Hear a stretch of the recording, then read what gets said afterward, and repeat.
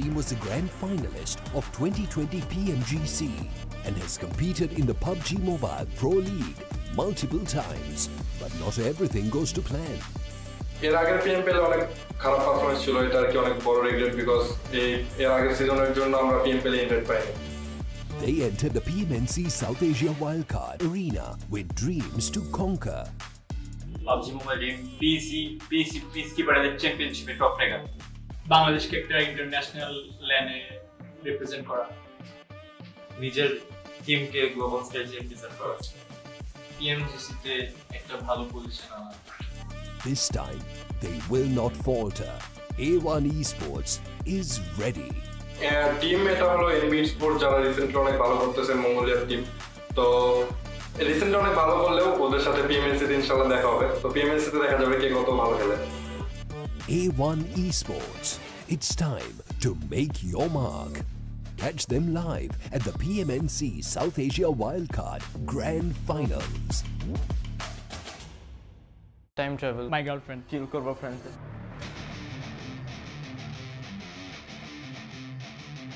Zone টাই laser spray. Unlimited health. Time travel.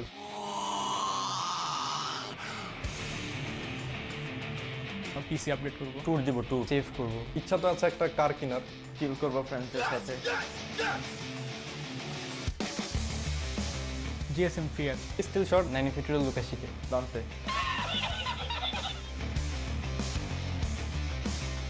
PUBG Mobile Pro. Rich. PUBG Mobile Pro. PUBG Mobile Pro. Rich, good looking. NB Sports. NB Sports. NB Sports.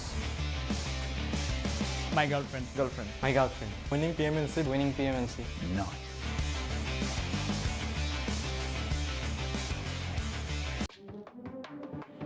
আমাদের PUBG Mobile dream হচ্ছে বাংলাদেশকে represent করা PMGC তে।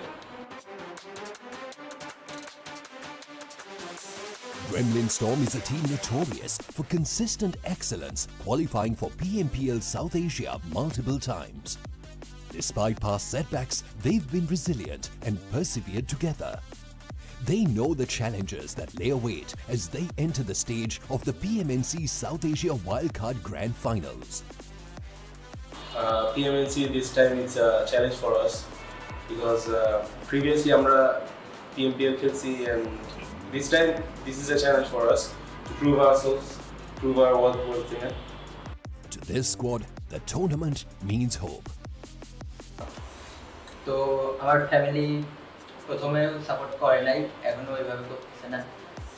এখন PMNC সামনে আছে, PMNC তে যদি ভালো কিছু আমরা করতে পারি আশা করি ফ্যামিলি সাপোর্ট করবে। Gremlin Storm has seen the glory of the PUBG Mobile Pro League South Asia. This time, they will challenge themselves to go further than ever before. To be the versions of themselves that will emerge as champions.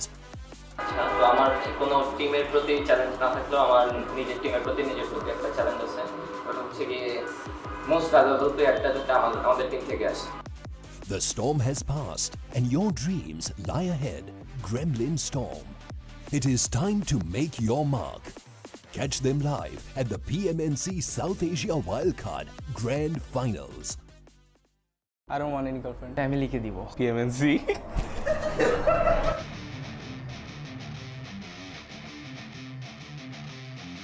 Unlimited health, infinity health, unlimited health. ফ্যামিলিকে দিব, ফ্যামিলিকে কিছু gift করব।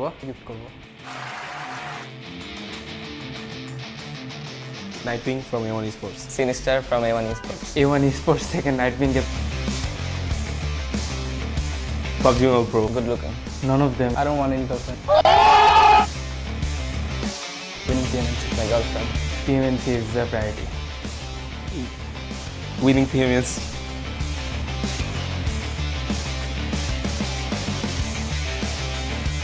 Challenge দেওয়ার মতো আসলে তেমন কেউ নাই, বাট যদি দিতে হয় তাহলে বাংলাদেশের আদার দুইটা best team A1 and GSM।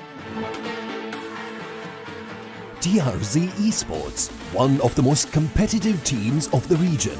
This squad has consistently found their way to the top ranks of PMNC and qualified for PMPL South Asia.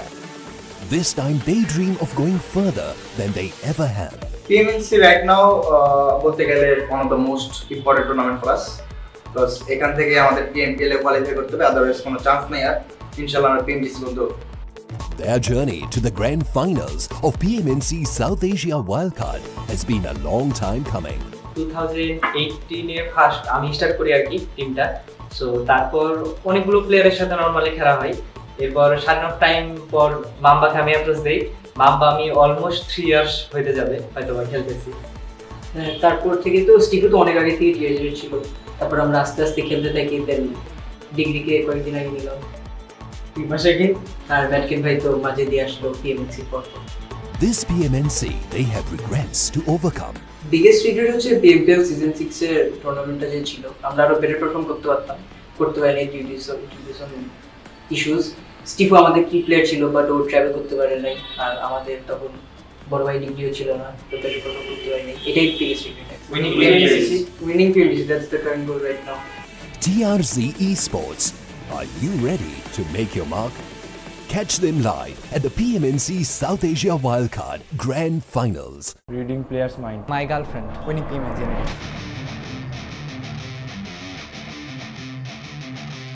Unlimited health. Zone prediction. Unlimited ammo. Reading player's mind. Now purchase a car. Sneakers. Go on a vacation. Yeah, boy. Sinister. Reason memo. Steel shot. Sinister. Rich, good looking. Good looking. Good hearted. Not. A1 Esports. 2052. A1 Esports. My girlfriend. Winning PMNC। Winning PMNC any day. Winning PMNC. Winning PMNC any day.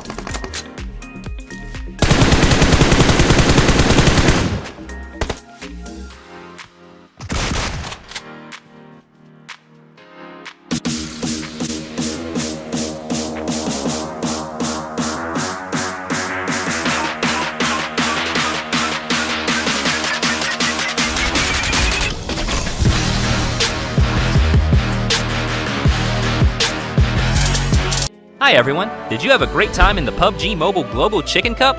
The new Frost Festival event is coming soon. Let's huddle up and enjoy the wonderful experience of icy football. On Erangel, Giga Footballs have become icy Giga Footballs. They can be pushed around. These icy Giga Footballs have a certain amount of health and will explode after taking a certain amount of damage. After exploding, a smaller sized cover will remain. Use it well and gain the upper hand. Furthermore, when you kick an Icy Wonder football, it will slow enemies upon impact. Don't let anyone escape. At the same time, Gearfront's much beloved skills gameplay will make a return in this Frost Festival. Vehicle airdrop, black market, healing smoke, lucky backpack, and more. These 8 skills will let players enjoy a more dynamic battleground. Let's experience it together. During this period, you can get fireworks from the event center when you log in each day. They're throwable items, and up to 10 fireworks can be brought to Spawn Island before each match. They can't be brought into the match itself. Throw to see some spectacular fireworks effects. During this period, fixed spots to watch a fireworks display will appear in matches played on Erangel and Libic. Their locations will be displayed on the minimap. After arriving at the fireworks stage, tap the light button to set off a fireworks display as well as enter into photo mode. The fireworks display will show all kinds of effects and last for about 1 minute. During that time, you can take a group photo with your teammates on the stage as a memento. During the fireworks display, you can still be attacked by enemies.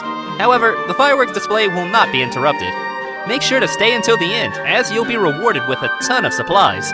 Be sure to collect them with your teammates. Fireworks displays can only be activated at the same spot once in each match. The fireworks display can only be seen by players standing on the stage. Those not on the stage won't be able to see it. At the same time, participate in the New Year's Fireworks Show event to get a free 2023 anniversary frame. What are you waiting for? Come collect your reward. That's all we have for our introduction to the Frost Festival updates. In this season of love, let us be grateful of our loved ones, and be there for those important to us in PUBG Mobile. So huddle up and celebrate the new year. Winner, winner, chicken dinner. See you next time.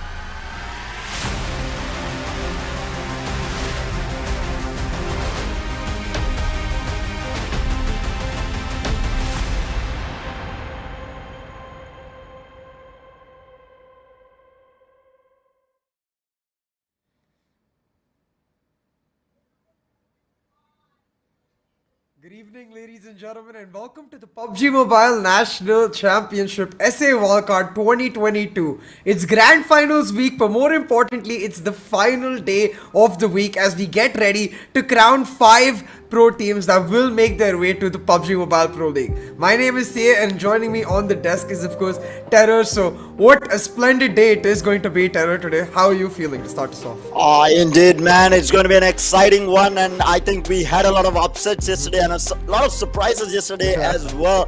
And today is going to be that fight to the finish to crown the 5 teams who are going to be moving forward, and of course taking home a big chunk of that prize money as well. I mean, $30,000 on the line. First place taking home 10,000. So I mean, that's a lot of money for first place, and then it kind of drops off afterwards. 5,000 for second place, and so on. So I feel like, that #1 spot that everyone's fighting for. I think right now SITM is leading. So I feel like, all these teams are gunning for them right now.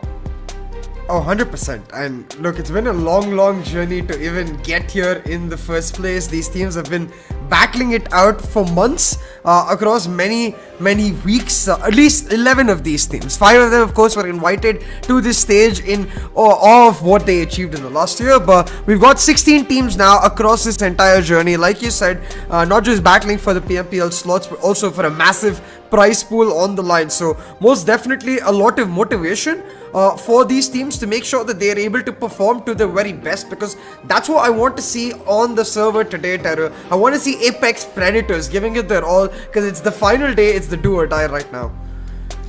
Indeed, and like I said, taking a look at the prize pool here, first place taking home 10,000, second place 5,000, third place 3,500, fourth and fifth taking home 1,750, and then it kind of just drops off afterwards. But the best thing about this is all 16 teams will be walking away with a part of that prize pool. So regardless, I feel like for all the teams who did come into the grand finals today, everyone's going to be a winner just because of how far they have come and how hard they had to have worked to get to the point that they have. And I think they shouldn't be disheartened by whatever their placement today, and basically work harder next year because they know that they're capable of making it to that pro league. Coming into this grand final, all these teams are definitely deserving of it. Like you said, I think they had to work through so many teams to be able to get to this position. I think 256 teams, if I'm not mistaken, and I feel like they should be very happy with what they have achieved up to this point. But let's take a look. These are the teams that we do have for the day, and of course the last couple of days as well. So 5 invited teams and 11 teams from the semi-finals. So I mean, it's going to be intense. I feel like we have a lot of names here that did outperform a lot of the competition in the last couple of days. We had SITM, we had TRZ, we had NB Esports, we had Team Seal. So 2 teams from the invited teams really outperforming the rest of them, and then a couple of teams from the qualifiers as well, you know, really standing out and performing. 100%. And I think what's really cool is that at this point we've got almost every single one of the invited teams getting into their groove, so to speak. But it's of course these 2 teams on your screens right now, Seal and SITM, who've been at the top of the mountain, battling it continuously till just yesterday. SITM was able to set up a convincing lead. Now heading into day 4, they're battling for that $10,000 prize. So I think Seal will definitely look to pick things up, sneak through the waters and strike when they can. But otherwise, I think for a lot of the teams and for a lot of the audience, what we're looking for today is for teams like MAKPEN or OPX to really set up the Cinderella story and give us something to look forward to as we look towards the end of the day, because it's that miraculous idea of a team that just wasn't able to make it and then makes a miracle run in day 4 that really gets everyone going. It's a typical underdog story, you know. Indeed, I think we would all love to see that. So right now, taking a look at the overall standings, we have RGC Opex, MAKPEN and Victor Gaming at the bottom, with Astra Esports filling up the last 4 spots, and then NB Esports, Strong Esports, Equinox and B Esports. Again, these are teams that can fight for that top 5 finish as well. So we want a Cinderella story from one of these teams where they, you know, just come in and just outperforms everyone on this particular day. But when you take a look at the top 8 here, SITM with a very convincing lead with 211 points with 2 chicken dinners, and Seal Esports coming in second here with 178. NB Esports right on their tail. TRZ Esports at 4th place. Team Classic also making it into the top 5 with 165. Bad Intentions Expert dropping a little bit here to 7th place. Gremlin Storm here climbing up the ladder to 6th place at 1952. So we do see 4 teams, 4 the invited teams here on this list, which is, I mean, they are from the pro league. You would assume that they are supposed to perform and, you know, kind of outperform the competition. But the fun part about this is we have teams coming in from the semi-finals who is outperforming the competition. But yet again, man, Matt from BITX, like, good God, this man. 35 eliminations, top of the top performance here. Desert QB following up MB Fistboy from NB Esports, and then Vega from Seal here. But I think the story is Matt, man. This man will get picked up from so many teams. If he does decide to move out, there'll be enough and more teams looking to grab hold of this guy.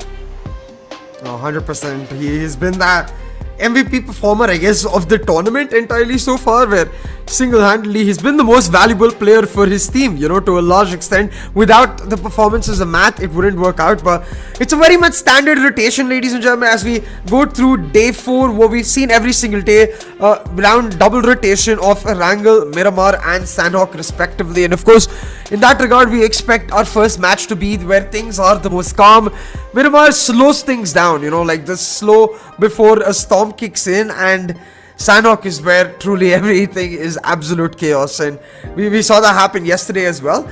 But I must say, I think all in all, teams have been playing very well against each other in their ability to adapt. I've seen a lot more moves in the Grand Finals week than we had in the semi-finals week.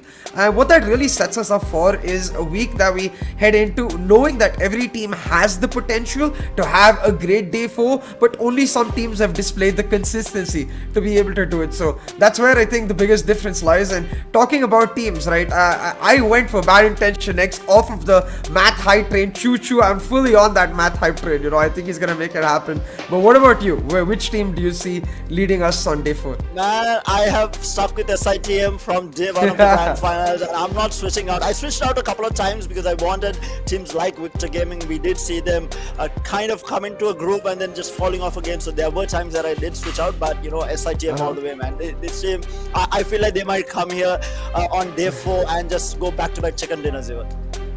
Oh, that would be a spicy one, because think about it, like first few days SITM no chicken dinners, day 3 they come in, obliterate their opposition. Not only do they get 2 chicken dinners, they also get that 28-point game where Gremlin Storm stole the chicken dinner away from them. So massive day yesterday, and rightfully they've gained a significant lead. But I'm all for the underdog story, man. I've seen Bad Intention X really struggle. They were SITM's biggest competition as well in semi-finals week. So coming into finals week, I think Bad Intention X, they have the capability because of Matt's power to make it happen. And I don't know, I feel like he's one of those high stakes players that is only better when the stakes are bigger. Indeed, and he is someone who can go in and, you know, destroy the opposition even 1v3, 1v4. We have seen him pull it off multiple times. We have seen him take these 1v3 fights and win out on it. So you want Matt to, you know, be destroying the competition whilst the team is also backing up. I think that's where BIT has been lacking a bit. You have Matt on his own doing his own thing. But as an entire team, I feel like the teamwork has fallen off a little bit from the semifinals, because I felt like they performed a lot better in the semifinals. But come Grand Finals at day 4, I mean, if you are going to make it, this is the day for them to make it. And I feel like with their backs up against the wall, where they need to fight for the top 5 finish, I feel like they will pull out all the stops and make something happen here. See, you'd hope for that, but I think we had a lot of hopes even when we went back to semi-finals day 4. And while we got our hopes true, at least conceptually, with OPX making that last-minute entry, we didn't really, it wasn't the teams we expected necessarily. So I'm hoping for surprises in day 4. That's what I want to see. It's like walking into a house of horrors and knowing that it's going to be very scary, but not necessarily knowing where the fear will jump out from. And either ways, I think it's going to be a thrilling affair for us neutral observers. I can only imagine what the players are going through, because multiple months of hard work culminating into one single day, 6 maps, like it can all be decided in this moment. Yeah, it did, and it goes back to how much you can keep the momentum up as well, right? Because for a majority of these teams, they did come from the qualifiers, then they had to play quarterfinals and semi-finals, and then now the grand finals. So they had a lot of gaming happening in the last couple of weeks, or last couple of months rather, and it is about keeping up the momentum. So is one team going to lose gas at the end is going to be the question. That is, I think, key when it comes to a competitive team, to be able to go in for the long haul here and to be able to fight in and out, day in and day out throughout an entire tournament. And if you put it all out on day number 1 and day number 2, by the end of the day, you're not going to have enough gas for the last couple of games. But having said that, though, SITM has been outperforming since day number 1, and they still seem to have gas in their tanks. And also BIT, we did see them not top seed or not among the top 3 seeds coming in from the quarterfinals into semis, but then in semis they pulled out all the stops and just outperformed a lot of these teams that are here today. So I feel like it is up to the IGL, it is up to the team management, if they do have coaches, to keep these players' momentum up, to keep their confidence up, and not let the pressure get to you as well. Coming from a competitive background, I played a couple of years back as well, not PUBG, but I did play other games competitively, and it's so important when the pressure is high to just go in and have fun, because if you let the pressure get to you, you're not going to be able to perform at your peak. You tend to fall off, you tend to overthink too much. You need to be able to be in your comfort zone and just go in and create havoc, man. And I feel like, I think you explained the maps also really well, right? We are going to be off to a very slow start on Erangel, and then Miramar is just going to be like, building up to it, and then Sanhok, absolute chaos, right? It's just going to be so good, man. It's going to be so good. And going into Erangel, right, I definitely see that storyline like you mentioned between SITM, Bad Intention X, really coming to light. I think what is even cooler is that these two teams have been vying for the fight for each other. So while Intention X isn't exactly an underdog, I would love to see a scenario where the rest of the team around Matt actually somehow steps up today, and as a team they're able to pick up the PMPL slot. That would be, I think, the true great ending for them to pick up. But again, it's easier said than done, because we've seen moments from like Cravens, maybe we've seen moments from Mehdi in good positions, but never something as big as what Matt has really pulled out continuously for that team. So I think a lot of expectations on him. And with regards to the standings as well, right, Terror, besides Bad Intention X, Gremlin Storm, Classic, TRZ, now these three teams quite close to each other, all within 15 points of each other between TRZ and Bad Intention X, and of these four teams, only two will progress. Surprisingly enough, of these four teams, two are invited teams, two teams that have battled their way here. So it's also going to be that idea, that storyline of teams that have really fought their way to come here versus teams that have come down from PMPL and who are able to then progress. Indeed, and another interesting part of this is that Team Classic here. Out of these teams that are in the top 8, Team Classic had the slowest start during semifinals, right? You take day number 1 and 2, they barely performed. They were like, for me, I was not even considering them, and come day number 3 and 4, they just really stepped up and performed. Even on towards the latter part of the second day, I think they picked up their pace and just started outperforming a lot of these teams. And coming into the semifinals, also from the quarterfinals, they were not among the top seeds coming in. And this team really has just improved over time, just like fine wine, just getting better and better. And I feel like this team definitely deserves a spot in the top 5. But having said that, all of these teams here, right, it is a tough, if I want to pick 5 here who deserves that top 5 finish, it's going to be really tough.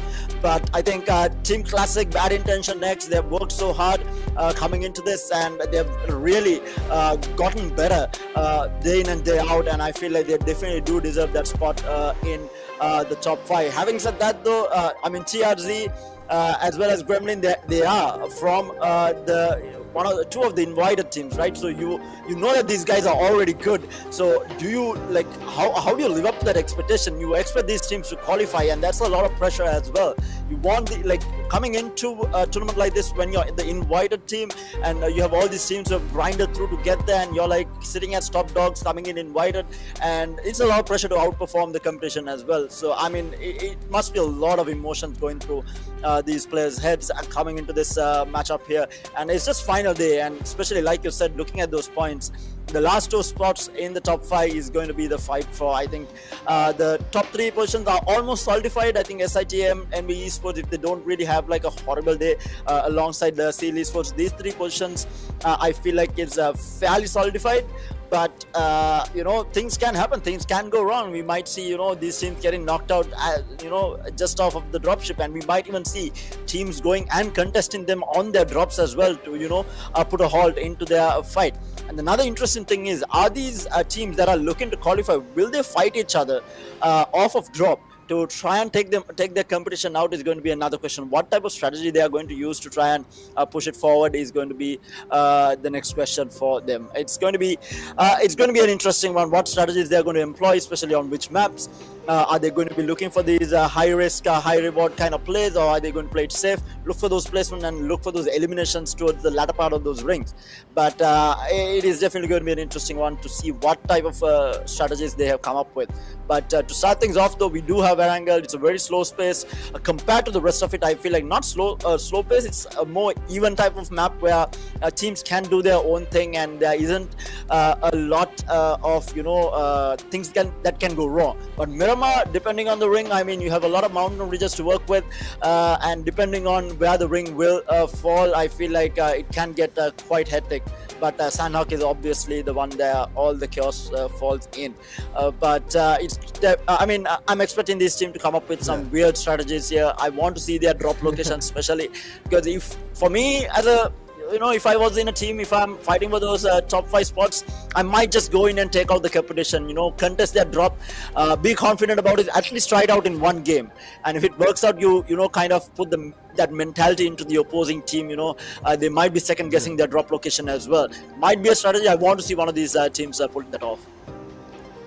So do I, honestly. I think, like you said, that's the only way they can actually try and take matters into their own hands, be proactive to a certain extent. And what I really want to see that coming out from is, again, a team that we've been really talking about across this entire pre-match lobby, Bad Intention X. Amongst the 4 teams that were there in TRZ, Gremlin Storm, Classic, and Bad Intention X, they are the only team that is actually very comfortable playing aggressively. All 3 other teams, they're the kind of slower teams, like playing for the placement points, like going for the last circle.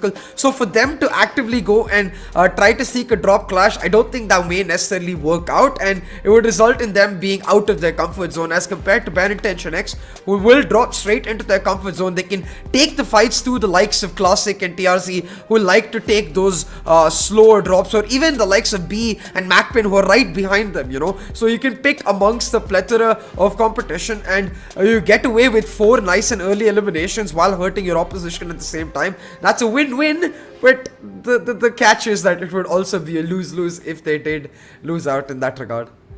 Indeed, and when it comes to aggressive teams, you did mention how aggressive that Bad Intention X plays. Another team that actually was very successful being aggressive was Victor Gaming.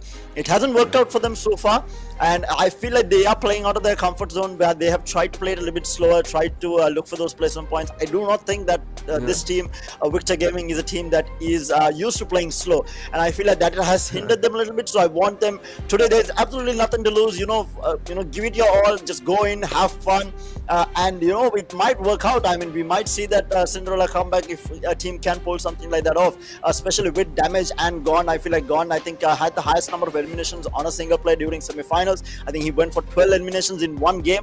That was, I think, Gone from Victor Gaming, if I'm not mistaken. So, I mean, this team does have talent. And then you have B Esports also. They did, during semi-finals, they were contesting other teams off of drop and winning these engagements as well, especially on Sanhok, where they were so comfortable playing the map. So I feel like these teams are definitely capable of bringing the fight to the top dogs. Whether it's a double-edged sword, right? Do you play it safe and try to make your way to the top, or do you go aggressive and look for the fights that you want, go for those eliminations, and just have fun with it, right? Because without it, at the end of the day, you need to have fun with the game. You need to make sure all your teammates enjoy, and you need to be able to showcase your skills as well, and that's the best way to do it. Take the fight to your opponent and basically give it your all. Yeah, 100%. And look, I think one thing is certain, we won't see these plays made in the first half of the day. I think it's in the last 3 maps that they're likely to come out in the second rotation. I think in the first rotation, teams will likely just try to go it in a simple manner and try to ensure that they're able to play their own game in the late wave we've seen into a large extent. And that's really what the meta has settled down to in the grand finals week, where teams are happy to take it cautious, but at the same time, considering their caliber, they never back off if they are given a fight. So that's where I want to see if the likes of Bad Intention, B as well, you're talking about teams that are aggressive, right, have shown that display when if they can get fights, they'll win, but they're never so great on the placement aspect. So maybe they can actually place today, slow today, and try to make it up in that regard. A lot of maybes, a lot of questions, that's for sure, and we're not too far away from getting answers for all of them. But hey, one thing I want to say for sure is that besides the top 5, right, I think all of these teams are trying to end the year on a good note, like Victor Gaming, like you mentioned. I think even if they're not able to make the top 5, at least to try and maybe double their prize pool, or just end the day on a good note, knowing that going into 2023, then you think about, hey, we had the potential, we just need to develop our consistency, and your road in 2023 becomes so much easier because of that. Indeed, I think that's what all these teams should be looking for, regardless of their placement today. I think they have made it a long way to get here, so within your hearts that you are capable of taking it all the way. So even if you don't make it to the top 5, obviously 5 teams are going to be making it to the top 5 and the rest are not, and the rest will be going home. Even though not empty-handed, you still won't be getting into that top 5. So I think the takeaway from this is, like you said, I think it's a matter of having consistency, practicing better, and putting in the work effort to get through next year as well. And I mean, this is pretty much the last esports event of the year. I'm pretty sure there is nothing else happening on 31st night. So I'm pretty sure 30th today, this tournament is going to be the last action for the year as well. So all these teams are, give it their all, need to give it their all and be content with what they have achieved so far and take that experience to the next year to try and, set it up and, maybe make it to the top 5 next year around and, maybe even go further. Who knows? The top 5 teams who qualify from here, we will not know. They might make it all the way to the global series as well. So we will have to wait and see how far they can take their performance that they have had throughout this entire year and throughout this tournament as well. And also, going back to the teams, I feel like again, these are 5 invited teams who have come in with the 11 teams who have qualified. I think the 11 teams especially who had to qualify through all of this. The 5 teams that were invited, they did not have to grind through. I think these 11 teams who did come through qualifiers does have a massive advantage. They had to grind their way in. So they have a lot more experience coming in and they have a lot more, I would say, how do you say it? A lot more practice, right? It's how much you, if you take an analogy, it's how much you do something all the time. And these guys have been doing it for so many months now on the same map against all these teams that they are taking part other than the top 5 teams. So they do have that advantage and it is going to be interesting to see how well they use it as well. Of course, the 5 teams that were invited, they don't have the same advantage. They are in a bit of a, kind of a doozy where you don't know what teams will do, but it is for the 4th day. I feel like they have caught on quite well, but still there can be a couple of surprises that these teams can pull off. And I feel like if you can work upon a strategy here, they can pull something off. And it goes back to how confident you are and how much you trust your teammates to be able to pull something like that off. Because if you are at the bottom 8 here, to make it to the top, you need to do something different right now. Because right now, grinding part of the story is done. You have no more time to grind it out. It's just final day, final 6 games that you have to pull something off, and you need to pull out something to be able to get there to the top here. Oh, 100%. And to be able to live up to that potential today will be the greatest reward they can possibly get across 2022. So considering that we're nearing the end of the year as well, this will be literally them starting their next year in a brilliant fashion is the best gift you could ask for. And in a couple of minutes, we're going to head straight into Erangel to find out. But one thing I am particularly excited about is seeing some spicy circles. I think things really slowed down in day 2 and day 3. So give me back my Sosnovka circles, give me back my Georgia Pulse circles. I want to see teams really scramble like the way we did in the second Erangel yesterday, where the circle went completely away from Yasnaya randomly and teams were caught out. That water circle was nice, man. Yeah, I think a couple of those weird circles is going to definitely make things interesting, especially for, it will catch a lot of these top teams off guard as well. And these are the circles that would allow some of these bottom teams to come up and claim a couple of places and in the overall standings as well. So those circles are going to be really important. We don't want to see standard circles here where, it's going to be high density towards the first part. And that's where, the top teams definitely do outperform the rest.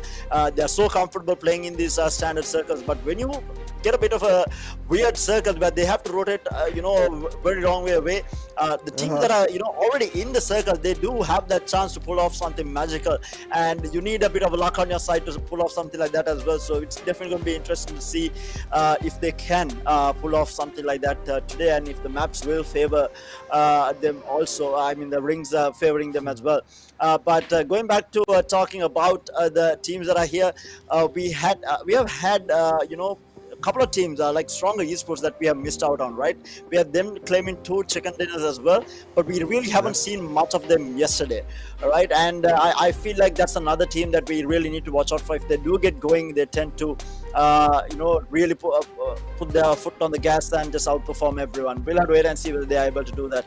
But with that, we are here for the final day of the grand finals, game number 1 on Erangel, and we have a very standard flight path here. The entire map is basically open, but what is going to be interesting is that circle. Yeah, the circle is going to be very interesting. Just straight down the middle of the flight path, a simple split up, and just like that, our terror, we're gonna get started once again. So my intention is still bad, my prediction still bad intention X. I'm expecting them to come off the gate, guns blazing. What about you, man? Where are you feeling? Remind the public once again. In terms of ring, I feel like I mean, in terms of teams, so you're on the SITM hype train, right? yeah, I'm for sure on the SITM hype, man. These guys are just on a different breed, the way they perform when they get going. And I'm going to stick with them. I feel like this is a very standard map as well. Depending on the ring, I feel like they should have this in the bag. But I'm expecting teams like Victor Gaming and B Esports to try and upset it. We'll have to wait and see if they are able to pull something off. And I really want to see stronger esports also perform today. They had a really good second day, grabbed 2 chicken dinners, but we haven't seen much of them afterwards. So I really want to see stronger esports also come out and just, maybe grab a chicken dinner here and there, or get at least really good eliminations at placement points to boot as well.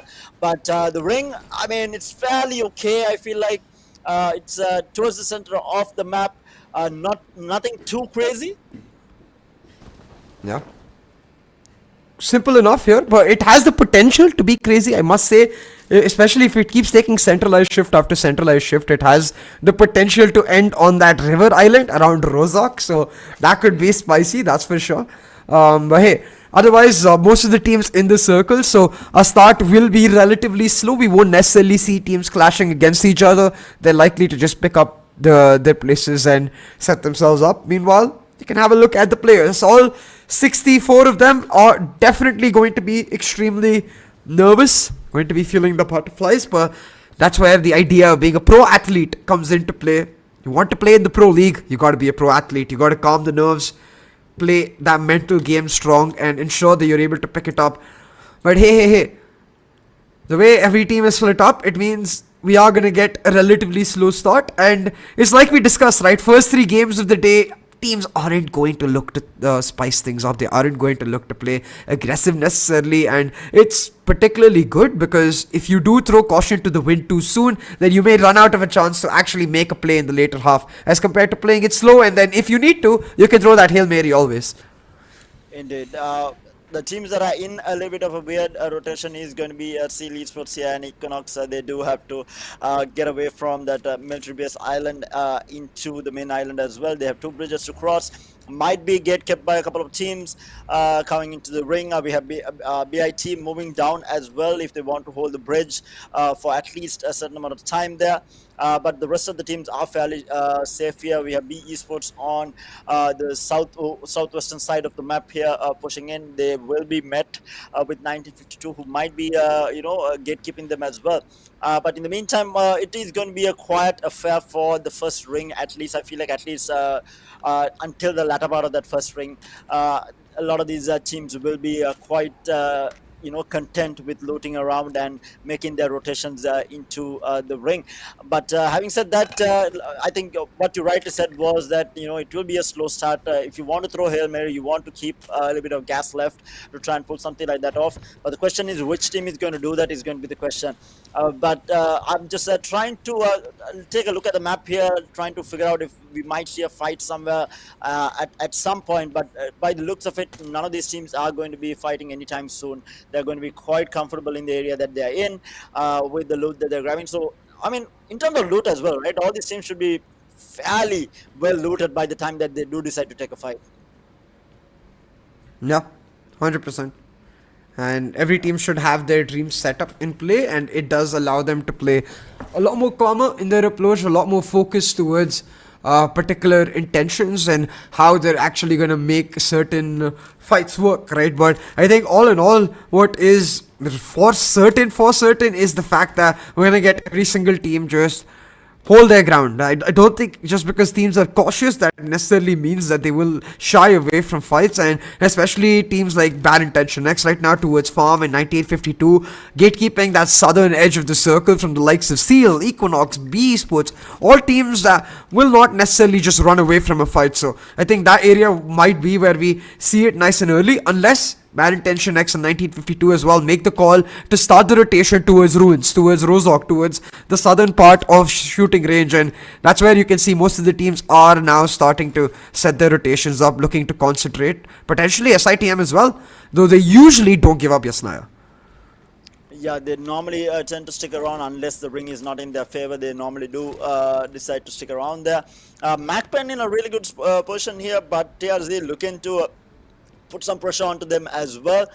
In the meantime, Stronger Esports, like we spoke about, will have a fairly, a free rotation back into the ring. They are outside of it for the time being, but they should be quite free to rotate in. But Fispa is going to be on late rotate. We see NB taking a very weird path here. They have gone all the way to the north. And looking to cross over, and Fispa is kind of left on his own here trying to rotate in. OPX is in the area. They do realize that there is a couple of players around the area, so Unknown is playing it a bit safe here, hiding behind, gathering information. And a lot of these teams are rotating around each other. We do see Stronger Esports also doing a drive-by, and OPX not really putting any, giving away anything in terms of their location.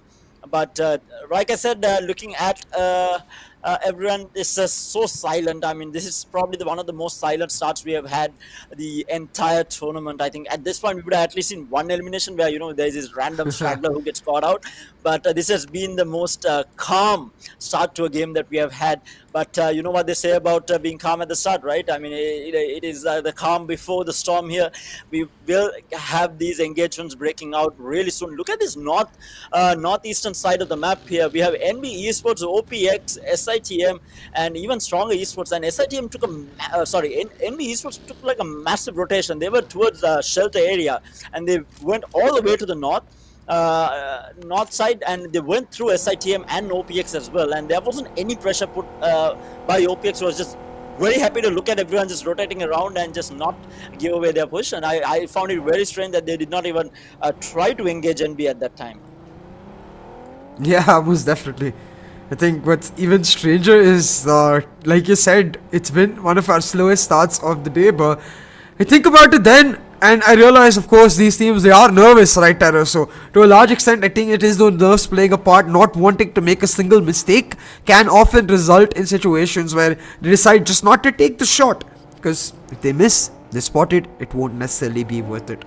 But hey, all in all, as you can see, B, Seal, Equinox on their late rotation. Bad intention, potentially in a place to gatekeep Equinox right here. From the circle, I wonder if they take the chance, because that would be signature for them. They're not the kind of team to just back off for no reason. They are likely to look to take that chance and look to try and catch a team out, but right now just looking to play it slow and not necessarily engage.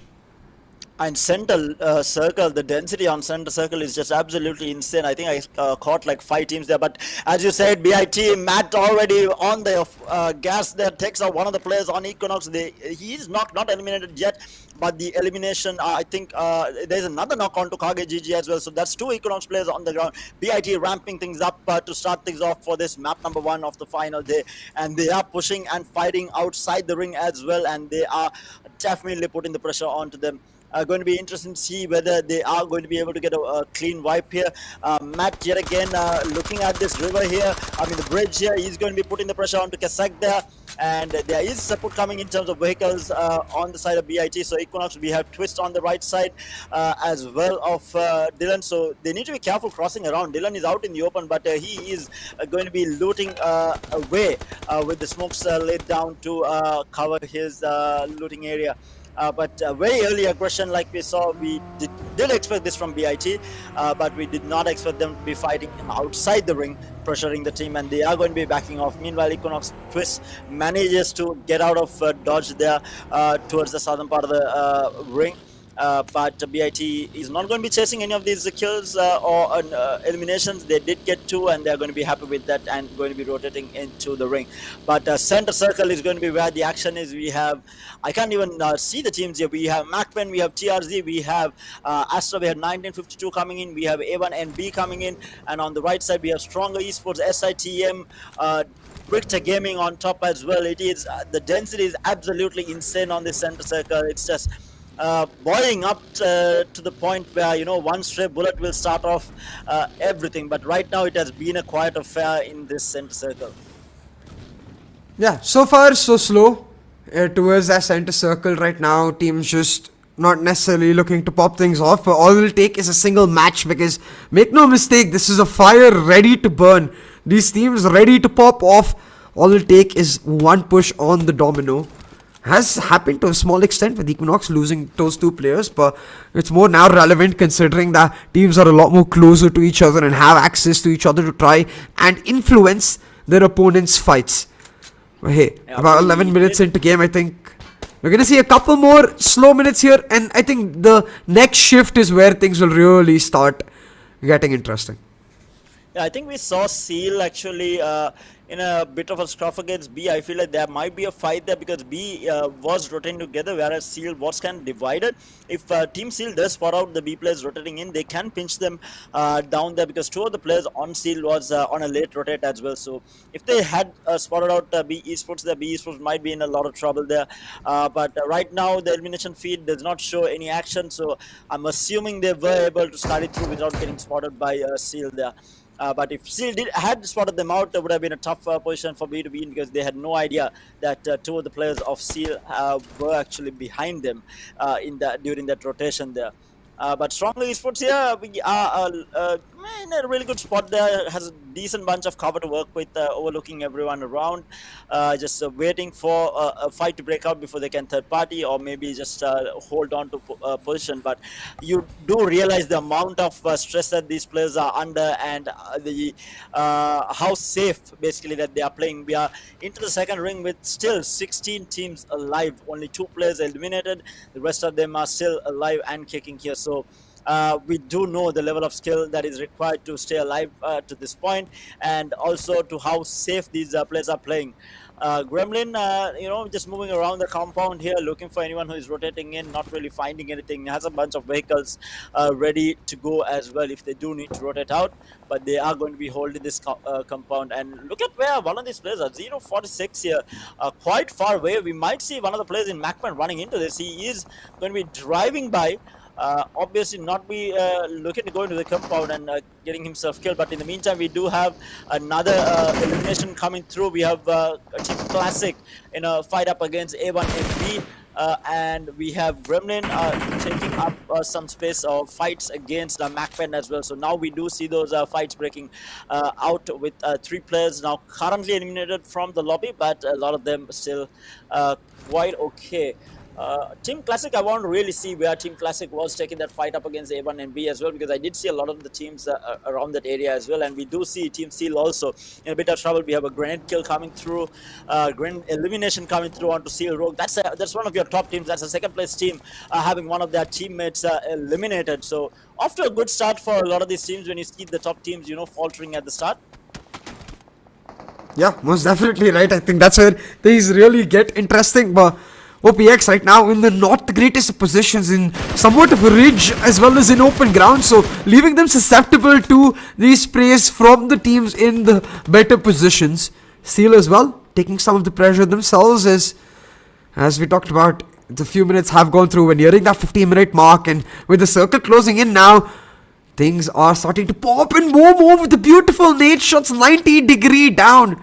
A huge one there from MAKPEN.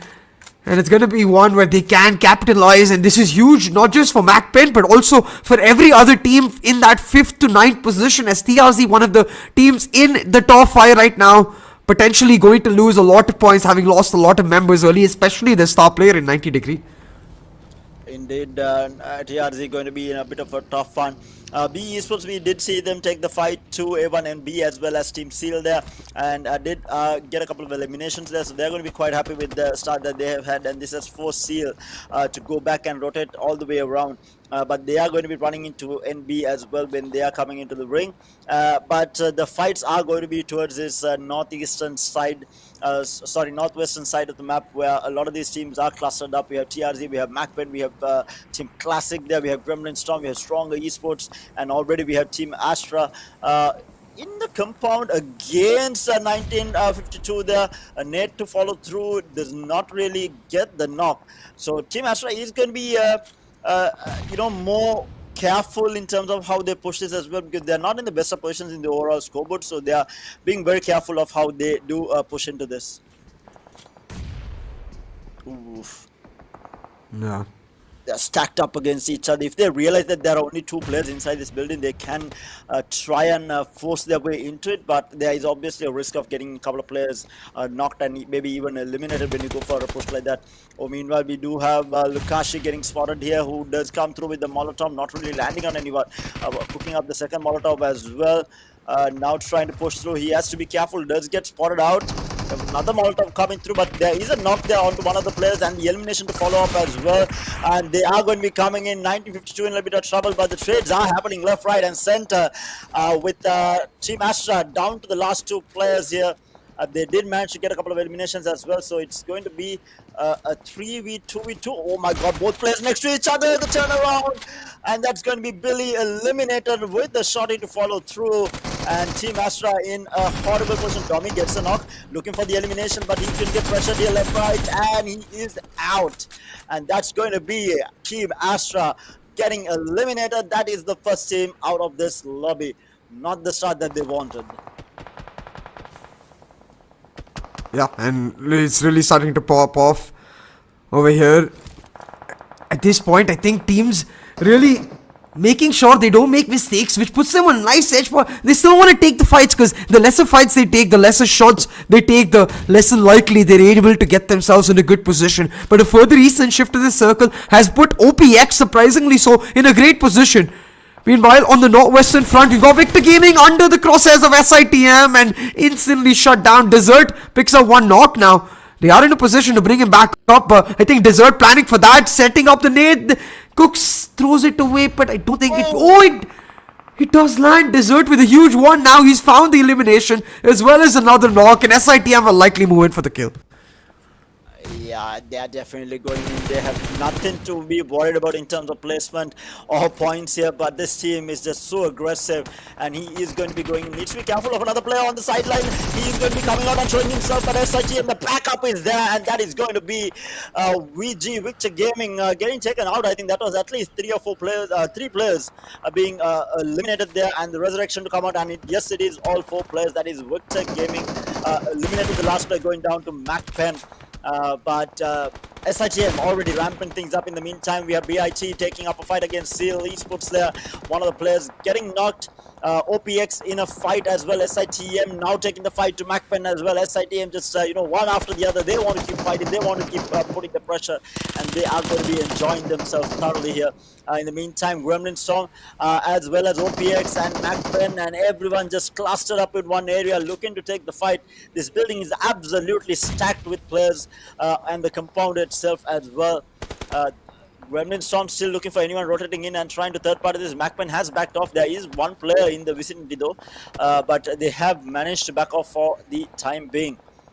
But still 14 teams left, and Equinox Twist manages to get a knock on to Team Seal. Team Seal has not been having the greatest of time. Gremlin Storm taking limited damage. BIT will get the elimination onto Team Seal there. 2 players being taken out. That's by none other than Matt himself. Grenade kill coming through, and that's going to be your number 2 squad eliminated at 14th place, and that's going to put a smile on a lot of these faces. And definitely SITM is going to be very happy with that, because they are looking to keep a hold of that number 1 spot and that $10,000 in prize money as well. So they're going to be very happy with that. Oh, absolutely. Gremlin Storm, on the other hand, though, in a tough position right now. It's OPX, man. We wanted the Cinderella story, and if OPX are able to hold on to their positions, actually make it happen, we might just get one, because they are a team very much towards the bottom of the standings. On the other hand, they're under pressure from SITM, so it's easier said than done. But what a shot! Farhad able to shut Junaid down, and he will be wondering where that came from. 1952 now caught out. Again, a team that is looking for good performances around that area where Ban Intention X is at, to try and push their way into the top 5. It's a crucial spot right here. Circle again going towards further east. So many of these teams, I think 6 of the remaining 13 teams or even more, are stuck towards the western side. So now scrambling in for the rotations, and Classic, they get picked off. The teams that look to stay behind, they're reaping the rewards. Kenoxi, one of the top players, now falling to the zone as well, putting firmly teams like OPX, MAKPEN, to a certain extent SITM as well, in the best spot to pull off the chicken dinner. OPX again just looking for the kills, but they're not finding much, and instead B Esports eliminated. We're down to just 12 teams, and I think that's quickly going to go to half very, very soon. Yeah, things are definitely ramping up here. The teams are all in a bit of a scuff, and we might see a lot of these teams just get eliminated quite fast here. And we are looking at the fight that just happened here with Hopeless just laying into the players outside of that compound there. And OPX right now, they are also not in the greatest of position. They are caught outside as team Stronger Esports taking out MAKPEN there. I feel like a couple of players there. Team Classic in a little bit of trouble as well. Stronger Esports going to be able to eliminate Team Classic. Gremlin Storm in a fight against OPX. OPX in a lot of trouble. They do trade out. They will get 2 knocks. OPX looking to fight, but they will get eliminated. The last play going down to Gremlin Storm there, and Stronger Esports looking to capitalize. They are in the area as well. Getting multiple knocks, down to 9 teams, players falling left, right and center. Meanwhile, Team NB has joined the fight as well. In the meantime, MAKPEN will get eliminated in 10th place, down to the last 9 teams. NB Esports looking to push forward, looking for Stronger Esports here. Will be able to find a knock, but where is the elimination to follow through? Dylan, in the meantime, again, we do see him in that elimination feed, gets another one. NB Esports fighting up against a lot of these players, and meanwhile, Gremlin Storm will get eliminated. They've got third party. But where is the rest of the teams? The TRZ, in the meantime, there was only 1 player left, and he will get taken out. There's another top team going out. Who are the teams here left? BIT is still alive. Stronger Esports, 1952 with 1 player. NB Esports with 2. A1 and B, a team that has one of the invited teams who has not really lived up to the expectation, has only 1 player remaining, and 2 players from Equinox as well. But SITM prepped to claim a chicken dinner here with all 4 players alive. Yeah, in a great spot right now.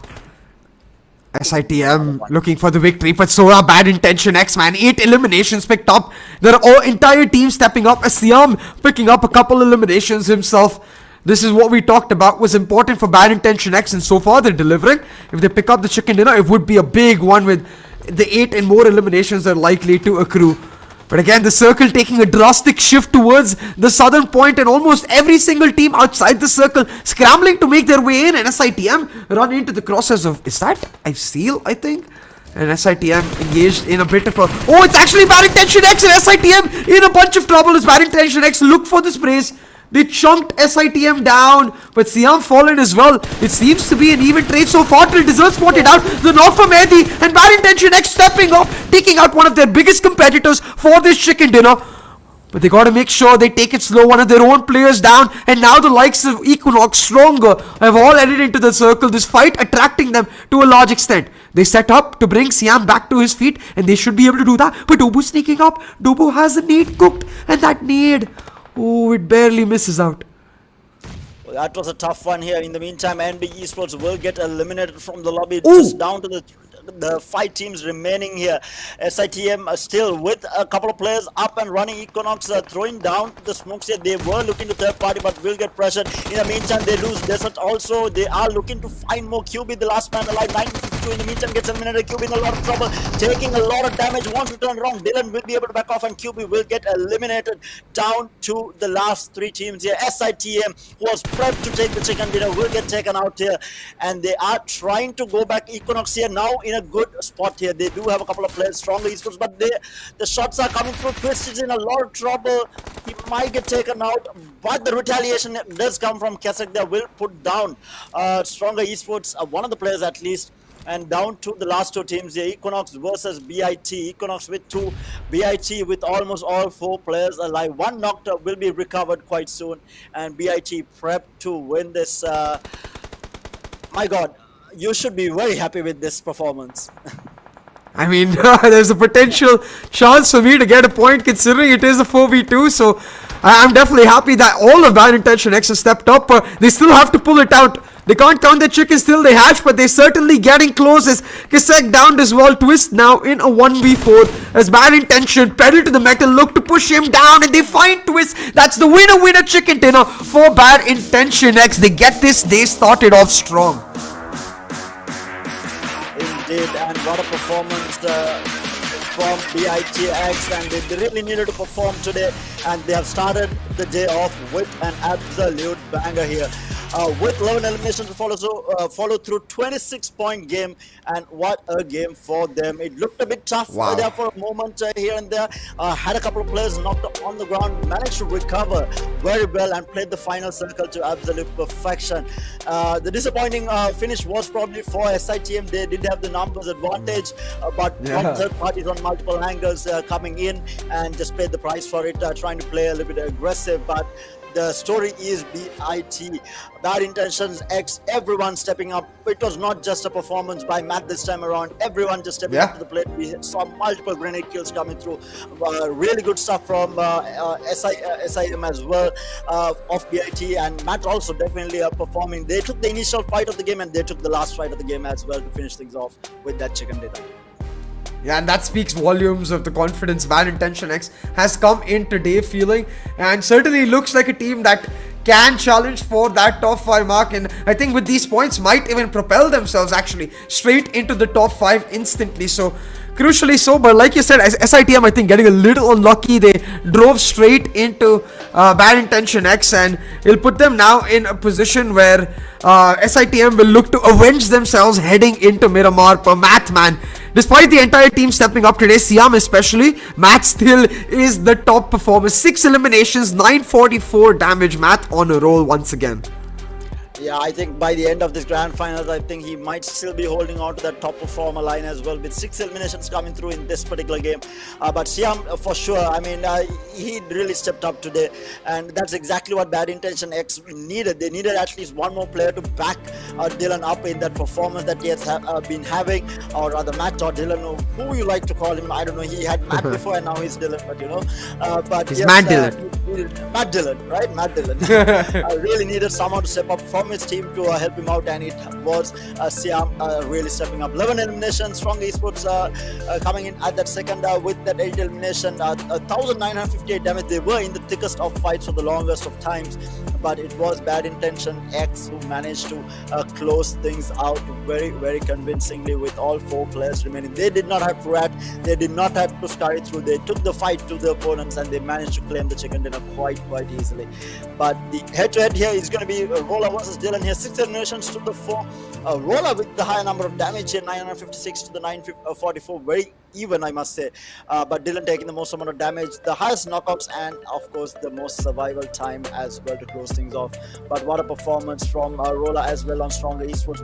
I was talking about this team. I really wanted them to step up, and I think this game number 1 just showed how good they are in terms of how they do work well as a team.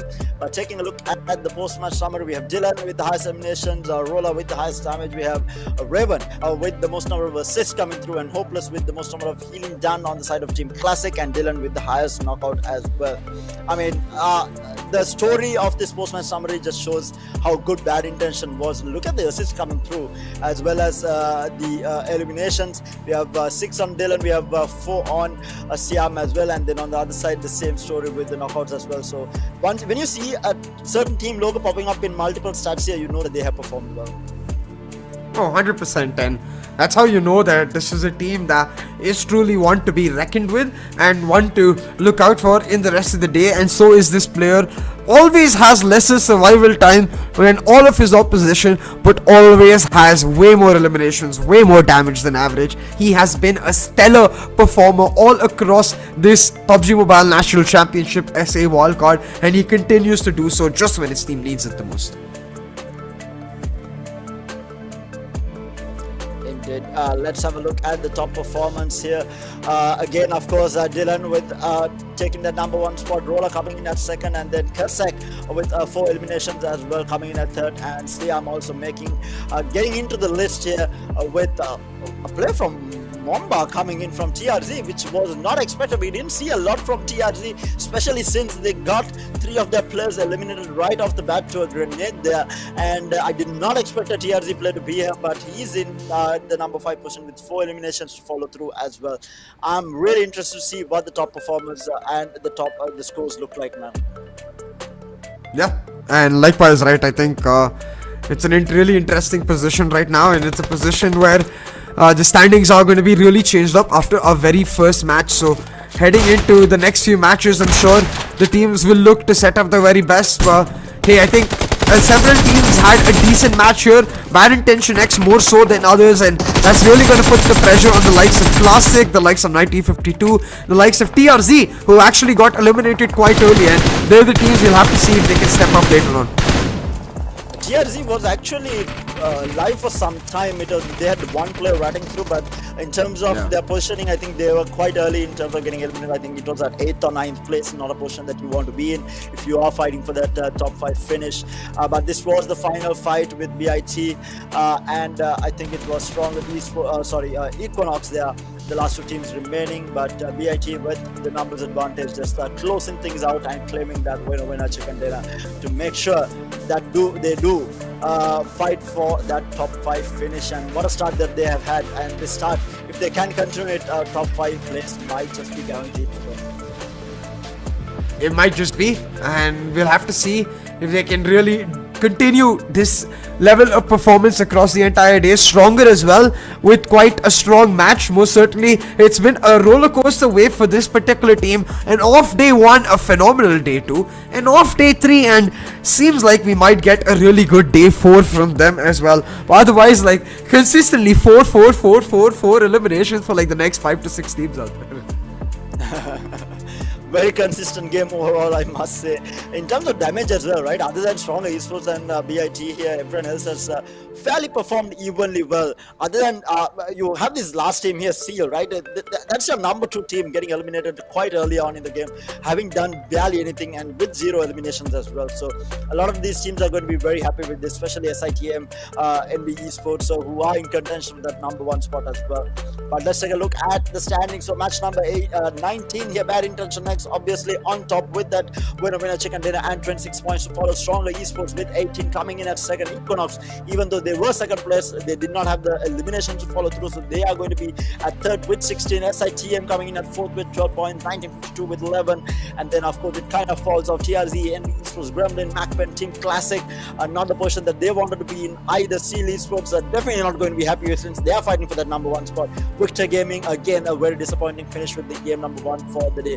OPX looked like they were in a good spot, but did get eliminated quite early on. But overall, I feel like a lot of these teams are going to be very happy with their performance, and the top teams are going to be smiling, other than Seal Esports here. Oh, 100%. Seal Esports will not be happy at all, because they're fighting for $10,000 rather than even the top 5 spot. They're fighting to push SITM down. In a game where SITM down were able to get to the top 3 with several eliminations, and Seal were just not able to perform. That's a massive gap once again created as Matt continues his run at the top of the hill. I don't think that's going to be changed at all today, irrespective of whether Bad Intention X makes it or not. True, I mean, whether Bad Intention X just makes it through to the top 5 or not, this man will outperform the competition, and it's just showing right now. 41 elimination. The next closest is Desert with 34 and QB with 31. So Matt is just, leagues and miles ahead of everyone else. And of course, Mamba also making it to the top 5 there in the top performances. But this is the schedule for the rest of the day. We have Miramar, Sanhok, Erangel, and then Miramar and Sanhok to follow through as well. So we do have the repeat cycle running the same standard that we have had across the semi-finals and the grand finals, but Miramar is going to be an interesting one. Oh, most definitely. Miramar is going to be one that we're going to have to see if either team can really find the consistency. It's the most consistent map overall. But hey, it's a long day, Terror. And of course, I think for now, I will be saying adieu to you. Do you have any expectations from Miramar before you go? Before I go to it, it's still SITM all the way. I feel like this team is just still so good. They were unfortunate with Erangel. I don't think the same will happen to them on Miramar, and I'm expecting them to claim at least 2 chicken dinners on this final day. Alright, let's go. We'll see if that happens. But thank you, Terror, for the cast. I'll see you later today. For now, see you, yeah? See you, man. Alright, lovely. And for now, we're gonna have RZ join us, and I'm sure RZ very excited for the next few matches. Miramar and Sanhok coming up. I think it has been one that RZ and I together have seen many a times before, and I think with the story of Bad Intention X coming through as well, I'm sure RZ will have something to say. But first of all, how are you doing, RZ? How are you today? I mean, couldn't be better, obviously, with the way that the day is turning out to be and the bad intentions, like them coming up and performing exactly the final thing that they needed to do to make sure that qualify for the grand finals, or maybe they qualify for the PMPL. Obviously, this was something missing from their side. But one thing I'm very excited. Obviously, we have 5 games left for the day. We have 5 games left for the PMNC wildcard. So, out of all of things, very excited and nervous for some of the teams. Yeah, and I'm sure the teams echo that particular sentiment. But hey, we saw the first game where Bad Intention X SITM were very, very close, both teams to picking up the chicken dinner. And in a slight twist of fate, SITM ran into Bad Intention X's hands. They picked up the chicken dinner. So, do you think Bad Intention X will now get that momentum to continue this form and maintain their top 5 spot? I feel like getting a winner chicken dinner again on the map of Miramar and Sanhok might be one of the most impossible things you ever do. Obviously, we have seen that yesterday by the hands of SITM, but they are a force not to be reckoned with. But when it comes to back-to-back performances, not just chicken dinner, I feel like Bad Intention might be able to pull that off. They might just get their hands on 10 to 12 eliminations, especially Dylan or Math, whatever you want to call him.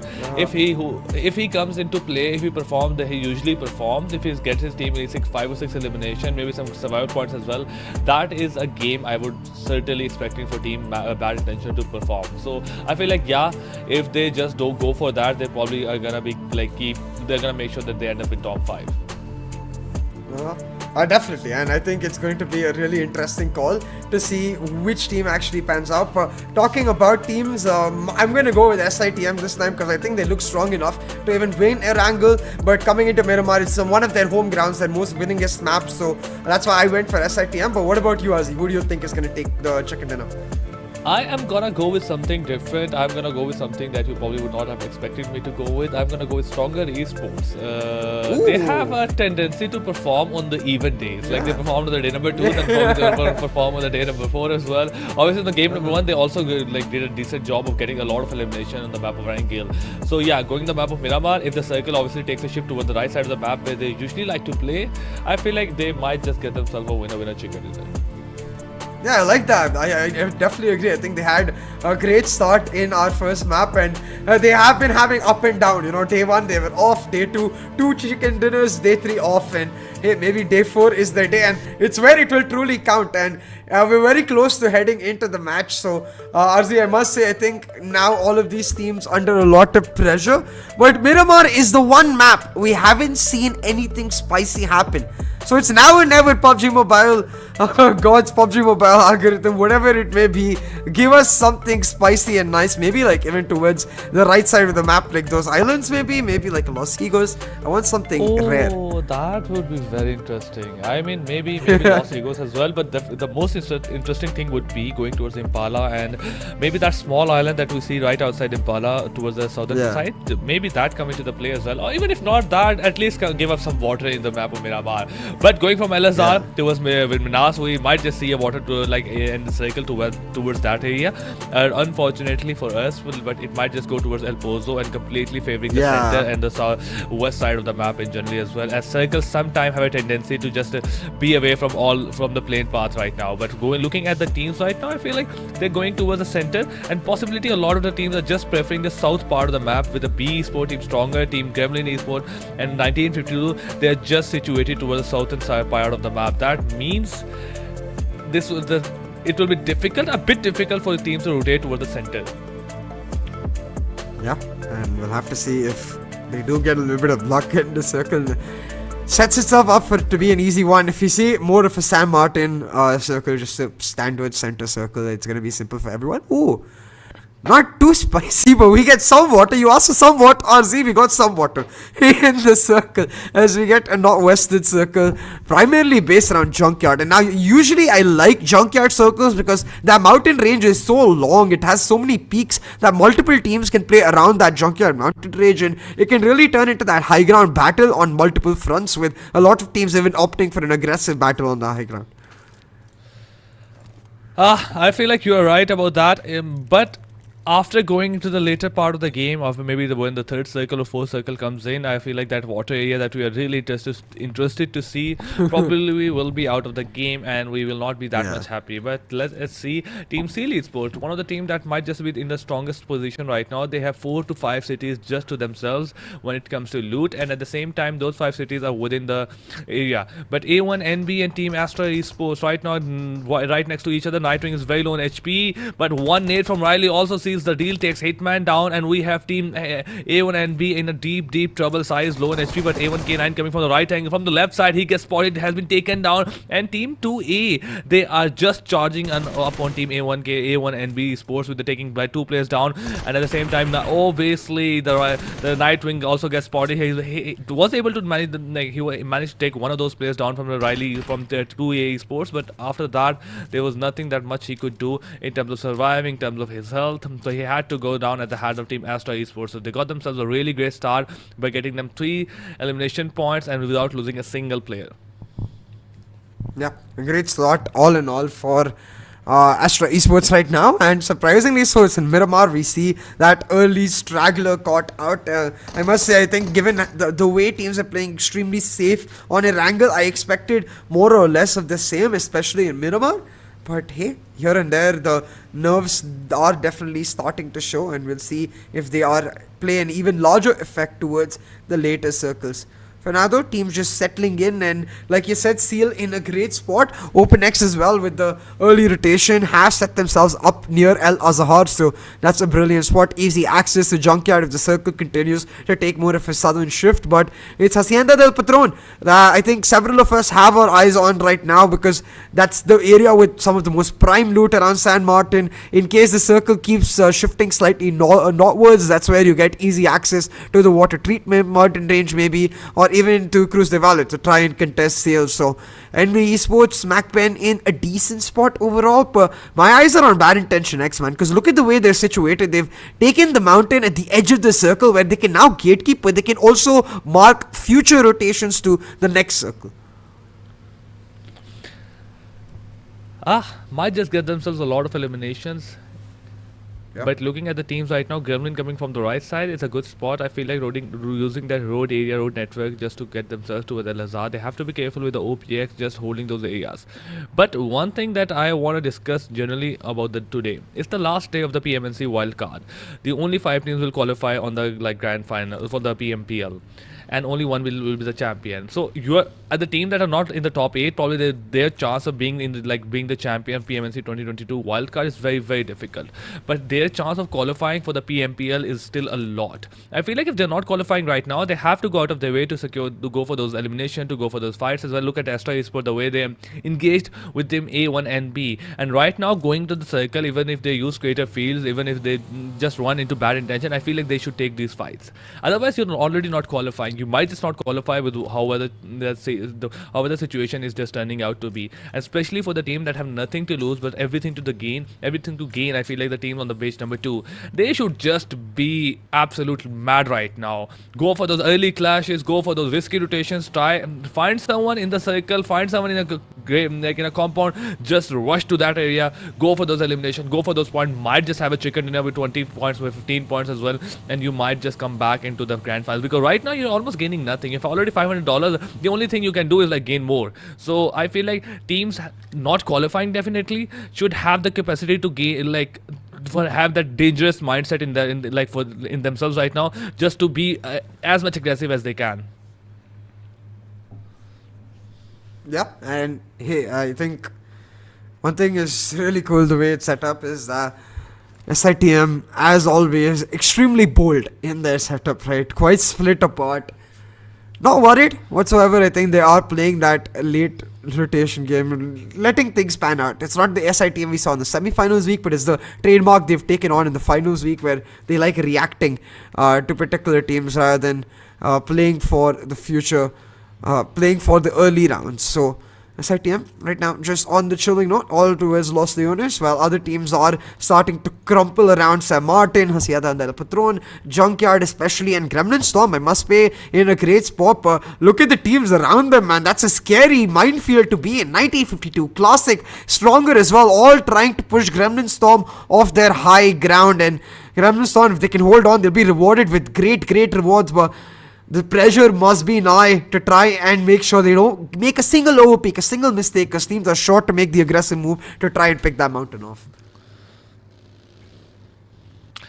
And a couple of these circles, that a couple of these games are where you are in a very prime spot. All you have to do is make sure you hold that fort that you have, the line of defense or whatever you want to call it, but you need to hold your position. And if you can survive the aggression just being thrown towards you, you will be automatically ending up with a winning game.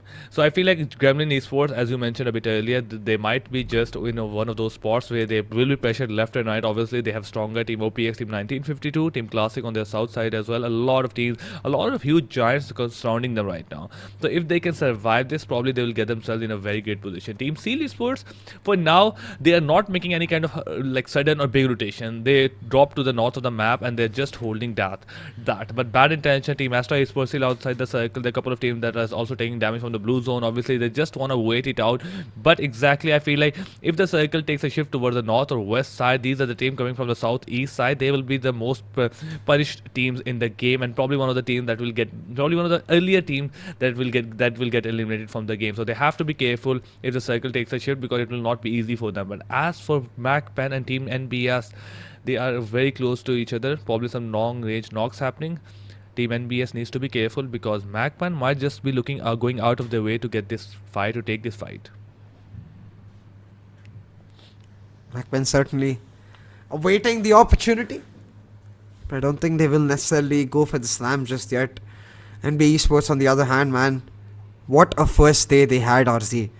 We got to cast all of that, and man, it was looking like NB Esports might be the second coming of SITM, but since then they've definitely fallen off. And talking about falling off, Seal, they didn't have the greatest of starts in Erangel. Aero now caught out by MAKPEN, might get finished as well. He can be seen, it's just a matter of landing the shots, and there we go. Aero will be finished up by Pasta. Seal again finding themselves in a bit of trouble, and I must say unexpectedly so. This was a team we thought would challenge SITM, not struggle on day 4. Best way to die is going at the hands of Pasta. Maybe chicken biryani as well, but we'll discuss those food later. But with Team Astra Esports right now, they're also looking very difficult with the TRZ Mad Cat going down. He's gonna be trying to be like, he's hoping for his team coming right and left, trying to provide some kind of support. But as for Team Astra Esports, they are in a bit of a difficulty with 2 of the players going down. Billy is very far away from this engagement, and I'm just not sure exactly going into this fight with a 1v3 or 2v3 is a very good opportunity. It's got a good strategy right now, but Siri has his hand on one nade, the only one left right now. He's trying to deal some kind of damage, but unfortunately for him, he's still not able to take anyone down. Riley bites the dust, and now we're left with Siri and Billy. At the same time, TRZ players are still surviving, and the rest of TRZ coming in to provide some kind of support, trying to revive their player, will definitely put Team 2A in a difficult position. Okay, we might just see some nade being used in a very wrong way. Guys, don't do that. Don't bounce the nade towards your own side. But yeah, we have Team Gremlin Esports and Team Classic battling it out, and we have discussed this potential fight a bit earlier as well. Yeah, and a very crucial one, this fight, because Gremlin Storm right now outside the top 5, meanwhile Classic just very close to it. So for Gremlin Storm to take down Classic would be not just getting themselves to a great start in Miramar, but also taking down a crucial opponent and denying them some points now. Oh, he knows he's on the other side of the wall here. Vancy swings out with the shotgun. Trying to look for the shots. Actually, no, just the rifle. Looking for the shots, and they're able to get Memo down. Gremlin Storm now in a bit of trouble, but Memo was able to make his way back. His team can come through to save him up. But nade spam right now just holding them down. Still, Gremlin Storm should be able to get Memo back on his feet, but Classic with the advantage for now. Memo, he has to be revived. So smokes are being thrown on his side. Vanzi coming from the right side. He gets spotted. Obviously, Rowdy is just creating a long path of smoke for Memo to come back into safety. But fortunately for him, he has to survive those shots being landed on his side. Rowdy trying to provide some kind of cover. Great job from him. Obviously, you have to close the door after Memo gets in, not just before that. Like Memo, you are stuck on the other side. But yeah, I feel like that was Rowdy didn't know exactly where the players from Team Classic were, but he was just landing some warning shots, trying to make sure that nobody speaks his dying play. But steal shot on the left side, that's a very great spot for Team Gremlin Esports in generally coming from the left angle, having the high vantage point, making sure that Team Classic don't peek from the left or the right side, don't try to come back with flank angle. So yeah, that's gonna be a great spot for Gremlin Esports. At the same time, he has to be careful. If he gets careless, he will get knocked down, and at the same time, probably might not just get revived. But Vanzi, you are really not good with those nades. Yeah. Vanzi not having the greatest of time right now, but that's okay because Classic have managed to push Gremlin Storm back. Both teams right now just looking to fight yet another day, and not surprising. These are teams that don't necessarily take those bigger risks, especially now with the circle shifting away from them. They're going to have to play for the rotation to try and make sure they're able to get a good position. And for both of these teams, is those placement points that matter a lot more than early elimination. So as you can see, just looking to back off from each other and set up the rotations. Team Gremlin, this is a right move for them as well. As a team who chooses to take those fights and who like these early engagements, they are just trying to get out. I mean, you're right. This is a fight that was not worthy to have. At the same time, the circle taking a shift away from you, going towards the water treatment and cruise the valley, you have to prioritize circle. You cannot take that fight. And against going one of the teams like Classic, it won't be a very equal fight with you getting 4 eliminations and like coming out without losing a single player. It would have been loss on the both sides of those teams. Obviously, maybe 1 or 2 players going down, maybe you getting a potential wipeout as well, because Team Classic not just to be reckoned with. At the same time, they're one of the best out there. They have shown some great potential within themselves, within their players, at the same time hopeless, just being the MVP of their team again and again. So yeah, it was a great strategy for maybe Team Gremlin to just get out of that fight. For now, SITM and Team Classic coming from the south side, it's not going to be easy for them to find a position within the circle. With 1952 Equinox, Team Gremlin Esports just holding the edges and being the caretaker of the circle right now with the OPX. Okay, they're also right next to Team Gremlin Esports, and Team Gremlin, they are just lining themselves up for engagements again and again. But this will also be not an easy engagement. But Unknown is a bit far away from his team, with the Refa really on the backside, might just not be able to provide a lot of support or cover in this situation. Yeah, and steal shot, just trying to make sure he backs off. Gremlin Storm electing to play that 1-3 split while the rest of the team tries to rotate. The cover coming through from their solo player in the forward position. They managed to reach Memo now, so pick up a great spot in this position to try and put pressure on Stronger. In protection, of course, and I think a team that you can say has a lot more discipline today, which will help them in their run to try and make this count. Fizzboy coming up huge, finds steal shot, and now will slow Gremlin Storm down and attract a lot of attention towards them, knowing he has been downed. Still not in the greatest of position to hook a nade to get that far, so should not be able to get them down. But Fizzboy actually going in for the aggressive plays, wants to keep up the pressure on Gremlin Storm.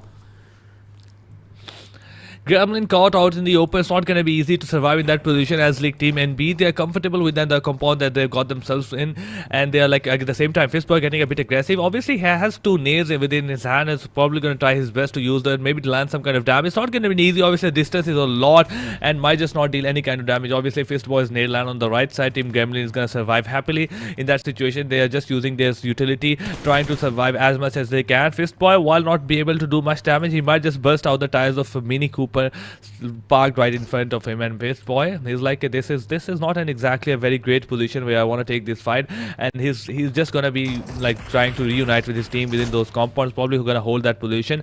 For now they're comfortable, they are looking really great. They have those compounds over the southern edge of the circle, they have the cover they need, they have the utility they need, but I don't know exactly about the future, and that depends on the circle taking a shift or just favoring them. That will know after a couple of minutes.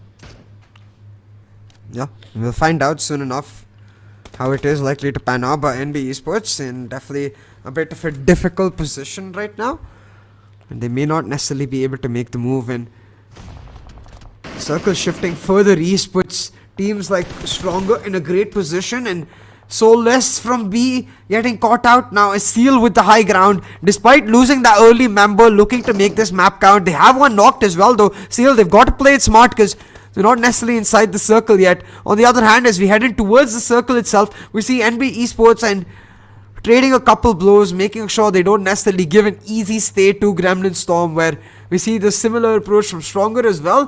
1952 has got SITM out. Meanwhile, Astra get eliminated, and SITM under a lot of pressure, falling prey to both 1952 as well as, I believe, is that Stronger coming into that fight? And SITM right now potentially will get eliminated. I think they've already lost a couple of players and may just lose a lot more. But Desert, he's fighting back. Damage gets one as well. And Dexter in this area trying to push back on Seal, who are playing for the rotation. So it's funny enough, Seal have the high ground here, RZ, but they are not inside the circle. Meanwhile, B on the low ground inside the circle, waiting for Seal to push in. Seal go in for the aggressive move, but Ryuk able to control his prey. He shuts Rogue down, and that's likely the end of Seal as Becca waltzing into his death as well. But Ryuk, he has to back off, needs to reload, and has no backup from his team. Ryuk still in a 1v1. They have to be careful. Becca gets spotted. Obviously, the nade was just being thrown on the left side. Ryuk coming in with that SMG needs to be careful. Tries to get back into the cover. Seal Becca is getting aggressive as much as he can. Still outside the circle, like maybe 10 to 15 meters. Team C, B Export, they need to provide some kind of support to his team, and this is exactly what's happening. The rest of the two players are coming in from the left side. Becca gets spotted, and it's just not Teams B Esports will get that easy elimination. It's OPX really far away from that fight, trying to find some easy knocks, and was able to secure a wonderful elimination for himself. The first one in this game, and that was the first one for his team as well, as they have not been able to land any kind of elimination within the 18 minutes of the game. As we were talking about their position within the circle coming from the east side, they still have one team like Team Stronger Esports right in front of them, and they have to cut through them to get themselves into a safer position. But as for Seal Esports, this is not how we expected things to turn out for them, especially the team that should have been looking to contest SITM at this point for that top contender point. They are looking really in a difficult situation right now with the getting eliminated back to back in the second game, first and second game, and not looking super crazy on the last day of the PMNC. So I hope things turn around for them. But for now, we have a couple of knocks and elimination happening all across the map, obviously with the team trying to pressure in, and this is B Esport getting themselves into another engagement. RGC, they still have a question, they still have a thing to do, decide whether they will be holding that position or they have to go into the circle. With Aircast coming in, that's a VG player going down. VG Gone was trying his best to make sure that VG Damage was trying his best that he make sure that he get the Gone inside the circle. Unfortunately, he fell prey to another just a long range knock coming in from the other side. Yeah, and under a lot of pressure right now, every single one of these teams outside the circle trying to make their way in. OPX surrounded by Stronger, Gremlin Storm, Classic as well as Kenoxi down by Unknown. OPX, they buy some space, they buy some time, an opportunity to move as well. Right now, destroying the dreams of all of these teams that are fighting. Classic, Stronger, as well as Gremlin Storm, a chance at that top 5, and OPX trying to spill their tea, to spoil their milk and deny them the opportunity for damage.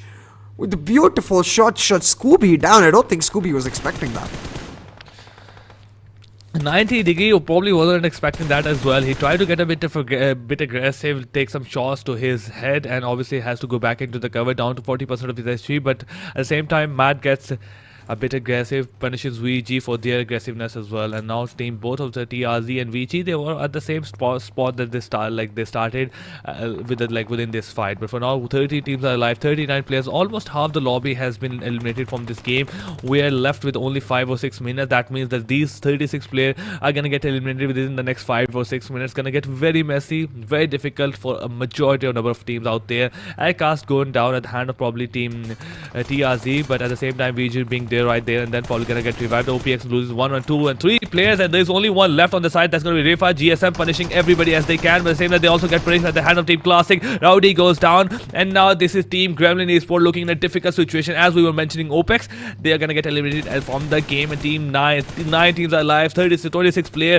GSM also gets eliminated. Their last player gets spotted at the hand of Team Classic. And Classic, the way they situated themselves into the circle, definitely very impressive. Team B Esports, they're looking super sharp, sharp right now with the 4 players still alive. I still don't know their position within the circle, whether they're comfortable right now, but they are looking really good with the cover and also the 4 players being alive. They most certainly are, RZ. And it makes sure that Victor Gaming can keep that dream alive. I hope that they're at least able to end off day 4 on a strong note. But it's really the likes of NBES, Equinox, even MAKPEN to a certain extent in a great position right now. And C-Wine, the sole player of 1952, has a great spot in the circle, but he's all alone, so he's got to play it safe. And now MAKPEN, Equinox all getting pushed into open ground. They've got to take it slow. They've got to play it smart and not willing to take any fights. But Ligro surely but surely inching forward, looking for that contact, looking for that play, but so far he's just denied.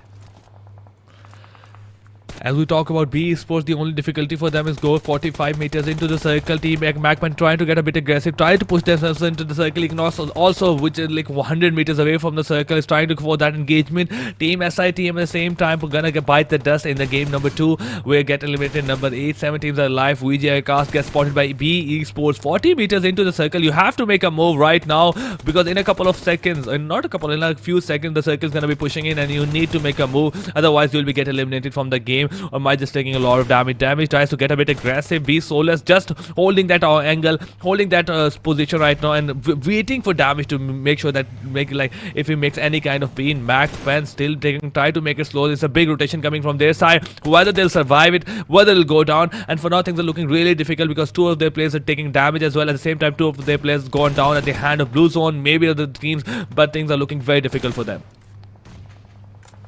Yeah, and look at this, B Esports trying to edge their way in, but they're likely to get caught out by Victor Gaming, who are trying to hold multiple fronts at the same time, challenging MAKPEN as well as B, and instead they get sandwiched from either side.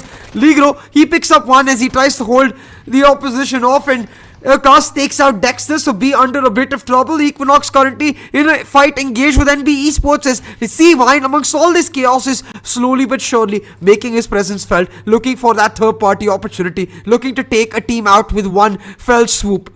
Victor Gaming still under a lot of pressure, potentially will get sandwiched by both B as well as MAKPEN, but for now they're just holding on to their position and keeping both teams at bay.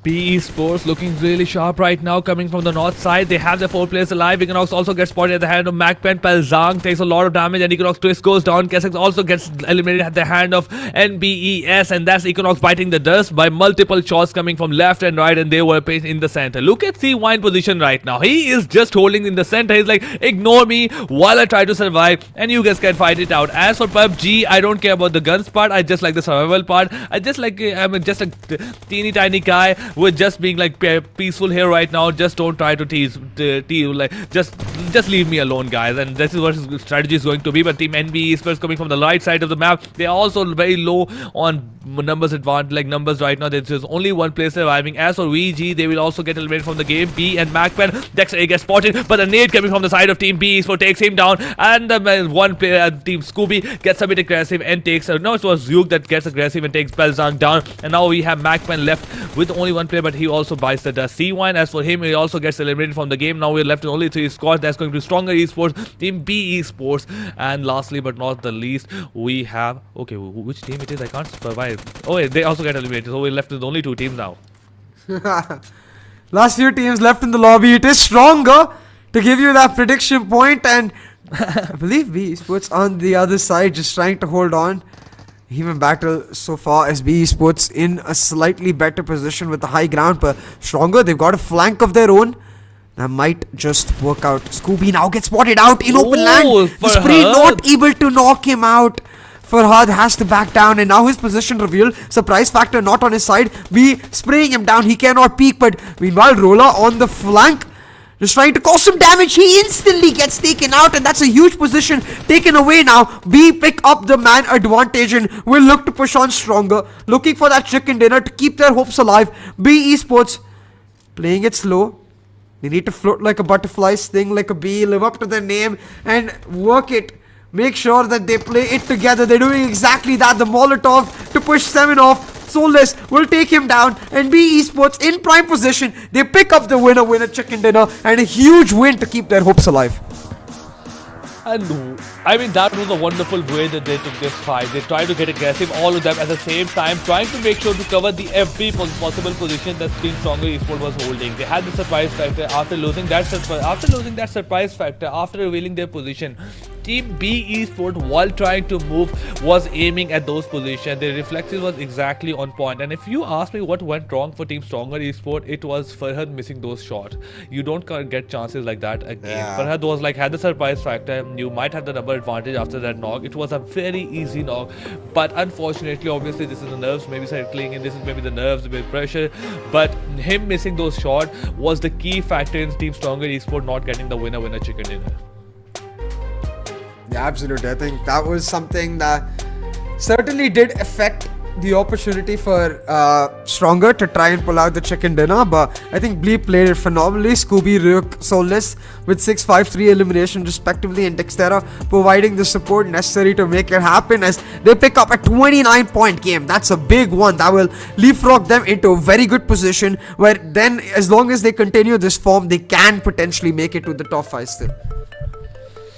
Obviously, with the B Esport, they have continuously, and not continuously, but after some equally intervals of times, maybe some random times as well, they have shown some signs of wonderful performances, some shown signs of life as well.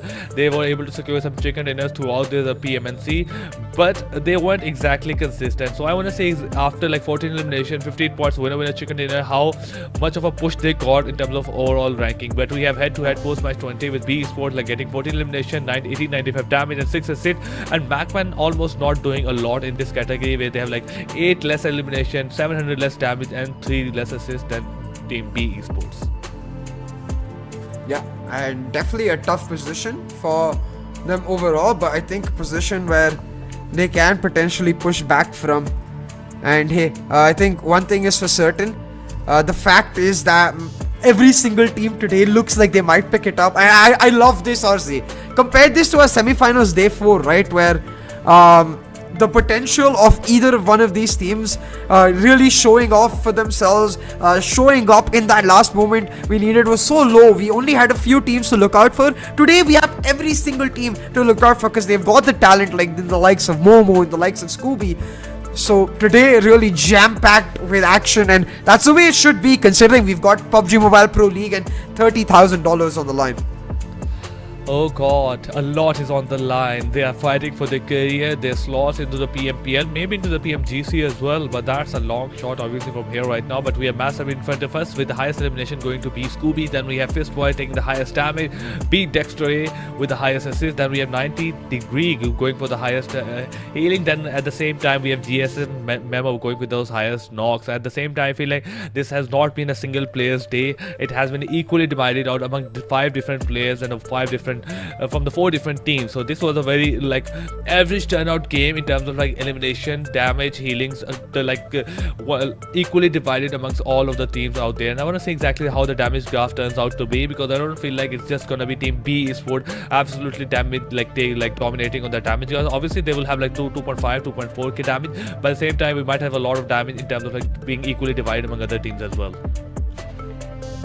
Yeah, absolutely. And I think continuously we're seeing the above average plays today from every player who reaches that MVP slot. So I think it even sets us up for even more of a crucial impact coming into later in the day, where even across the last few days we've seen multiple 1v2, 1v3s, clutch plays pulled out by players to win chicken dinners, to deny chicken dinners, to pull something back. And I think at this point for every single team it represents an opportunity to pull a miracle off, where hey, we'll still have to see, because I don't think anything is for certain just yet. Nothing is certain. We are just done with the 2 games. We have 4 games left in our backpack. We have a lot to go. A lot of the teams fighting for the top 5 position at the same time. SITM might just get contested after not just performing a lot greatly in the top in the first 2 games, but right now they have a very successful lead as compared to some other team. But we have top players with the B Scooby at number 1, Roller at number 2, Ryuk at number 3. Then we have MAKPEN Momo at number 4 with 4 eliminations. Then we have lastly Equinox Twist at number 5 with 3 elimination. But look at that. that it's just not, as we mentioned a bit earlier, it's 4 different teams like dominating this area. But look at A1 and B. They look very like not exactly confident right now in those fights. They're just trying to hold those positions, just trying to make some risky situation, and not exactly being the right state of mind. And you could like guess that all from their just gameplay. They are not what they were looked at on the game number 1 on the day number 1. Maybe just released to the day number 1. They are like look like a very different team right now. Yeah, 100%. And I think one thing is for sure, that A1 and B not in a position to try and come back from the way they could push through. But hey, I think one thing is for sure, make sure that they need to just think back to the momentum they had on the very first day. They're one of the first teams to pick up the chicken dinner, and just that simple idea, right, that we talked about, where that chicken dinner could have really led to a lot more. It was one of your first predictions as well, so we had high expectations. They just need to bring that and A1 and B back. But it might be just too late. We have only 4 games left for them, as compared to some other teams that have a potential for qualifying into the PMPL at the same time being a contender for top like championship.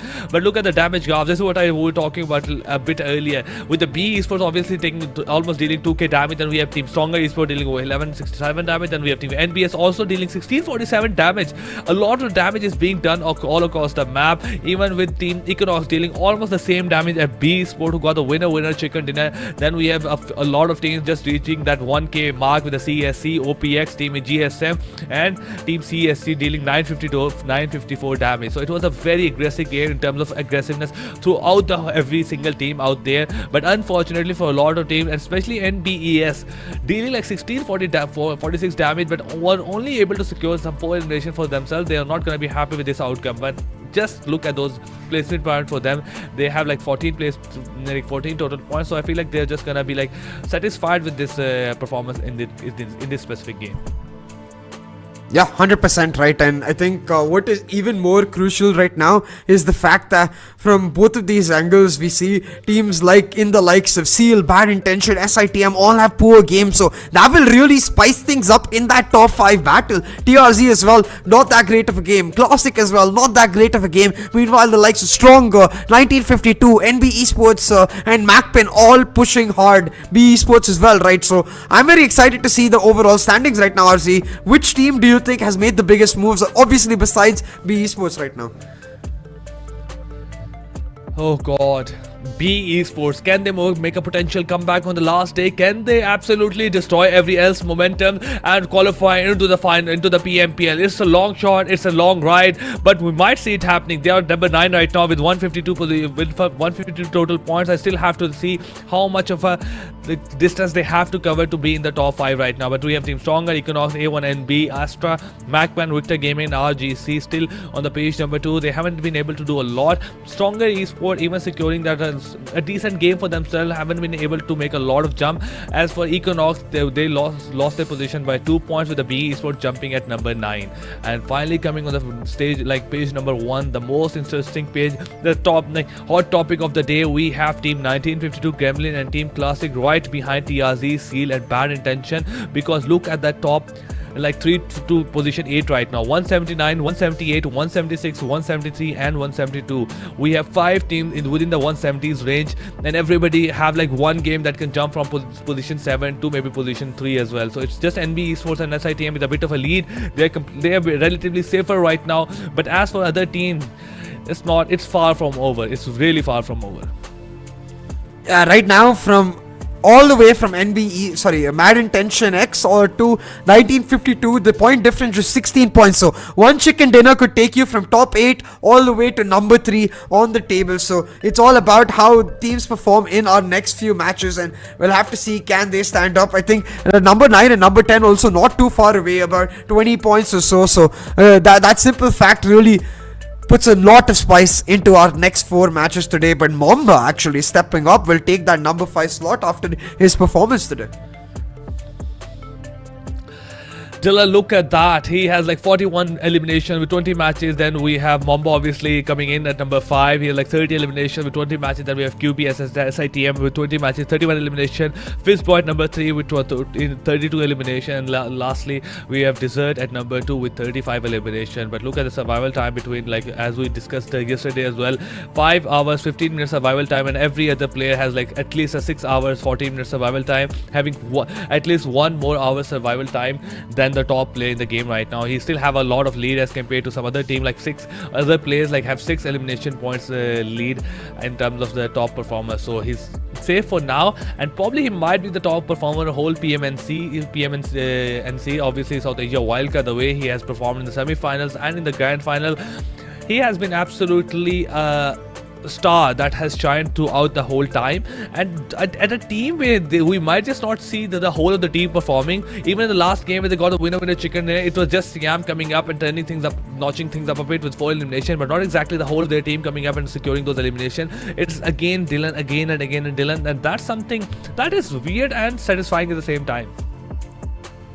Yeah, most definitely, right? I think the idea that it's just math being this Giga Chad, dominating every single team out there to continuously maintain that level of performance is something for him to look forward to. But Valentine X, they're not in the clear just yet. While they are in the top 5, they need him to keep performing up to that top mark to try and push through for a guaranteed top 5 at the end of today. And with just 4 maps left, I'm sure he's got plenty of gas in the tank, and we'll have to see if he can actually live up to that mark. But going into Sanhok, right, I think what we can expect is absolute utter chaos. So anything can happen. That may be fortune for bad intention, it may be a completely ill-fated experience. So we'll have to see if Sanhok does favor them today.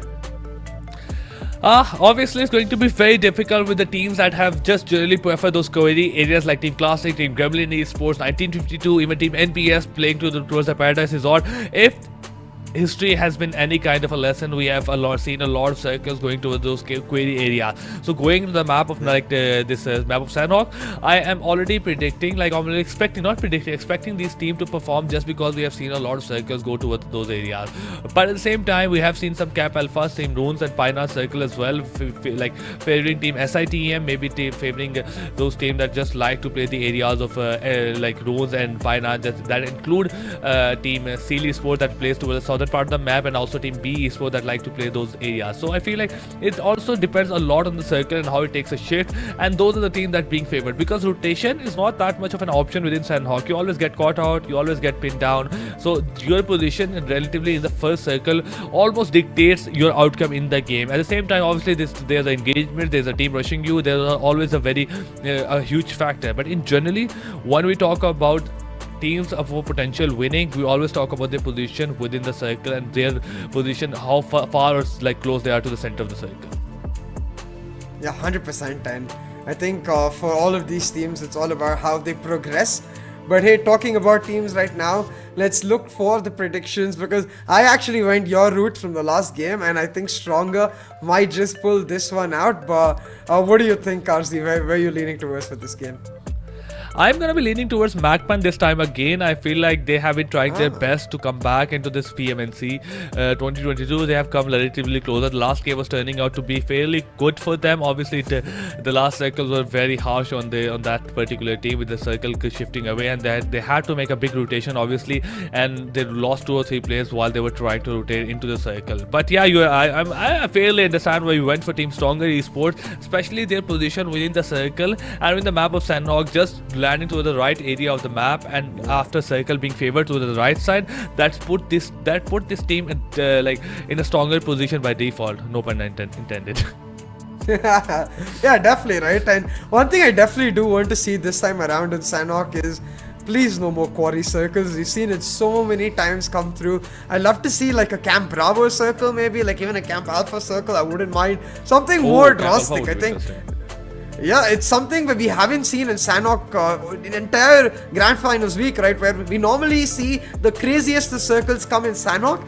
This week it has just been simple circles all the way through. So I think in finals time, it's time for Sanhok to really take its true shape.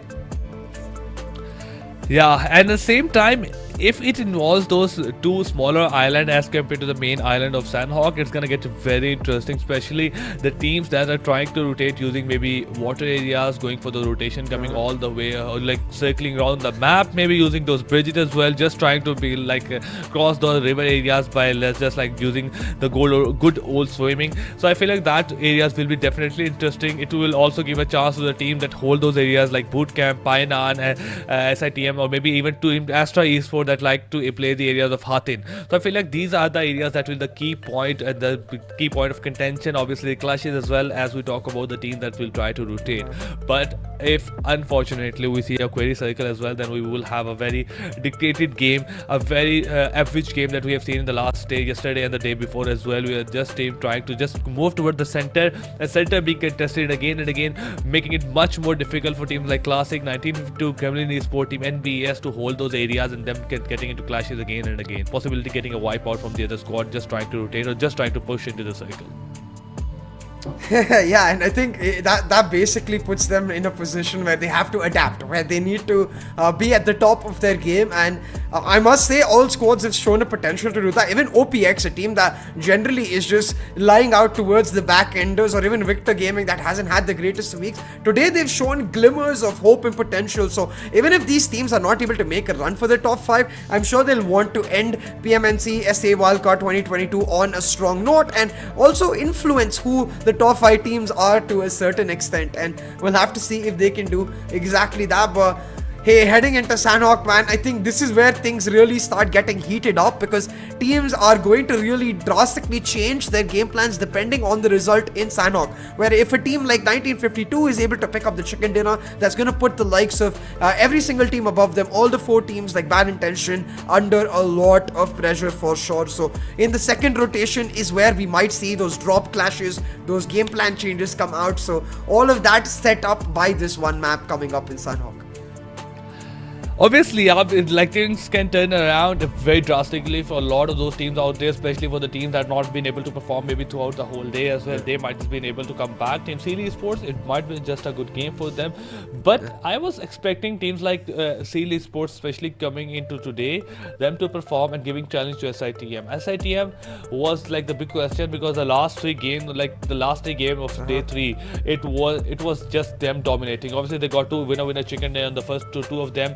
And they got a wonderful performance in the third game as well. They were able to secure 14-15 points as well. So they almost secured like 70 to 80, not 70 to 80, obviously 30, it's like obviously 60 to 70 points in those last 3 games of day 3 in the yesterday. So I feel like they would have come up with a lot of momentum going to day number 4. But fortunately for other teams, unfortunately for them, they were met with a lot of clash and potential performances from other teams, with the Bad Intention coming up and securing their first winner chicken dinner on the in the grand final. So yeah, SITM was hoping to solidify their lead, but still look at that right now. They have 28 points more than NB Esports right now.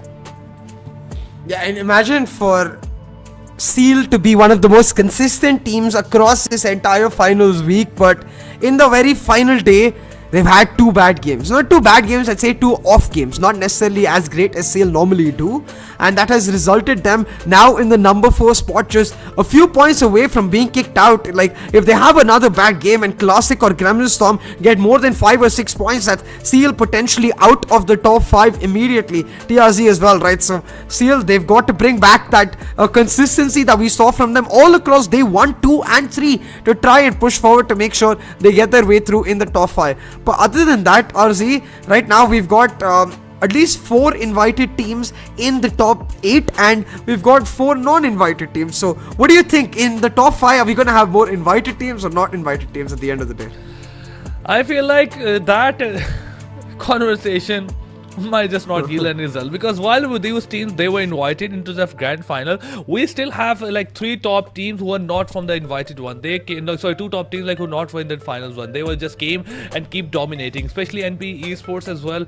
They were just I feel like absolutely perfect throughout the whole like grand final, especially the day number 1. They almost secured like 97 points in the game of like in the span of 6 matches. Like that's like almost like 15 points or 16 points average in the match of like on the day number 1. So I feel like that was a wonderful performance for them. But it might be just equally divided. Why we might just have like two or three teams from the invited one. Then we have a lot of like 2 or 3 teams from the maybe teams who qualified the semi-final. But I would have expected more. I would have wanted more of a 4-1 split with 4 going towards the side of teams qualifying.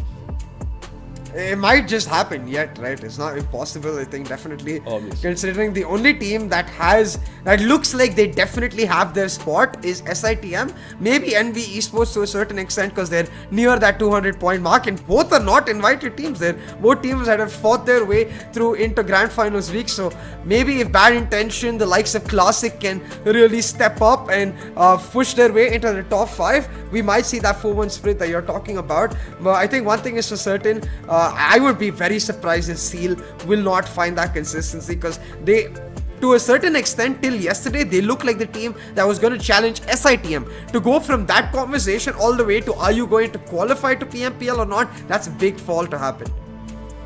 And at the same time, even in the game of like Miramar that we just witnessed, they had a relatively comfortable position. As we were talking about the teams that dropped on the map of Miramar, this was the team that was furthest away from the cluster, having the most map control within that circle as well. In the first circle, having those 5 cities to themselves, but they weren't able to capitalize on that. They were just holding those positions, not trying to push too much into the circle. They had at the same time as they were trying to make sure they were like going towards the center, they got punished multiple times. So that was just a bit unfortunate on their side, and you're right, things did go wrong for them being the champion to just will they qualify or not. But hey, I think while we set ourselves up for the next few matches and make sure everyone has a comfortable low, we're going to take a short break, head towards the video, and we'll see you on the other side. Make sure to refresh on your stacks. See you with the next match.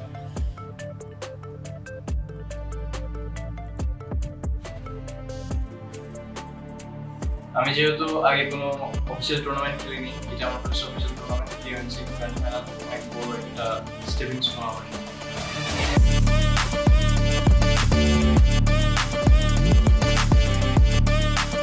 A1 Esports, a team that's consistently topped the ranks of PUBG Mobile Esports. This team was the grand finalist of 2020 PMGC and has competed in the PUBG Mobile Pro League multiple times, but not everything goes to plan. এর আগের PMPL অনেক খারাপ performance ছিল, এটা আর কি অনেক বড় regret, because এর আগের সিজনের জন্য আমরা PMPL ইনভাইট পাইনি। They entered the PMNC South Asia wildcard arena with dreams to conquer. PUBG Mobile team পিএসকিপারদের চ্যাম্পিয়নশিপে টপ রেগার, বাংলাদেশকে একটা ইন্টারন্যাশনাল ল্যানে রিপ্রেজেন্ট করা, নিজের টিমকে গ্লোবাল স্টেজে রিপ্রেজেন্ট করা, PMGC-তে একটা ভালো পজিশন আনা। This time, they will not falter. A1 Esports is ready. Team এটা হলো NV Esports, যারা রিসেন্টলি অনেক ভালো করতেছে, মঙ্গোলিয়ার টিম। তো রিসেন্টলি অনেক ভালো করলেও ওদের সাথে PMNC-তে ইনশাআল্লাহ দেখা হবে। তো PMNC-তে দেখা যাবে কে কত ভালো খেলে। A1 Esports, it's time to make your mark.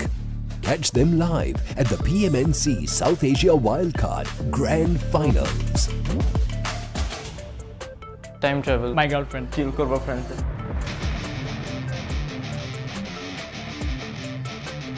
Zonetai. Laser spray. Unlimited health. Time travel.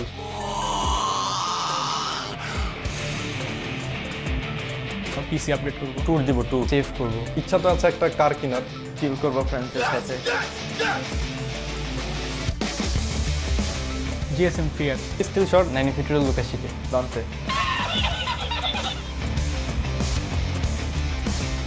PUBG Mobile Pro, রিচ PUBG Mobile Pro, PUBG Mobile Pro, রিচ, good looking. NV Sports, NV Sports. My girlfriend, My girlfriend. Winning PMNC. No.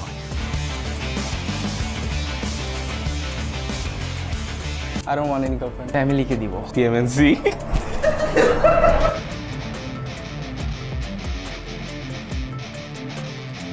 Unlimited health, infinity health, unlimited health. ফ্যামিলিকে দিব, ফ্যামিলিকে কিছু gift করব।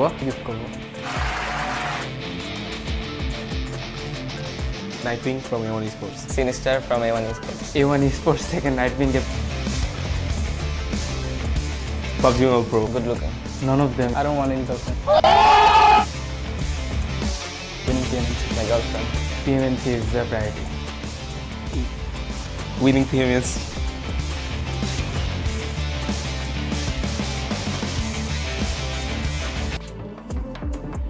আমাদের PUBG Mobile dream হচ্ছে বাংলাদেশকে রিপ্রেজেন্ট করা PMNC তে। Gremlin Storm is a team notorious for consistent excellence, qualifying for PMPL South Asia multiple times. Despite past setbacks, they've been resilient and persevered together. They know the challenges that lay await as they enter the stage of the PMNC South Asia Wildcard Grand Finals. PMNC this time it's a challenge for us because previously আমরা PMPL খেলছি and this time this is a challenge for us to prove ourselves, prove our worth in it. To this squad, the tournament means hope. তো আমার family প্রথমে support করে নাই, এখনো ওইভাবে করতেছে না। এখন পিএমএনসি সামনে আছে, পিএমএনসিতে যদি ভালো কিছু আমরা করতে পারি আশা করি ফ্যামিলি সাপোর্ট করবে। Gremlin Storm has seen the glory of the PUBG Mobile Pro League South Asia. This time, they will challenge themselves to go further than ever before. To be the versions of themselves that will emerge as champions. তো আমার কোনো টিমের প্রতি challenge না থাকলেও আমার নিজের টিমের প্রতি একটা চ্যালেঞ্জ আছে, ওটা হচ্ছে গিয়ে মোস্ট ভ্যালুয়েবল প্লেয়ারটা যাতে আমাদের টিম থেকে আসে। The storm has passed and your dreams lie ahead. Gremlin Storm. It is time to make your mark. Catch them live at the PMNC South Asia Wildcard Grand Finals. Challenge দেওয়ার মতো আসলে তেমন কেউ নাই, but যদি দিতে হয় তাহলে বাংলাদেশের আধা দুইটা বেস্ট টিম ইয়ন and GSM. RGC Esports, one of the most competitive teams of the region. This squad has consistently found their way to the top ranks of PMNC and qualified for PMPL South Asia. This time they dream of going further than they ever have. PMNC right now বলতে গেলে one of the most important tournament for us. Because এখান থেকে আমাদের PMPL এ qualify করতে হবে, otherwise কোনো chance নেই আর। ইনশাআল্লাহ আমরা PMNC বন্ধু। Their journey to the grand finals of PMNC South Asia Wildcard has been a long time coming. 2018 A first আমি স্টার্ট করি আর কি টিমটা। সো তারপর অনেকগুলো প্লেয়ারের সাথে নরমালি খেলা হয়। এরপর সানহক টাইম পর মাম্বাকে আমি অ্যাপ্রোচ দেই। মাম্বা আমি অলমোস্ট 3 ইয়ার্স হইতে যাবে হয়তো বা খেলতেছি। তারপর থেকে তো স্টিফু তো অনেক আগে থেকে গ্রাজুয়েট ছিল, তারপর আমরা আস্তে আস্তে খেলতে থাকি, দেন ডিগ্রিকে কয়েকদিন আগে নিলাম 2 মাস আগে, আর ব্যাটকেন ভাই তো মাঝে দিয়ে আসলো পিএমএনসি পর। This PMNC they have regrets to overcome. Biggest regret হচ্ছে পিএমপিএল সিজন 6 এর টুর্নামেন্টটা যে ছিল, আমরা আরো বেটার পারফর্ম করতে পারতাম, করতে পারি ইস্যুস। স্টিফু আমাদের কি প্লেয়ার ছিল, বাট ও ট্রাভেল করতে পারে নাই, আর আমাদের তখন বড় ভাই ডিগ্রিও ছিল না, তো বেটার পারফর্ম করতে পারি নাই। এটাই biggest regret. Winning PMPL, that's the current goal right now.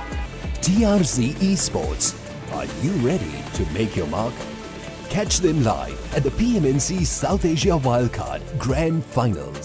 Reading players' mind. My girlfriend. Winning PMNC.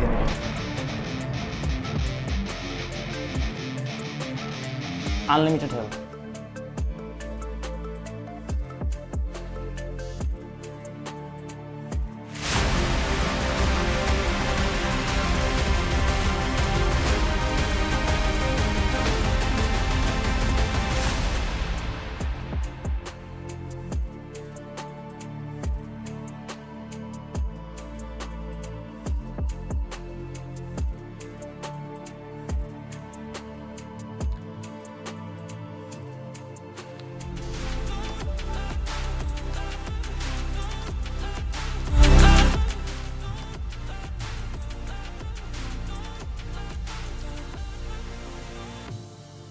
We're soon gonna find out how this works out and how these teams are really able to step up to the mark. But what do you think, Arzi?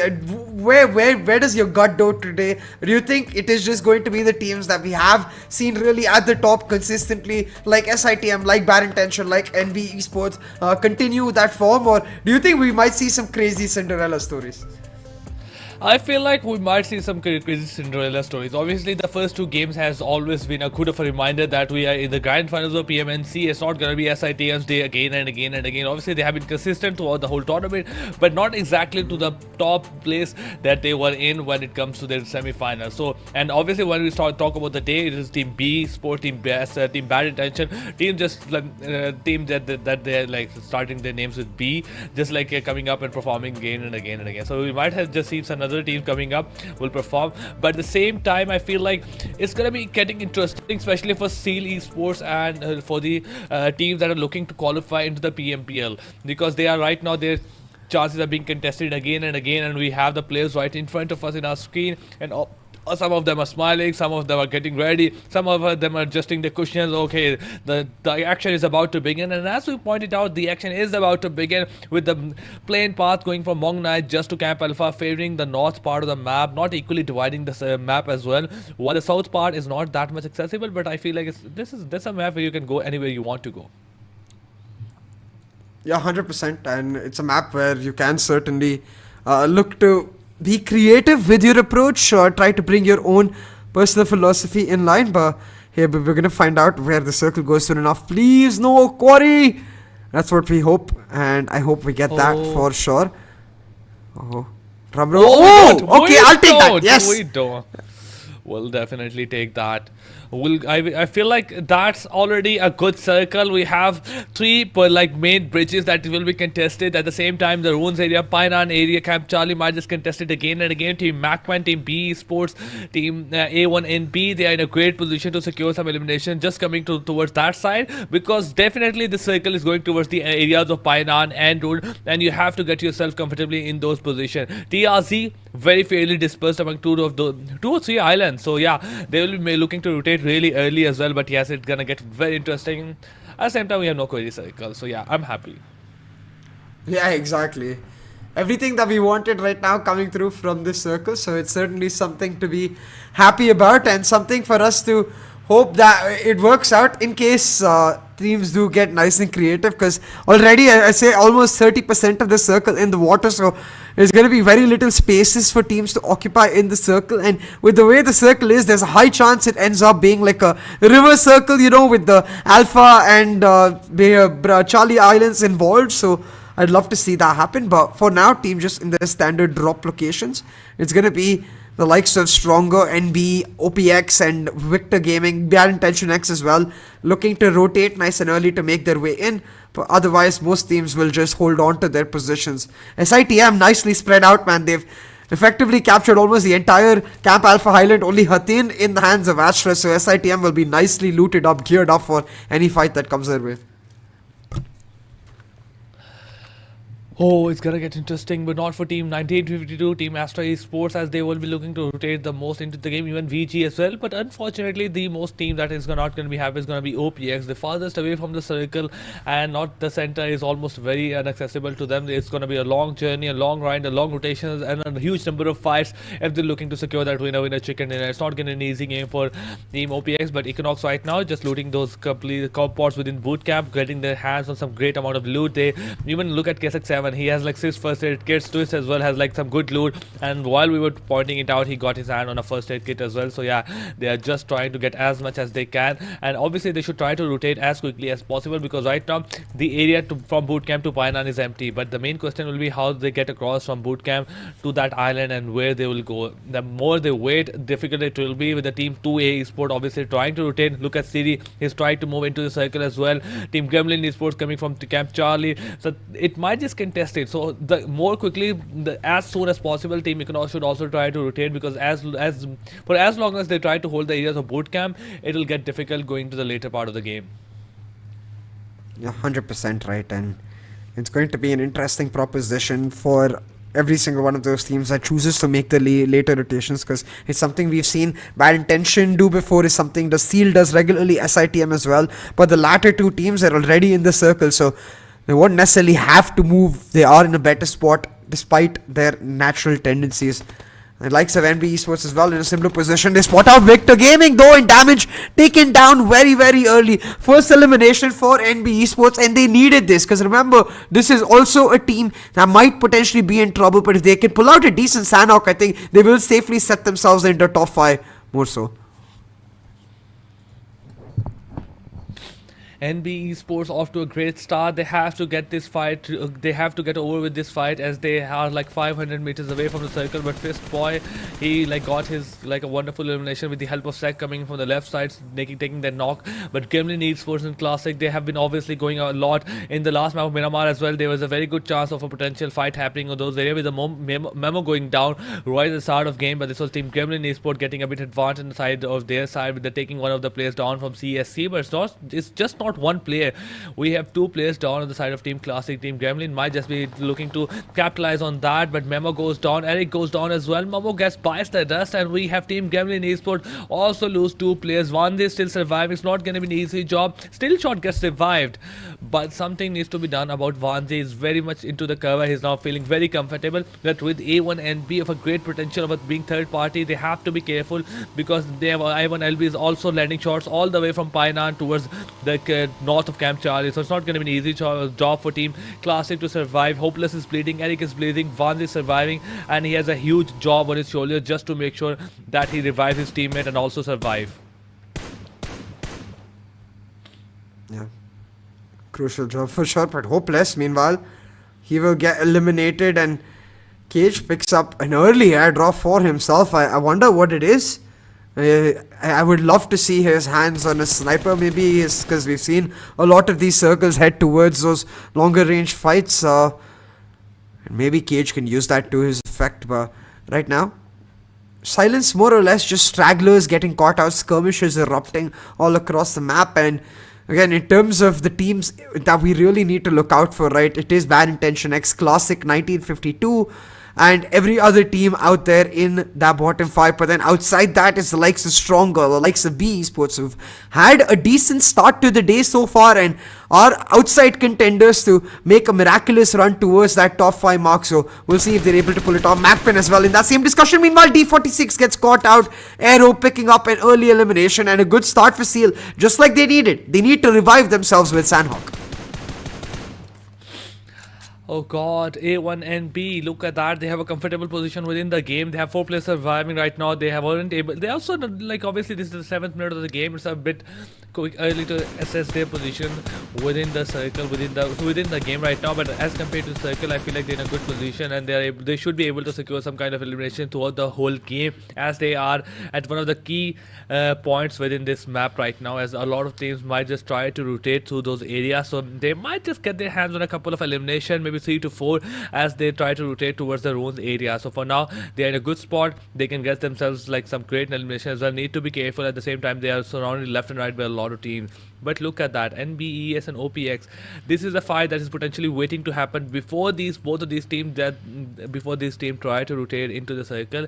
VG, or what's left of them, is also trying to rotate from Bhan area. And look at that, 1952.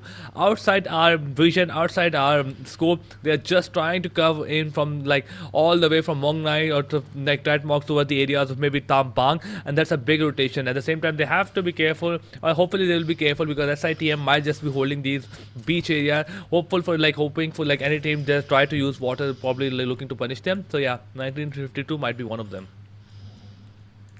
They certainly might be. Currently, I think a lot of questions mainly for us as teams settle themselves around Painan, either expecting the final circles to end out towards those small highways where the small compounds are located, and that's where teams will look to scramble. NB Esports on quite a late rotation. Victor Gaming as well, after taking that initial loss with damage going down, now just getting their way into the circle. Stronger as well, adopting the idea of that late rotation, but they don't have much distance to cover, so shouldn't be an issue. And similarly, OPX doing the exact same thing now. The Alphas SITM have camped themselves on Camp Alpha. They're just waiting for the next circle shift, while 1952 on the Butation. I love it. Finally, we get to see a Butation come out. Yeah, it's been a long time since we saw that. Obviously, Query coming into play again and again put a hinder to our more of like a request, and would put a hinder like in our expectation and hopes as well. But finally, we gotta see some of that as well. The Tampang area is gonna be hosting Team 1952 coming in from all the way across this map. But A1 and B just holding these areas of Painan. Well, there's a rest of players a bit dispersed as well. I feel like Hitman and just other players just a bit far away from the rest of two players. But that's just like them trying to hold all the areas of Painan. Two of those players are toward north side, two of the players are toward west side, and they are just trying to spot anyone as they can if they try to rotate from Query towards Painan. But a lot of the teams, they're just using the bridge and areas near Camp Charlie to come into the circle. Even OPX is right behind them, but that's a big cluster forming towards the south part of the map with Team MAKPEN, Team Bad Intention, Team Stronger and OPX, and Team Classic as well.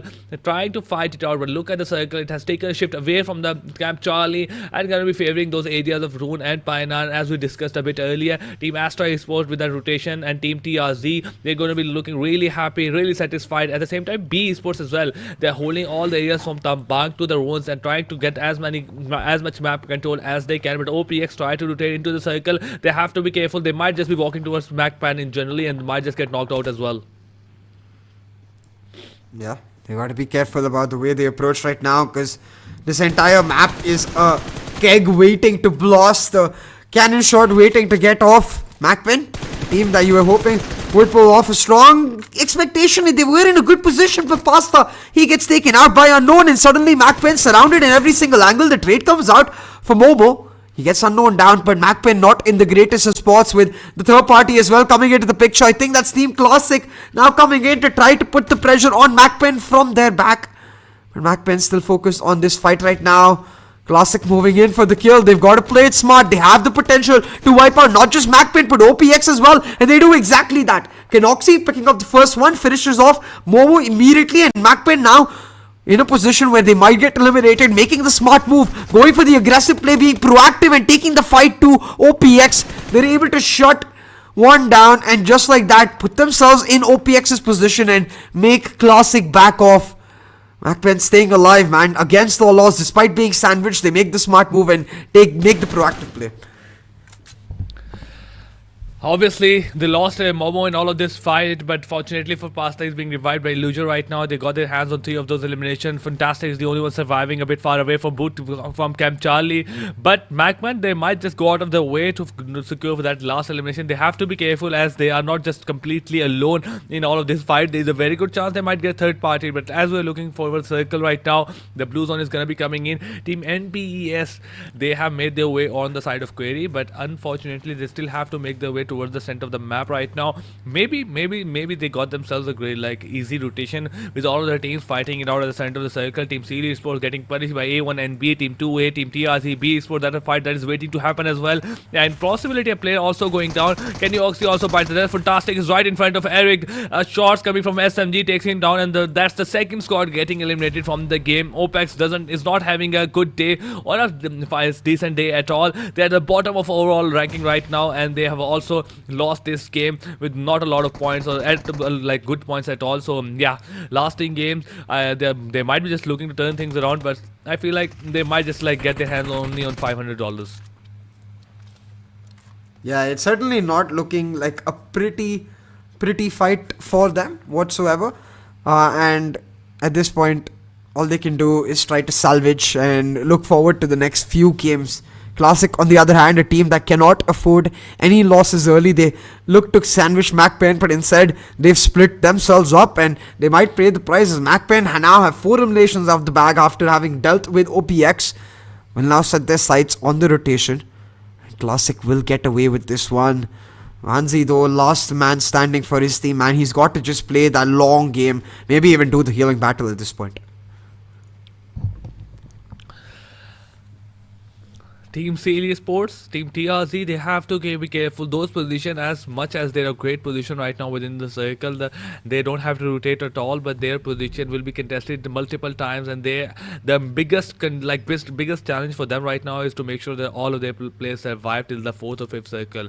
But the next circle is going to be coming in soon, and BES just trying not to rotate all towards Painan. They know they'll be met with a lot of clash. 1952 made it all the way from Tampang. Look at SITM. Fortunately for them, they are still in the circle. North Island is still favored just a tiny bit. Maybe before the next circle, they might just make their way all the way towards Roan's area. But for now, they're comfortably towards the north edge of the circle. They don't have to participate in any kind of the fight. TRZ at the same time, they're going to be holding those spots with the Seal Esports. But now it's getting difficult for Team MAKPEN, Team C Classic, and Team Bad Intention. Maybe Bad Intention might make their way and find a position toward the south of the circle where there's like compounds outside Nakham.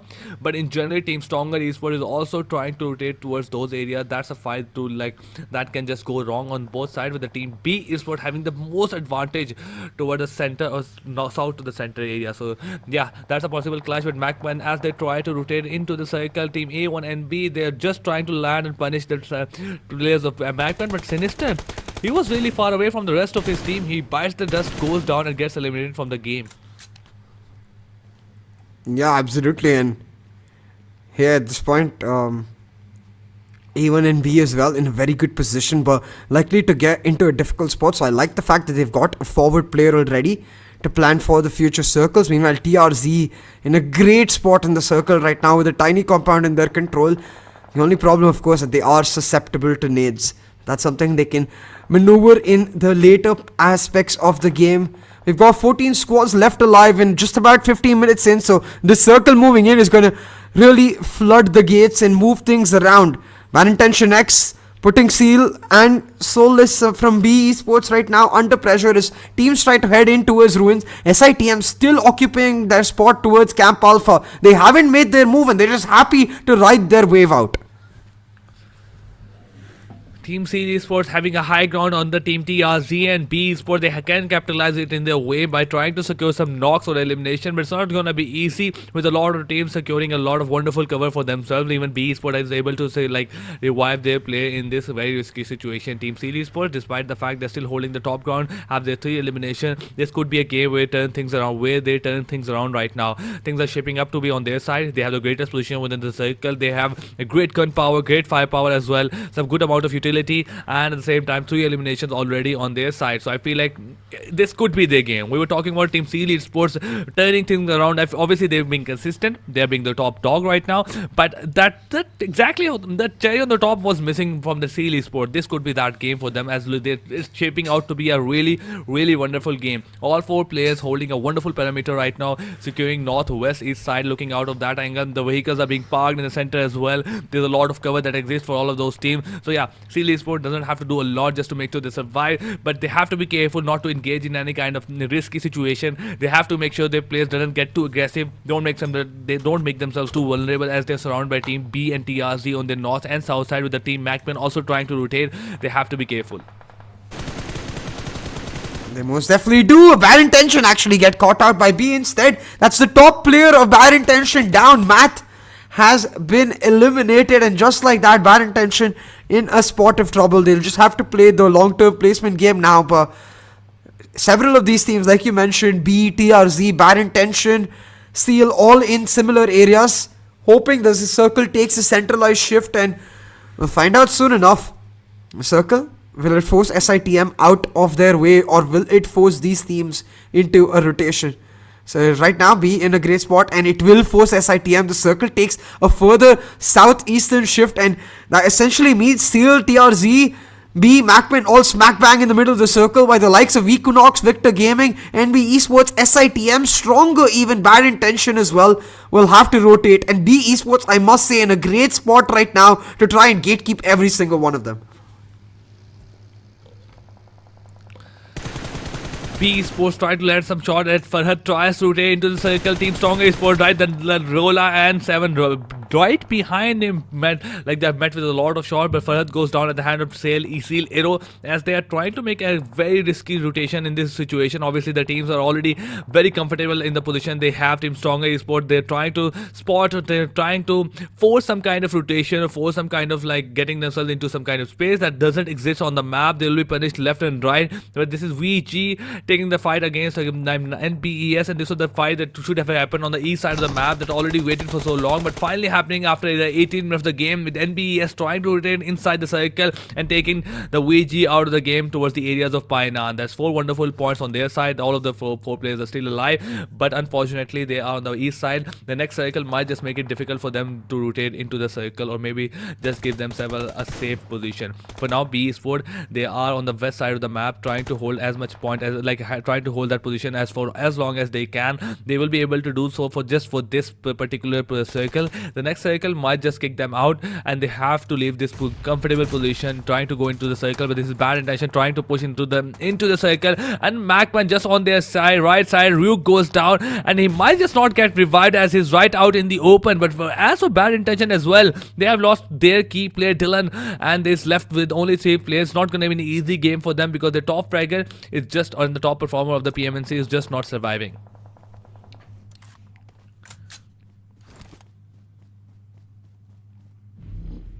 Intention outside the circle as well, right? So not having Matt, there's no brute force for them to just bulldoze their way in. Simply doesn't work out. But talking about B Esports right now, still in a good position. They spot out bad intention on the rotation, and Scooby has a choice to make. Trigger control as he tries to spot someone out. And meanwhile, SITM trying to get their way into the circle, facing a lot of trouble, and Scooby makes his mark. Ryuk takes Cravens down, and Cravens has been eliminated as well, and B Esports will now try to deny. Scooby knows exactly where Siam is, spots him taking some shots and sets up the spray. That's Siam taken down. Mehdi last man alive, and potentially not for too long as Mehdi stuck with the circle in his back. They have managed to pull one down, but Mehdi should not be able to get out of this situation, so be likely to pick all of that up. I wouldn't be surprised if Mehdi just stays back and tries to play that healing game. Scooby, he's lurking up, he's trying to deny. He knows that Mehdi is somewhere just in front. Oh god, 100 meters into the circle with Team Seal Esports, bad intention, and a lot of other just snakes in the dark waiting for him. It's gonna be an impossible ride, especially with the B Esports sneaking right next to him. Scooby coming in. It's gonna be very difficult for Mehdi to survive in that situation. So let's know exactly whether he is. His position is being known. So let's trying to make sure he gets his hand on the last elimination. And Mehdi is probably gonna be holding that position for a couple of minutes before he can just rotate in safely. I hope he does have his hand on a couple of first aid kits so he can survive that blue zone coming in as well. But now with the 2A and Team Equinox as well, Kage goes down at the hand of Riley's shotgun and also gets eliminated from the game. It's Team Classic, Equinox, SITM, bad intention, and generally taking a lot of damage from the blue zone. Even NPES, who are looking really good right now, they were coming towards the areas of Pioneer, but they should have been getting punished, and this is exactly what's happening with they are getting punished at the hand of Team Seal Esports. 1952 as they're trying to rotate on the areas of the Tambang. Team Astra Esports spots them, takes him down, and even one player from that 1952 is bleeding. The other one is very low on HP. Side also spots him down, takes him, and eliminates him from the game. That's one more squad getting eliminated from the game, and we are left with only 12 now. Just left with 12 squads in the game. All about trying to ensure that these teams don't necessarily give their positions away, and Fahad is actually spotted out. Might get beamed. Inside, Scooby taking down Stronger, trying to make their mark, push into the circle right now is B as well. While they did take a couple of great fights, they have 3 eliminations in the bag. They don't necessarily have the greatest response. Meanwhile, NBA Esports eliminated by their near opposition in TRZ. MAKPEN under a lot of trouble with A1 and B Classic, where Mehdi all inside the play zone right now, taking a lot of damage. Dobu as well from SITM. So the real contenders in this match are TRZ, are Seal, are Stronger. All teams contending for that top 5, hoping to get that chicken dinner right here and pick up the stragglers and the eliminations. But I think the team that might decide who actually wins are the teams on the outskirts, the likes of SITM, the likes of BITX, who are all playing that healing game. right now, it's just not about healing for Siri, as he's looking to land some kind of damage that he need in his hand. It's not going to be an easy job since he's in a very difficult spot. But look at that replay coming in with the Siri just trying to spot Equinox, taking him down. And also that was just Team Equinox getting eliminated from the game. But as for Siri, things are not looking really great for him. Team Esports, their job right now is just to survive, just to hold the position they have right now. Becca is just like bleeding right now. Probably there's a player right next to him that should just revive him before getting a bit aggressive. Look at SITM Dobu. TRC 90 degree knew exactly where the play was, but SITM might just give their life to a blue zone instead of just giving a free elimination to somebody else. So Team SITM also gets eliminated from the game. They don't have a wonderful start to the day, but Team Stronger Esports also taking a lot of damage, but they had a Siri who's surviving the last player from Team Astra Esports. 7 goes down. He'll also want to bite the dust. He tried to rotate into the circle, 36 meters. Not going to be an easy job with a lot of teams just holding those areas, just also lying in those bushes, trying to peek as much as they come in. B Esports, they're looking really good right now. 40 meters into the circle, but a nade coming from Dexter. He takes Becca down. And Team Series Sports in a difficult advantage with the Sanchez and Becca going better than nade coming from Soup. Scooby takes Arrow down, and we're left with only one player on the side of Seal Esports. That's going to be Rogue. He's also very low in HP, but the B have all the advantage and incentive they need to push into the circle and take Seal Esports out of the game. Scooby with those nades, man, popping the heck off with the help of Soulless as well as B Esports. Despite the low ground, despite Seal having a position in the circle, they push Seal back. The nades come alive, and Seal, they're not yet done for. They should be able to keep at least 2 members standing alive, but they're in a hell of a difficult spot now because TRZ moving in from the north. You've got B moving in for the south. Both of these teams contending for their spot in the top 5, and they want to take Seal down because they know Seal has had a tough day and Seal might just be susceptible to that push in the main standings right now. Meanwhile, Sairi, the snake in the grass, playing it slow, solo member surviving for his team, just needs to make that highlight reel play, but he's spotted out. Mad Cat will shut him down, and it's all down to 4.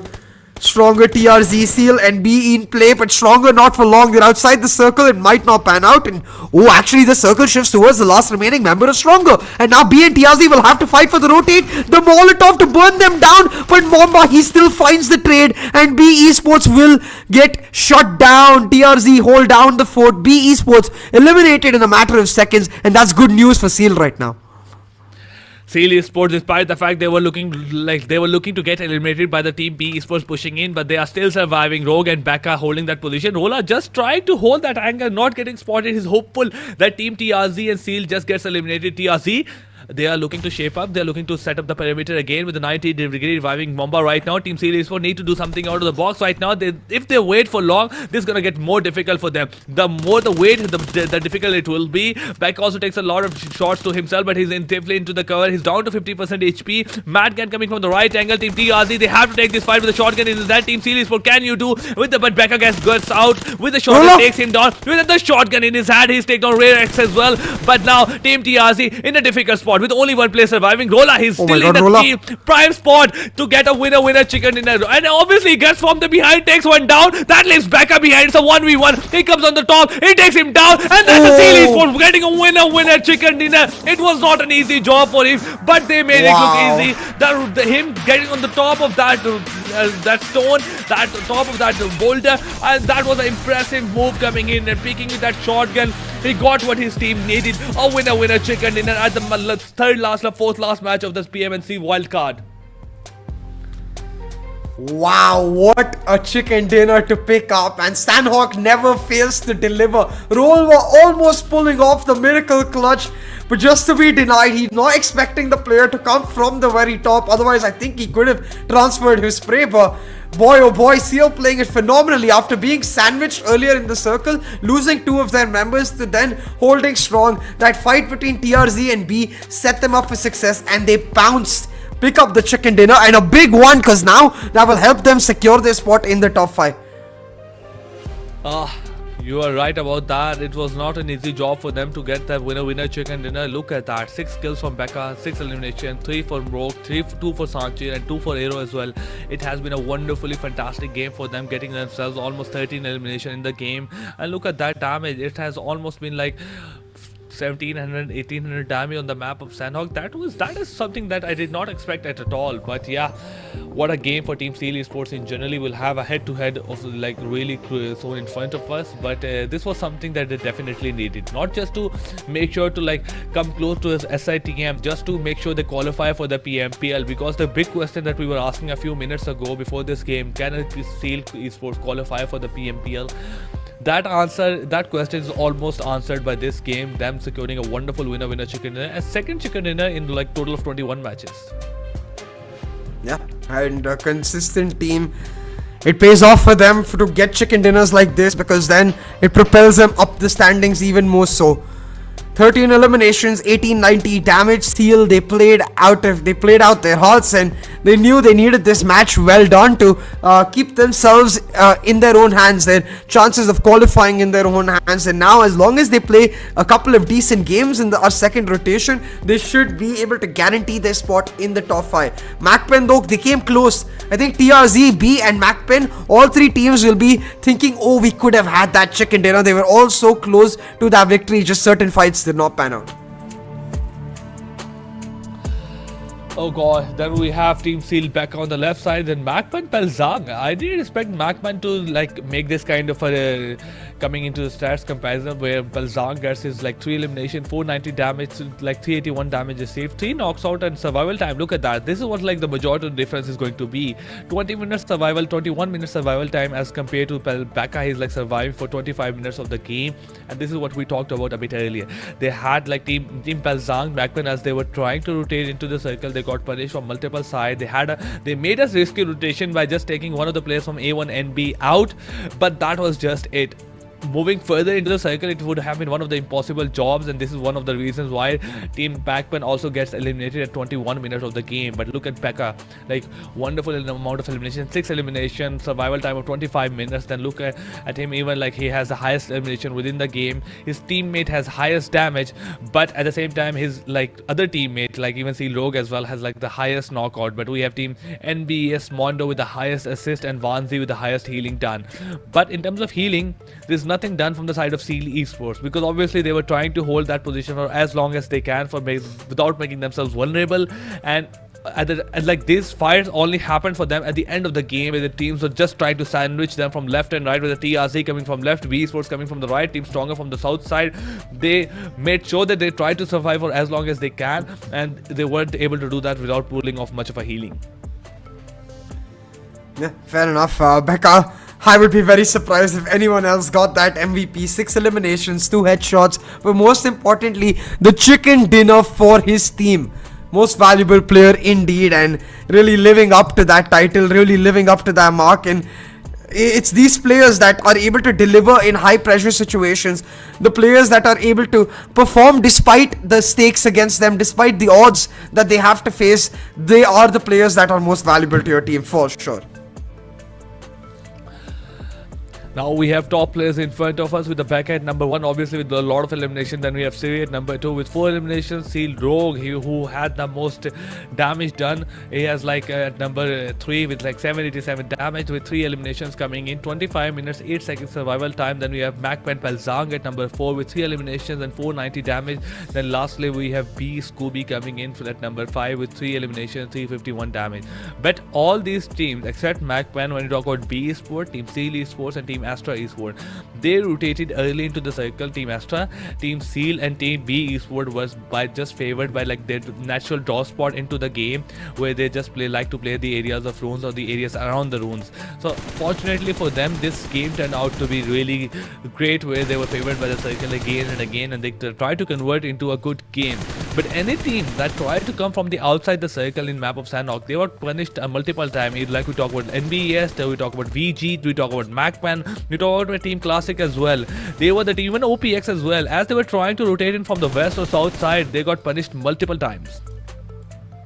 100%, and that simple fact, where the teams that were able to pounce and the teams that were not able to pounce decided who picked up the victory. Where I feel like in that particular moment where MAKPEN were getting sandwiched, B Esports were not necessarily able to make it happen. And while they did take down Bad Intention X, I think B as well had a decent game. A lot of eliminations picked up for B. So while they did not pick up the chicken dinner, they won't necessarily be unhappy. But I think the only team that will be unhappy right now is going to be the likes of SITM, who've just more or less disappeared today. They just not had great games whatsoever, with the exception of match 1. So considering the fact that while they have more or less qualified for PMPL, they're still battling for $10,000. We might see the revival of SITM in the next few games.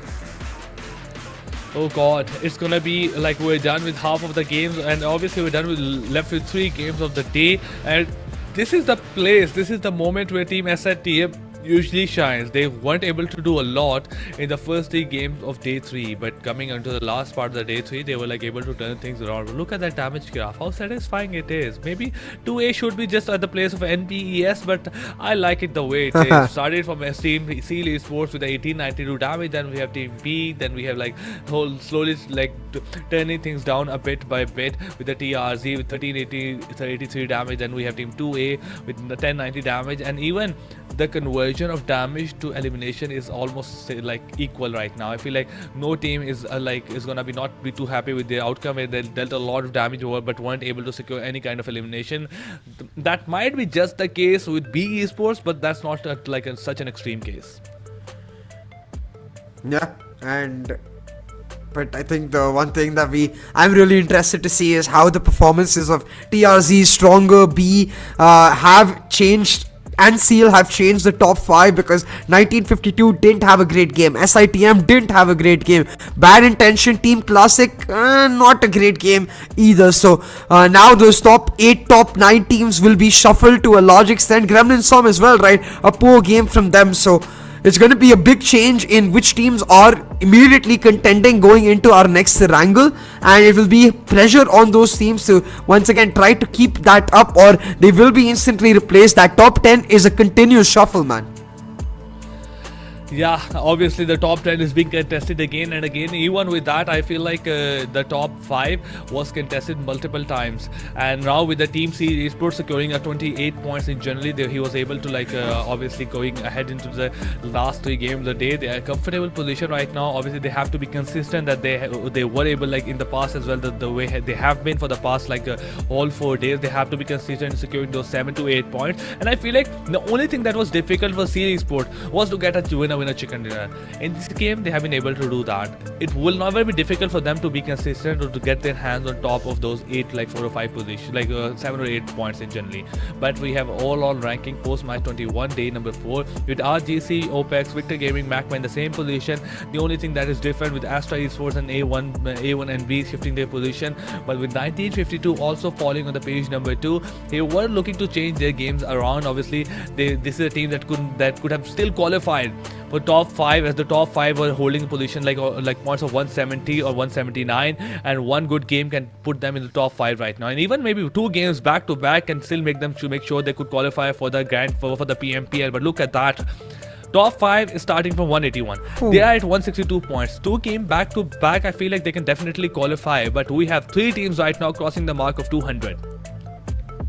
Yeah, Seal, NB and SITM in a relatively comfortable spot. Meanwhile, Bad Intention moving down a couple positions to number 5 on the table, where they started this day off strong and got to number 3. Now they've moved down again under pressure by Classic, Gremlin Storm and B Esports, and who, like you said, they need to have 2 or 3, even next 3 games need to be perfect from them. They cannot miss a single step, and then they can try to qualify.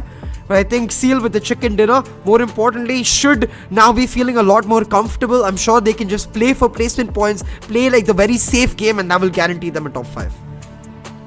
Yeah, but things have to be very difficult for Team Bad Intention, Team Classic. At the same time, teams like 1952, they have the chance to qualify. They should try their utmost best out of the box. Things maybe just go down with those guns blazing, nades out, vehicles charging.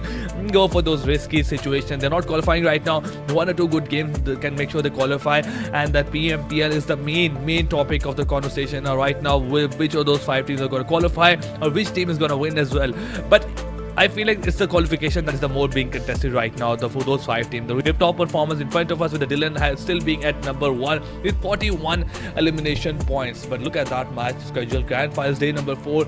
We are done with the half of the day, and we're left with only 3 games in PMNC to South Asia Wildcard 2022, and it's gonna be very interesting turn of events with the Seal Esports securing a winner chicken dinner in game number 3, then B Esports getting us to chicken dinner in game number 2, then Bad Intention getting a winner chicken dinner in the game number 1.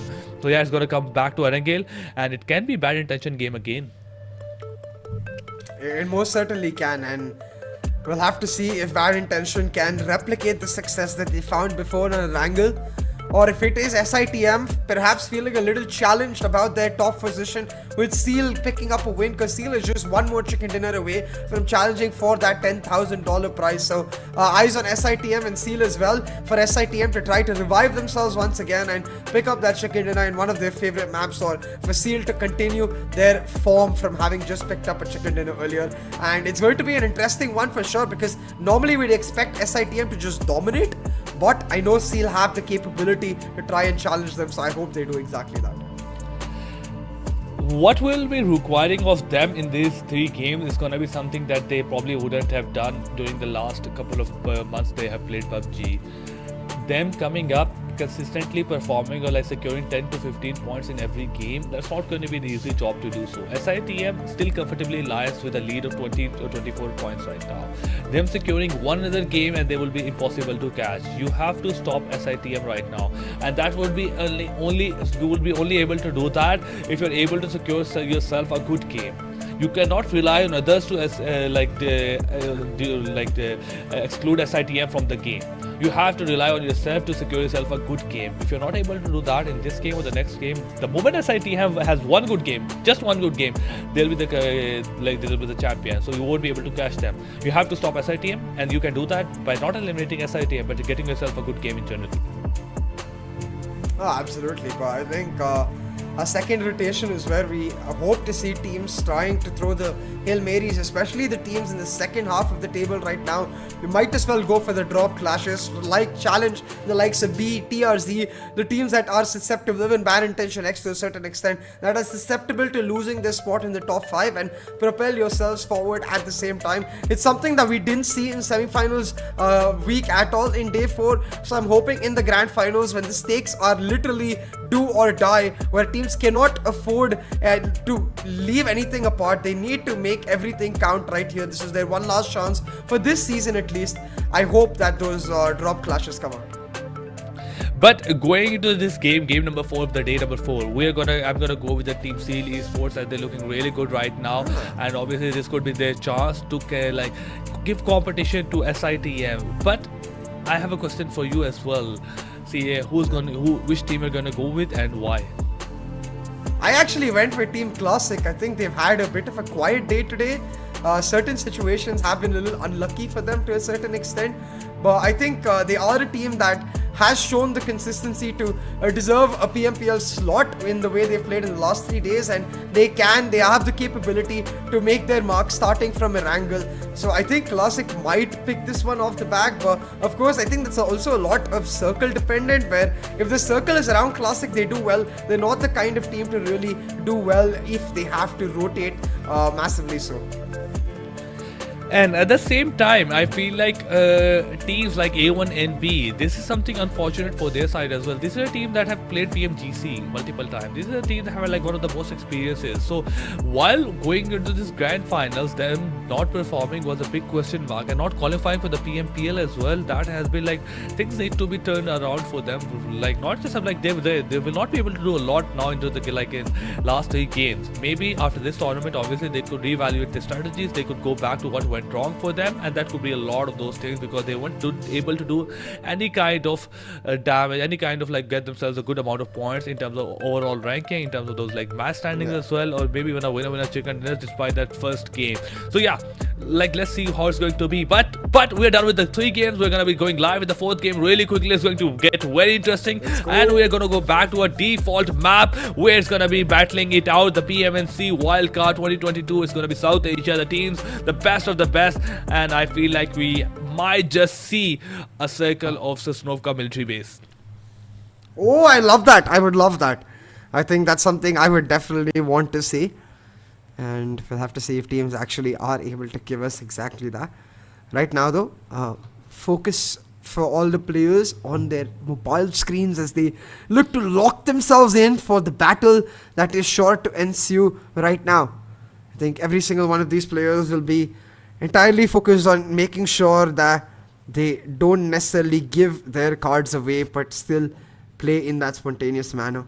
Doesn't seem like we're going to see any drop clashes with most of the teams starting to spread out the way we would expect them. SITM towards Yasnaya, Gremlin Storms heading towards Georgopol. So all in all, a great setup right now. But I really want to see at least the likes of Victor Gaming, going for that change. The teams that have nothing to lose, why not make that play?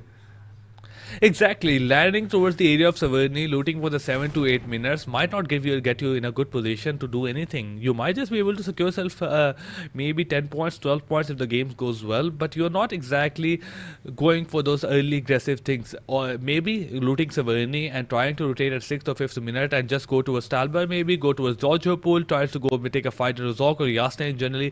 But look at that circle. It is very interesting, ladies and gentlemen. We have Noro Pinoy, Sosnovka military base coming in with the Team Sports going towards military base, Econos going to Novre Pinoy. This is going to be the main point of contention, that bridge between Milta and Novre Pinoy. That's going to be the most interesting point of contention with the team. They will not be sure whether to go towards south, whether to go towards north. Obviously, the north is a bit more favored in generally, but we have some water area involved in this circle. So yeah, we got a bit of what we wanted to see. Yeah, I definitely did. I think it's a really interesting circle. It has the potential to be spicy as well if it ends up more towards the bridge rather than a particular area. But I think that's a discussion for later. Right now, our focus, of course, on the fact that these teams are trying to ensure that they're able to get into the circle in the first place. I think teams like Bad Intention, though, will feel like they have been blessed in a brilliant spot in the circle right now. They can afford to gatekeep the bridge. They can afford to play on rotations. All in all, they're looking damn strong. So I must say, Bad Intention, the circle favors them to a large extent. Team Classic right now, they're comfortable within the position of Pochinki. They're just trying to hold that, trying to loot those compounds for the within the Pochinki as well. It's not going to really a very, I would say, a prime spot when you talk about the circle, but that still make it easier for them to rotate from all the way from Pochinki to farm, and they can also gatekeep the area of west side of the map where 1952, maybe Team TRZ as well, who will try to rotate towards those areas. But Team Classic, I feel like they can just go from Team Pochinki all the way to Mud Farm as well. But A1NB, two of their players are already on the move. They are trying to rotate toward the center as well, but a Sketch and Sinister is right a bit far behind them as well, probably trying to rotate as trying to loot as much as they can. They have to be careful with 1952. They might just get themselves caught out at the off angle, so things have to be done differently. But this is Seal Esports. They are very comfortable right now towards the Sosnovka military base. 4 players looting in a very different compound, and they're getting their hands on some great loot. Level 2 helmet, level 2 vest, some Aero is just gonna be the one farthest behind, but he got his hand on a couple of vehicles as well, so probably he's just gonna be like, oh, don't worry, you're gonna be looting for me as well. I can need some of those smokes, some of those armor as well. So yeah, find me some of that sweet loot. As we talk about Seal Esports position within the circle, they can go from all the way towards Novre Pinoy very easily. They have to avoid Equinox, but if circle takes a shift towards south, we might see Seal Esports again for the second time during the day being favored by the circle, and it could be a back-to-back winner chicken dinner for them. Obviously, it's a long stretch. Things have to be done a lot in their favor right now. Circle have to take a shift again and again toward their side, and at the same time they have to survive with those 4 players. Otherwise, that the winner chicken dinner, I just got them very easily. It will be very difficult for them.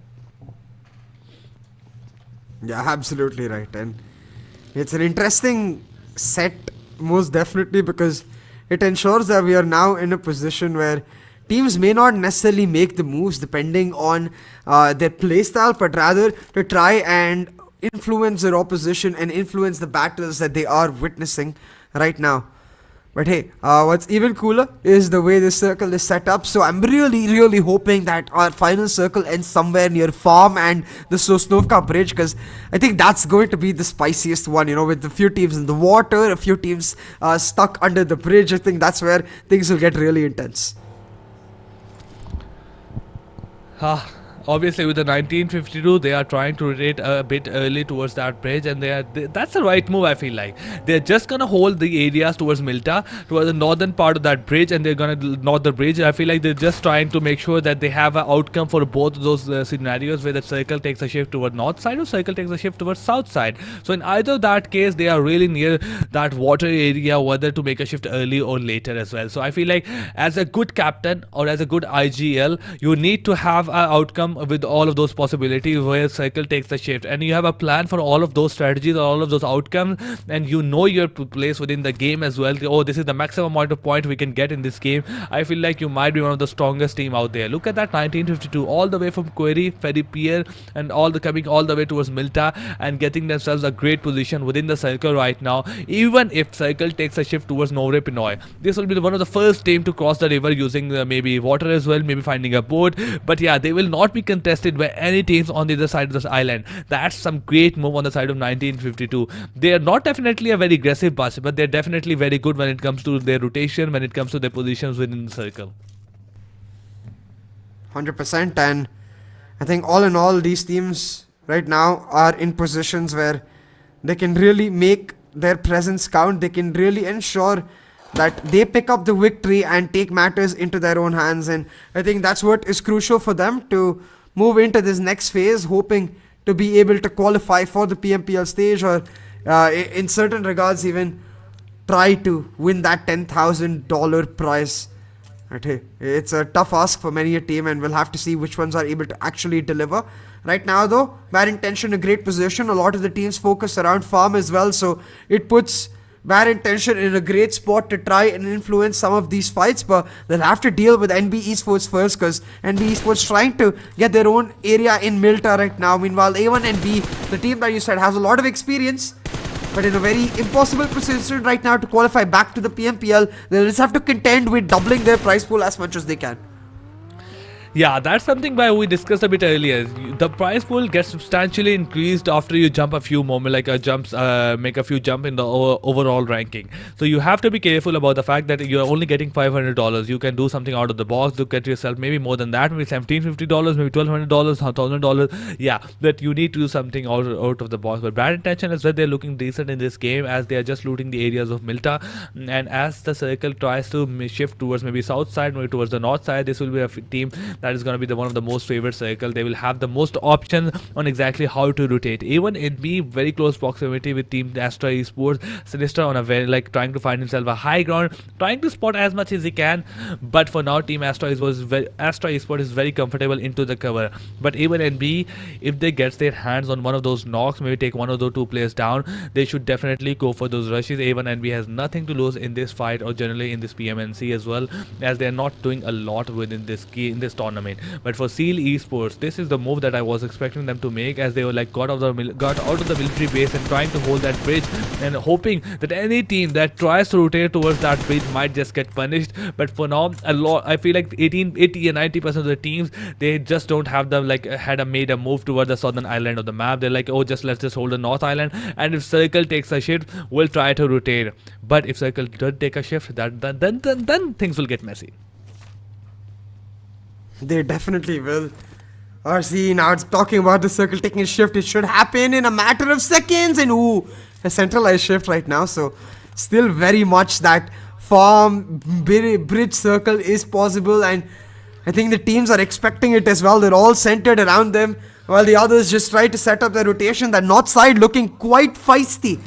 Very much stacked up, as teams just looking to get their way in and ensure that they have a chance of making their mark right now. But in a tough position, many a team will make sure that there are some fights ensuing. SITM contending with Gremlin Storm, looking to deny them that entry, pick up the early points, as well as remove a team that might potentially contend against them. Meanwhile, we've also got the likes of Stronger trying to just get into a good position towards the other part of the main bridge. So it is going to be crucial where the circle shifts. It's going to basically decide who gets that chicken dinner, and the fortune will most definitely play a part. But will the teams be brave? That's a whole other question to answer. Team NBS just trying to hold as their position as much as they can. There are 4 players alive, holding like a couple of compounds in those like out of the like outside the areas of farm and Milta, and they are almost in the center. But Circle has taken a shift, and it has moved towards the a bit of the northern area with the teams like 80% of the teams being favored. SITM coming to a north area. GSM, they might just find it difficult, but fortunately for them, the areas of mention and shelter is relatively emptier. So if they realize that, they could scout those areas. They probably can try to make the rotations a bit easier. But things that will be difficult is for Equinox and especially for Team Seal Esports. It's not going to be an easy job for them to get into the circle, especially with the Seal Esports. I feel like they could have used that bridge exactly to come from this left side, but using the water area, especially this late into the game, is going to get very risky for them. But Equinox Twist, he was on the right side. He was already trying to scout out as many safe position for his team, and now the rest of the Equinox is going to just follow on that bridge, trying to secure some compounds on the north of the bridge, and obviously trying that petrol station as well. That could be a great spot to hold that point. But for now, the teams, they are just trying to hold that area. By the way, we still not have a single team or single player getting eliminated from the game. It's turning out to be a very passive start, which means we're gonna have a very messy like late game. It most certainly does. And it's gonna be a situation where these teams cannot slow down. They have to play it safe. And oh, aye. Bad intention. They see the candy in front of them. They want to stick their hand in the jar, but they know they might get trapped instead. Sek takes the shots on Kese. He's not able to get him down. Does a decent chunk of damage though, and will make sure that Equinox are wary of their movements within this circle. With 40 seconds left to go, teams just trying to get into a decent spot, but it's really that next shift that will put them into a scramble, that will make sure that they're out of their comfort zone and might even have to take a dip in the water to cool it down. And BES, they are trying to spot as much as they can. Obviously, they are surrounded left and right with this, given the position they have in the circle. It's the prime real estate right now. It will be contested multiple times. They have to be careful with those contention, with those like engagements just going on. They have to secure this position. They have to hold in, maybe try to land some shot across the circle, across the team that are just surrounding them. But mainly they have to hold this position. They might just get rushed as well, left and right. Obviously, despite the fact that some team will just choose to contest this position, but we have 1952 like getting that airdrop, and like it will be taken by 1952 C1. He probably got his hand on some good gun and some great ammunition as well, but let's see exactly what he has. But for now, team Bad Intention, they're also in a very great position outside the areas of farm, outside the areas of Milta, as they are trying to spot the team within the circle as well. But circle again has taken a shift, and still look at that. No, it's gonna get messy, ladies and gentlemen. It doesn't have the capacity to hold multiple teams. VG and SITM coming from those north areas where you're gonna reside. There's not a lot of options that is going towards your side. You cannot find a position within the circle. You have to fight to secure that position for now. You have to go for those knocks and you have to go for those elimination. You cannot be much more passive. The water area is gonna make sure that you get try to contest those land areas as well. But for now, Equinox, he was just trying to hold that area. VG gone, and SITM obviously we predicted a bit earlier. They have started taking a fight. QB goes down, Dobu goes down, OPX one of the player OPX also goes down. Bit Bad Intention. Dylan also gets his hand on the first elimination of the game. But this is it. This is the circle that we have been waiting for so long. Yeah, this is the spicy circle we wanted, and teams now put into a very tough position as QB bites the dust and he's gonna have to just back off. I don't think his team in a great position to help him out as well. Meanwhile, Bad Intention trying to make their move in. They got Candy surrounding them on every single side, but where they make their move, that's what will count now. Still taking it slow. Bad Intention hoping to spot someone out. Meanwhile, Astra under a lot of pressure by NB Esports. His boy has some cracking aim and trying to display that, but not able to find any of Astra Esports out. Just like that, in a tough position right now, every single one of these teams will have to make a decision of how they want to proceed, have to make a decision of where they want to make their stand, because otherwise these teams are going to fall into a lot of trouble right now. 5 players have been eliminated from the game, and we are losing one by one. VG also just fighting the dust with the 2 players just left on the side of VG. Warzone and just trying to rotate towards the side of Milta. We have SITM Desert just left on the side of we have Jiro as well, who has already made his way into the circle. TRZ, they might just get their hands on a couple more eliminations, as they are a stronger team looking at that position right now. But NBES still holding that position comfortably. They have their cars parked within those compound. They have their position secured. B Esport is just moving towards the northern area of the circle. Obviously, with the teams coming in from the northern side like VG, TRZ and SITM, they're looking to punish those teams. But for now, they have been able to only secure one of those elimination points. At the same time, VG, as they try to rotate into the circle and try to get that compound forcefully, they will get punished at the hand of B Esports. It will be the first team to get eliminated from the game, and they were looking for a potential comeback after securing a winner chicken dinner during the during this last day. They weren't exactly able to continue this momentum, despite the fact that they weren't able to rotate early as well, and the circle has taken multiple shifts away from them. But NBS circle has again taken a shift, and now they are on the farthest edge of the circle towards the west side, and they have to be careful. But for now, they have to also rotate into the circle, because if the circle takes a shift, which it probably will, they'll be in a very difficult position. Yeah, and looking at the replay of how Victor Gaming tried to push B Esports in, instead Soulless made quick work of them and wiped them off the map, man. Soulless just playing that scenario perfectly, getting B Esports some crucial elimination points, because like we talked about, for B Esports, they need to deliver every single match. They need to make sure that they're on a roll when they're continuing their run of form across this day to try and qualify for the top 5 for the PMPL slot. On the other hand, TRZ are under pressure from the team we were talking about in B Esports now, as well as MAKPEN, both combining to take TRZ down, and a crucial one for them. But finally, we see Matt on the kill feed for Bad Intention X. Something works out as they look to fight and look to deny. On the other hand, OPX, they're done for. They have been eliminated. So have Victor Gaming, and I think another team may soon follow suit, with Gremlin Storm under a lot of trouble, and so is TRZ. Just one man standing strong. Craven spots out a rotating stronger Esports, but he's not able to land the spray. B Esports, they're looking really good right now with getting those 5 eliminations. At the same time, MAKPEN Momo goes down at the hand of Dexter. He's trying to secure as many eliminations as he can. Lujo get himself across that tree, trying to secure some of those points as well, but securing, trying to revive his play in this very difficult situation. But the Team Stronger Esports and Team Seal is just battling it out on the south side of the map with the 7, and Rola goes down. It's just 7 also just eliminated from the game. But as for MAKPEN, it's just not Team B Esports. TRC on their right side as well, but team at the same time, Mamba just also throws a lot of nade. Moma goes down, but for now, Team MAKPEN Palzang, they're just surviving without losing, with only losing 1 player in the game. And B Esport, they're still holding that position. They have been doing so for the last maybe 10 or 12 minutes of the game. But this was the nade that we were talking about. Palzang just throwing that nade to getting connected on Monda as well, and now they are not looking so good. As for Gremlin Esport, they also lose one of their players. NBES, they got their aim set on MAKPEN, as Team MAKPEN will try to rotate into the circle. They're probably going to get punished a lot by Team NB Esports just holding those areas.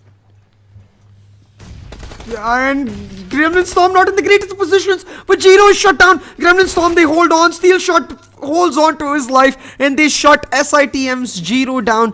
SITM still have a couple of players, I believe. No, just 1 player left alive in Desert, and he's going to look to avenge his teammates, but he's not in the greatest of spots, because while he is in the circle, he doesn't have any open positions right now. On the other hand, we've got, slowly but surely, the circle about to close in. 20 seconds left as he looks to take a shift, but Bad Intention X, they face the pain. Mehdi and Siam find their way to the grave, and a huge play there from NB Esports. That's Bad Intention X, I believe, out of the game, right? Yeah, Bad Intention X eliminated all in all out, and a huge play from NB Esports to take out one of their nearest oppositions.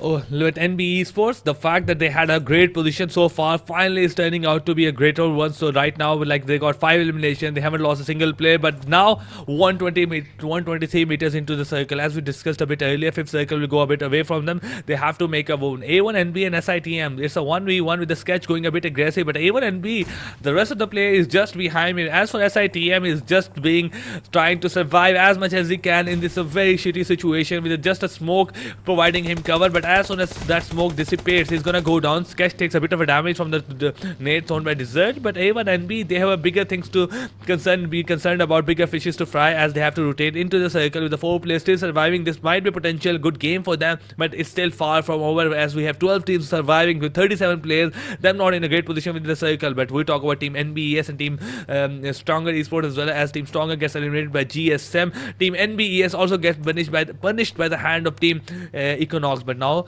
SITM Deserts tries to spot as much as he can with a steel shot just going right in front of me. Will he be able to take some, get a player out? But Desert, he needs to be careful, as he's taking a lot of damage from the circle. Has to rotate into the circle as well. Will he able to do so? He's taking a lot of damage, but no, it's not going to be an easy job, as he's going to go down at the hand of Play Zone, because the circle, because his vehicle's tires has already been bursted. It's not an easy job for him to rotate. SITM meanwhile have been eliminated. B Esports as well might just follow suit soon enough, because Soulless, he has been finished off by Sec. Currently in the circle, Seal Esports in a great spot, 1952 as well. Classic not so much right now, as Scooby as well will be knocked out. A1 and B Esports focusing in on the rotate now. I know they haven't had the greatest of series, but if A1 and B pull off the chicken dinner, maybe back-to-back chicken dinners could get them back in the discussion, but that's a far tale to discuss right now. They've just got to make sure they make this game count, get as many eliminations as they can with just a 2-man team. They just won't be able to push strong. On the other hand, Equinox, a team that still has its hopes alive if it's able to consistently perform, now has to contend with the likes of Seal, because look at Seal's position, man, all towards the coastline. They're allowing the teams to fight against each other. They look to pounce later on. And that's the greatest move of all time. I feel like they don't have to get themselves into those fights, don't have to get themselves into unnecessary fights, and probably have to just hold the position they have right now. NBES, despite the fact they had a great position in the game, but now as they try to rotate into the 5th part of the circle, they're getting punished left and right. Riley finds Monda, take him down, and now we are left with Sec only. Sec opens that gate, and if you can make your way into that compound as well, we might just be able to revive you. But Siri and Domi, a couple of shots from them, is able to secure that elimination as well. Team Astra Esports, they have got their hands looking towards a good compound on the northern part of the circle, and they're trying to hold their position as much as they can. At the same time, they're trying to land some shots on the multiple teams that are just on the outskirts of the circle. A1 and B, their rotation has also costed a lot, life of two of their players, with an I3 and K9 just getting eliminated from the game. 1952, they're still surviving. Anti-Draw is gets eliminated from the game, but Team 1952, they still have their 3 players surviving. They are relatively closer to the circle as compared to A1 and B, but I feel like 1952 might just get eliminated from the game as they try to rotate into the circle, because that will not be an easy job to do so. This is going to turn out to be a very deadly circle. As for NBES, one of their players still surviving, and it's going to be difficult for him to find any position within the circle as well. Yeah, it's going to be very difficult right now for them to make their move with the circle as well. Really favoring Seal Esports to a large extent. Seal Esports looking to put the pressure on SITM, fight for that $10,000 prize, and they're happy to let the other teams fight it out. 1952, meanwhile, played perfectly. The teamwork really coming out to keep themselves alive. They deny the push of A1 and B, but will they have enough time to revive and make their way in? It seems to be the case. Lukashi back on his feet, but yeah, he will be downed again, so they'll just have to sacrifice him for now and look to play on the rotation while Sec gets spammed out. Cage will eliminate NB Esports off the gate, and MAKPEN as well, suddenly under a lot of pressure. Astra Esports popping off. We've got Seal, Astra and Equinox in the circle looking for the wheel, and I must say Seal in the best spot, RZ, right now. Did not expect that at all. Did not expect that at all. This is not how I expected it to turn out to be. But with the team class as well, they're 2 players surviving. Team Astra Esports still holding that compound with the team class and trying to push. They're going to use some utility on their side, but this was Equinox just taking MAKPEN out of the game with the Pelzang, giving a bit of a peek with his head, and Domi punishing right there. And then Team Classic outside the house right now against Team Astra Esports. Okay, Riley finds a very small window to throw a nade and get connected to Eric, takes him down, and we have only left with 1 player on the side of Team Classic. A nade will be thrown. It might just get connected. Also takes a bit of HP, just a tiny bit of HP away from the Kenny Oxy, but Riley goes out of his way, takes a shot on the Team Classic right now, and eliminates them from the game. 8 elimination on the side of Team Astra Esports, and Riley is looking super good right now. 4 of his eliminations are out of 4 eliminations out of 8, and he's getting a bit aggressive on the either side. Was solely responsible for taking Team Classic out of the game, and also taking a lot of danger that was just residing next to him. But as for Team Seal Esports, they're just trying to push a tiny bit in the circle. And for Equinox as well, they're looking really, really good right now. 4 players are still surviving. East side of the map is just on their edge, and they have the like good amount of map control generally as well. So in terms of like numbers advantage, this will be the most favored team. But look at Ryuk, where have you gotten yourself into? How did you get yourself in the center of almost everybody? Oh my god. Yeah, exactly, right? But 1952, meanwhile, we get caught out. Arrow picks up that. Seal, $10,000 in their eyes. They can see the light at the end of the tunnel, and they want to keep that momentum going. You can see how much it means to the players in their cams as well.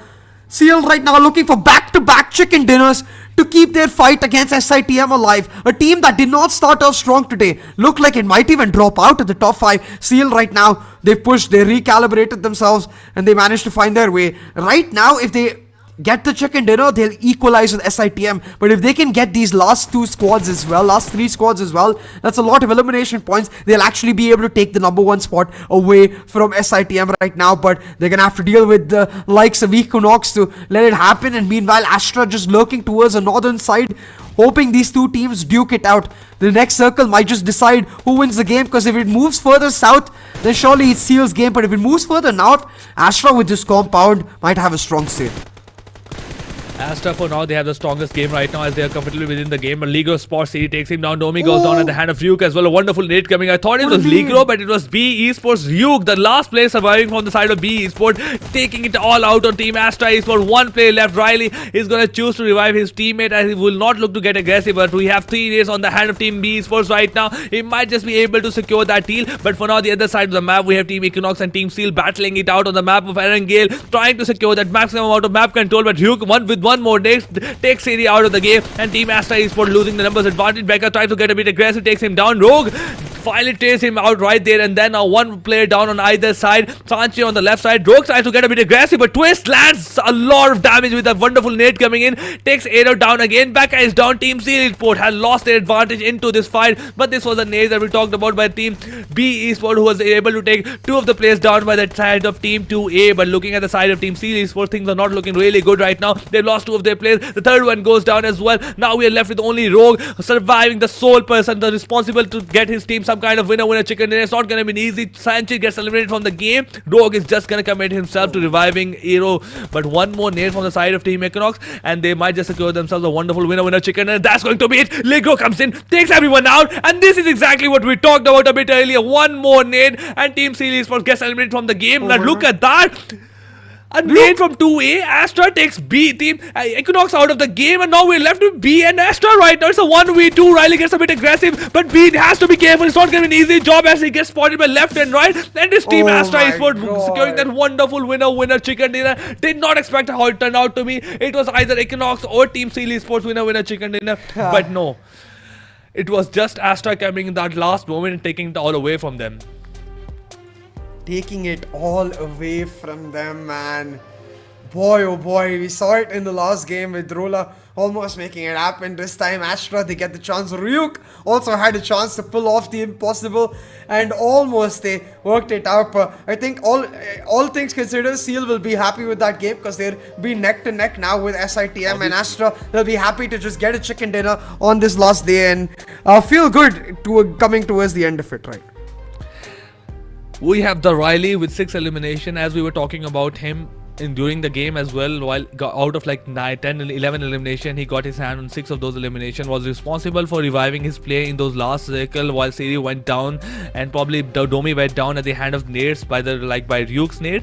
He was responsible for reviving his teammate as well. He got like the most damage, or second most damage received. He got like only second most damage done, the most damage received as well. He got the most knockout in the game. The sole person solely responsible, not solely, like very much responsible for carrying his team in towards the winner chicken dinner. But one thing that you pointed out very much in this game is like SITM and Team Seal Esports potential right now. SITM got eliminated right a bit of early, and Team Seal Esports with a very good game, they are closing that lead on the side of Team SITM and Team Seal Esports, with the potential of like them taking the championship title as like national championship title towards their side. But we have head to head in front of us with Astra Esports dominating in all of those 3 categories.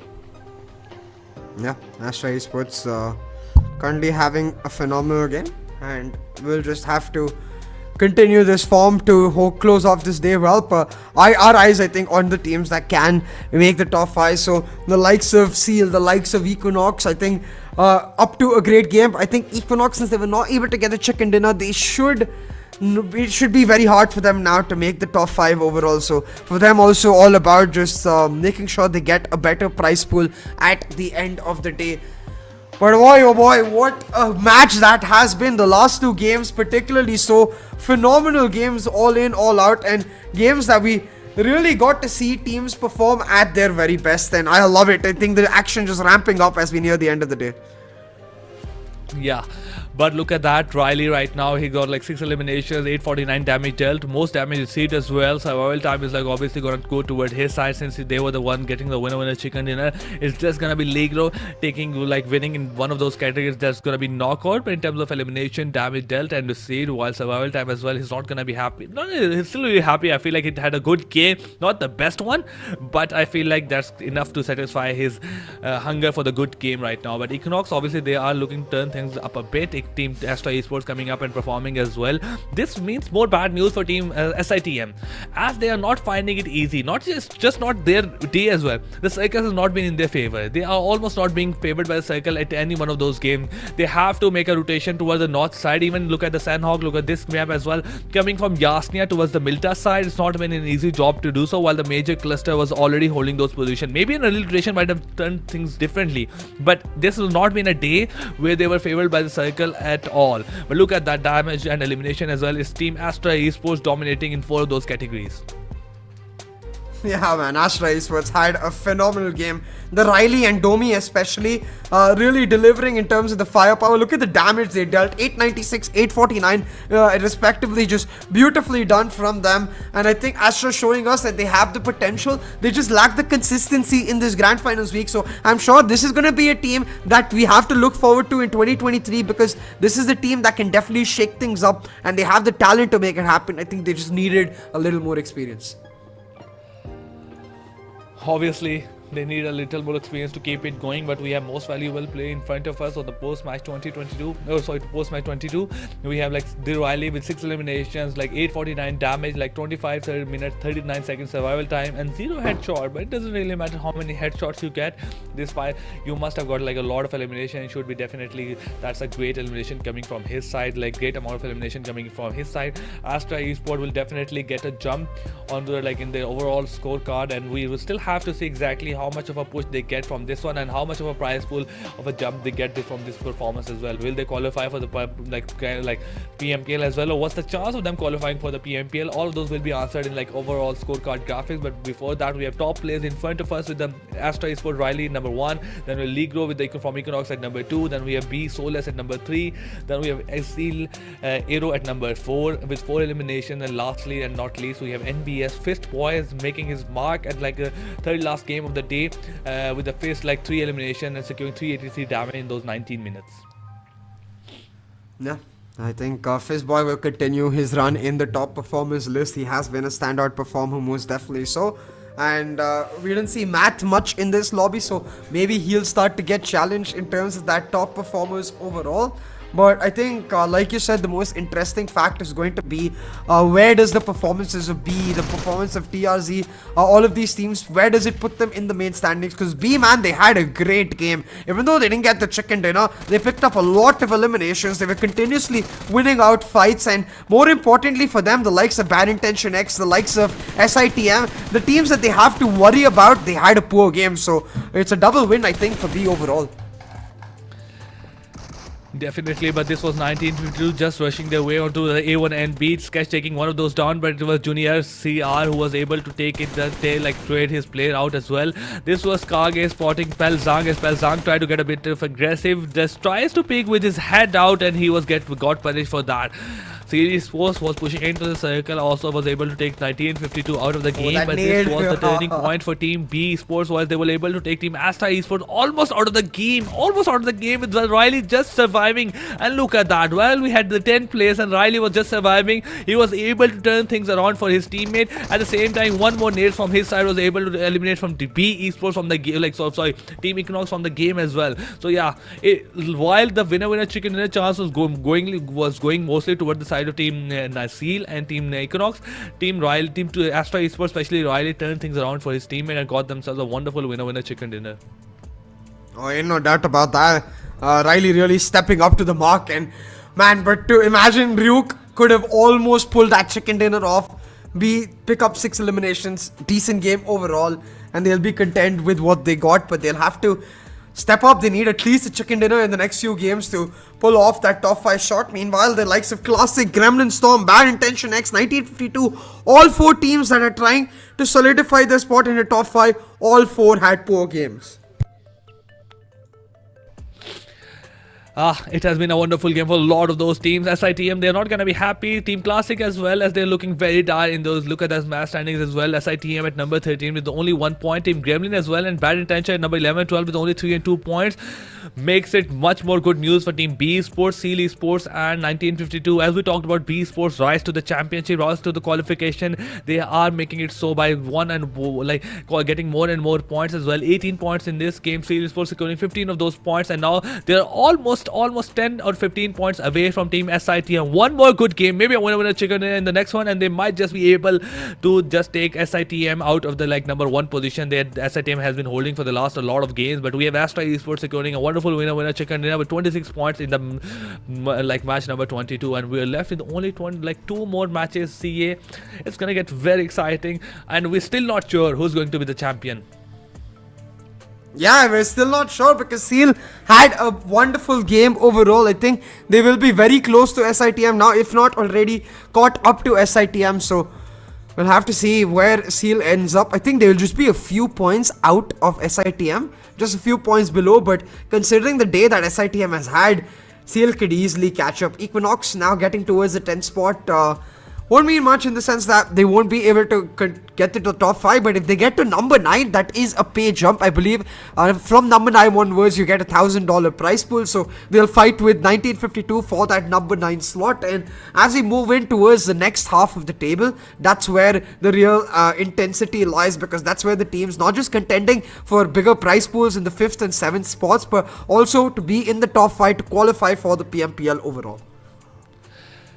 You are exactly right. The page number 1 is going where it's going to be interesting. And look at that! Look at that! Did not expect it. B Sports at number 5 right now with 184 points. A miraculous comeback onto the PMPL, in the PMNC South Asia Wildcard Grand Finals. Did not expect it from them at all. Maybe it could have been 1952, but B Sports with back-to-back performances in the whole day, they have made it to the top 5. And look at that, other than the team, just that Seal and SITM, the gap is almost closed. It has come down to those last 2 matches. We'll decide the winner in those last 2 matches. And CA, it has been an absolutely wonderful competition so far. Man, I love it. B Esports making that leap, but their job just not yet done. Team Classic and Bad Intention just 1 point away. Gremlin Storm just 7 points away. B, they gotta keep the pedal to the metal. They gotta keep going. They cannot slow down. Meanwhile, Seal and SITM, like you said, they're fighting with each other, not just in the overall standings, but also in the top performance table, as X-Becca goes 1 above Desert. Matt, though, happy to stick into that top spot. Dylan will not be moved away. But Fizzboy, if he keeps performing this way, he might be able to take him out. But look at the sheer difference in terms of time between Matt and Fizzboy, man. That's just insane.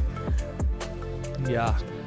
43 eliminations, then we have Fizzboy 37. Obviously, he got 3 eliminations in the last game. Then we have Becca from Seal. I mean, they did not expect to see someone from Seal in the top performers, but SITM Desert at number 4 with 36 eliminations. Then we have TRZ Mamba at number 5 with 33 eliminations as well, and the second most survival time in this one. But the Fizzboy, generally NBS is just trying to survive for as long as they can, not trying to get a bit more aggressive. But ladies and gentlemen, we are done with the 4 games of the day 4, and we're left with only 2 more games. It's going to be Miramar and Sanhok. CA, before you bid us farewell for forever, obviously in PMNC 2022. What are your thoughts on the map of Miramar, and who exactly you think is the top contender to win the PMNC championship?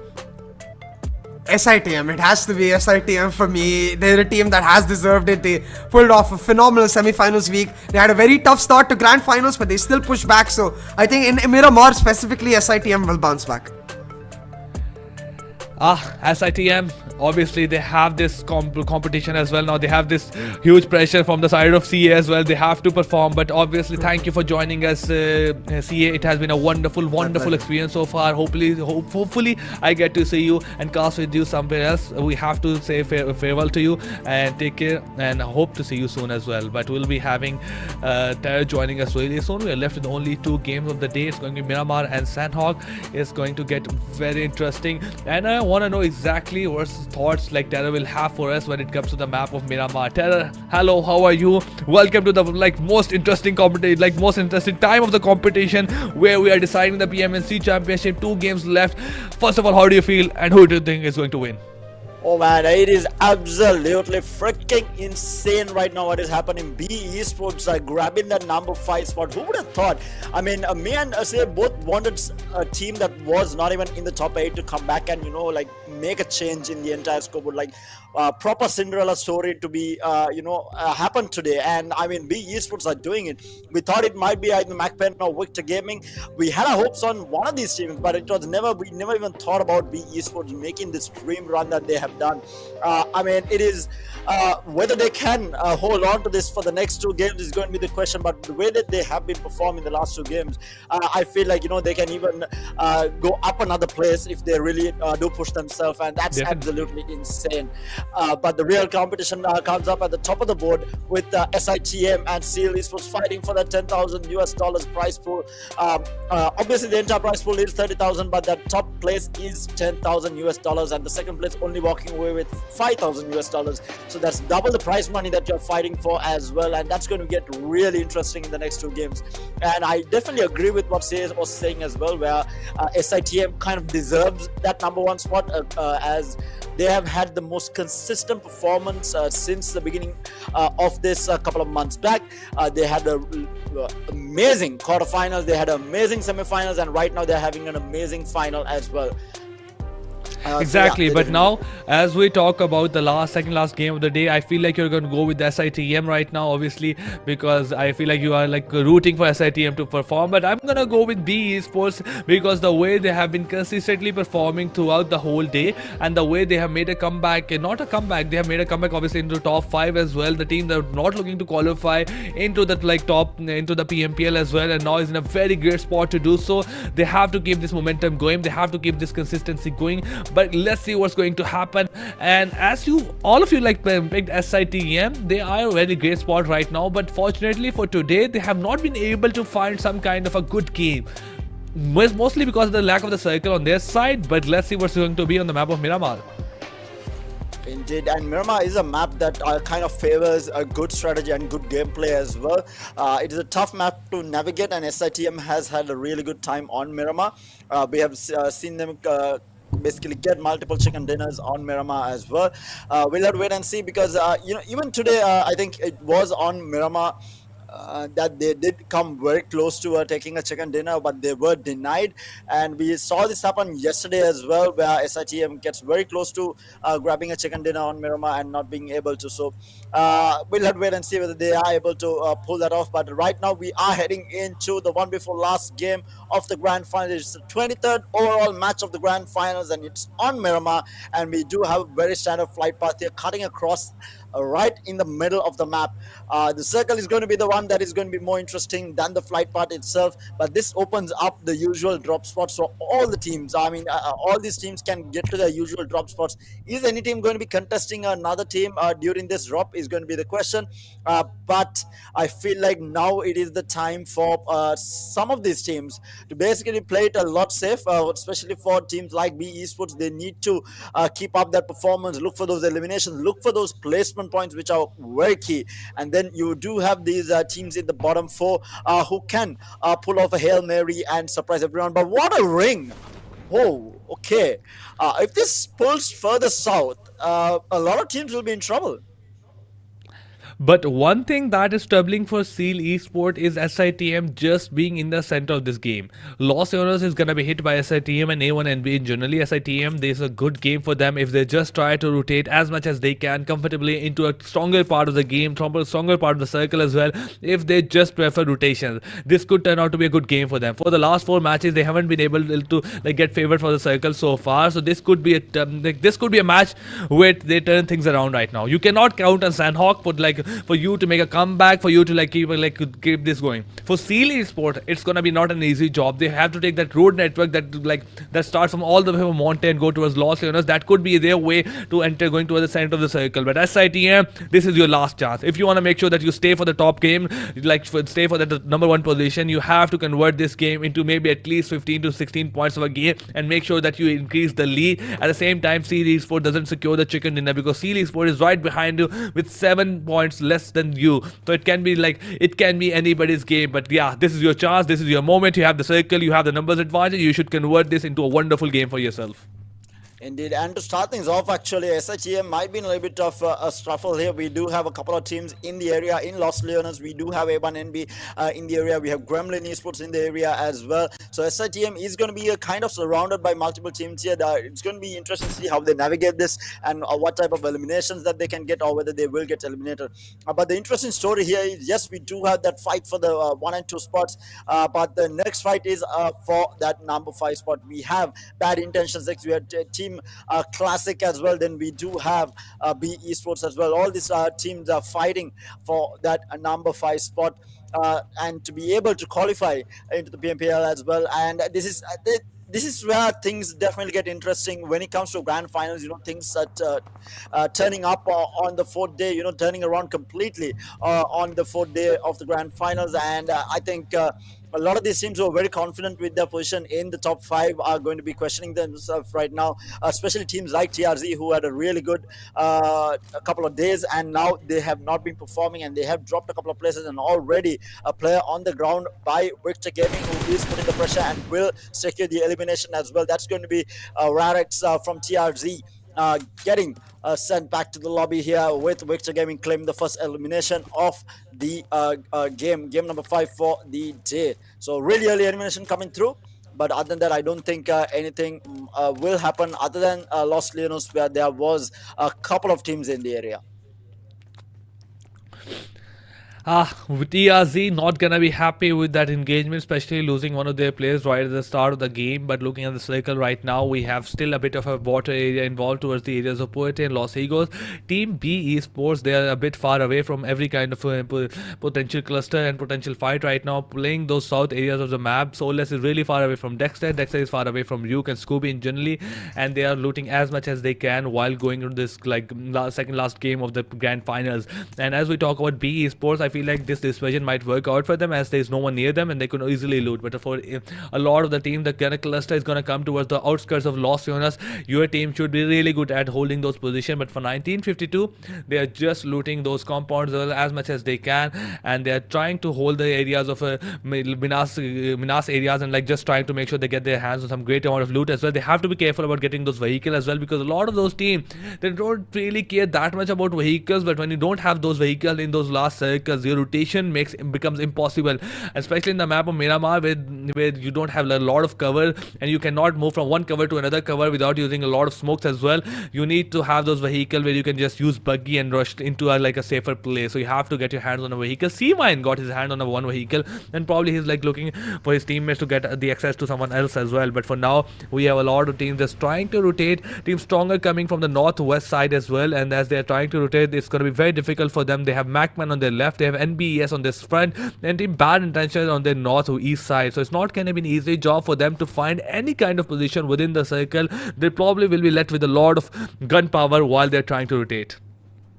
Yeah, and Bad Intention is going to be holding the power grid mountain ridge as well. So this is going to be a bit of a tough one for Seal as well as Stronger Esports when they are coming through. If BIT can pick off a couple of eliminations here. Matt, even yesterday we did see Matt here when he is situated in Power Grid in this situation. He tends to pick off multiple eliminations, especially going for these 1v3 fights as well. He tends to thrive in this area. So any team that is rotating through Power Grid needs to be careful. Whether BIT will give up this position soon or whether they will hold it is going to be the question. In the meantime, we do have a fight happening. That's going to be BG. Damage been taken out. There is a fight happening. SITM as well. SITM pushes forward. Will get a Warzone. Warzone goes down to 90 degrees, who was pushing forward. So these going to be two of the players in on the side of Victor Gaming down for the count. And in the meantime, TRZ looking to get aggressive even more. They're pushing forward in a bit of a fight here, and they will find another elimination on to Victor Gaming. Down to their last player who is up and running. Where is the last player? He is going to be in this area here. He does get spotted. No, that was another player who was down. The last player has not been spotted out yet, but Victor Gaming down two players already, not the position that they wanted to be in, trying to grab as many points for that prize pool as well. So Damage is going to be the last one surviving. He is in a 1v3 situation against TRZ here. He is going to be hiding out for the time being. Who is going to be running into him is going to be the question. 90 degrees is moving up. Needs to be careful. Does get spotted out. Sorry, he was actually knocked. So that is going to be another player on the side of Victor Gaming actually eliminated. I thought Damage was up there, but he was actually knocked. So there is one more player on the side of Victor Gaming roaming around somewhere. Needs to be careful. That is going to be Gone, who is pushing forward. Mad Cat is going to be in the area. Picks at the right moment, and there you have it, ladies and gentlemen. We do have Victor Gaming, the first elimination of game number 5 for the day, and that's a very disappointing finish for them. In the meantime, TRZ did lose one in that engagement. We had Team Classic lose out on a play in that engagement as well. Sorry, in a different engagement. I think it was SITM who was taking that fight against Team Classic there. But having said that, we do have Los Leonos. The density in Los Leonos is absolutely insane. We do have Team Equinox pushing forward here. We have Team NB Esports as well. We have Astra Esports in the area as well. And then we have Gremlin on the towards the eastern side of Los Leonos as well. The density in Los Leonos, which is center circle right now, is absolutely crazy. In the meantime, Team Classic is in a bit of a scuffle against NB Esports. NB Esports looking to get as many elimination points as possible, and Team Classic looking to survive. They're trying to fight their way back into the top 5 place as well. Equinox in the meantime has found airdrop as well, and they will lose a player on the side of Team Classic to a grenade that came through, and they will secure the elimination as well. So Team Classic is down 2 players already, down to the last 2 in the team.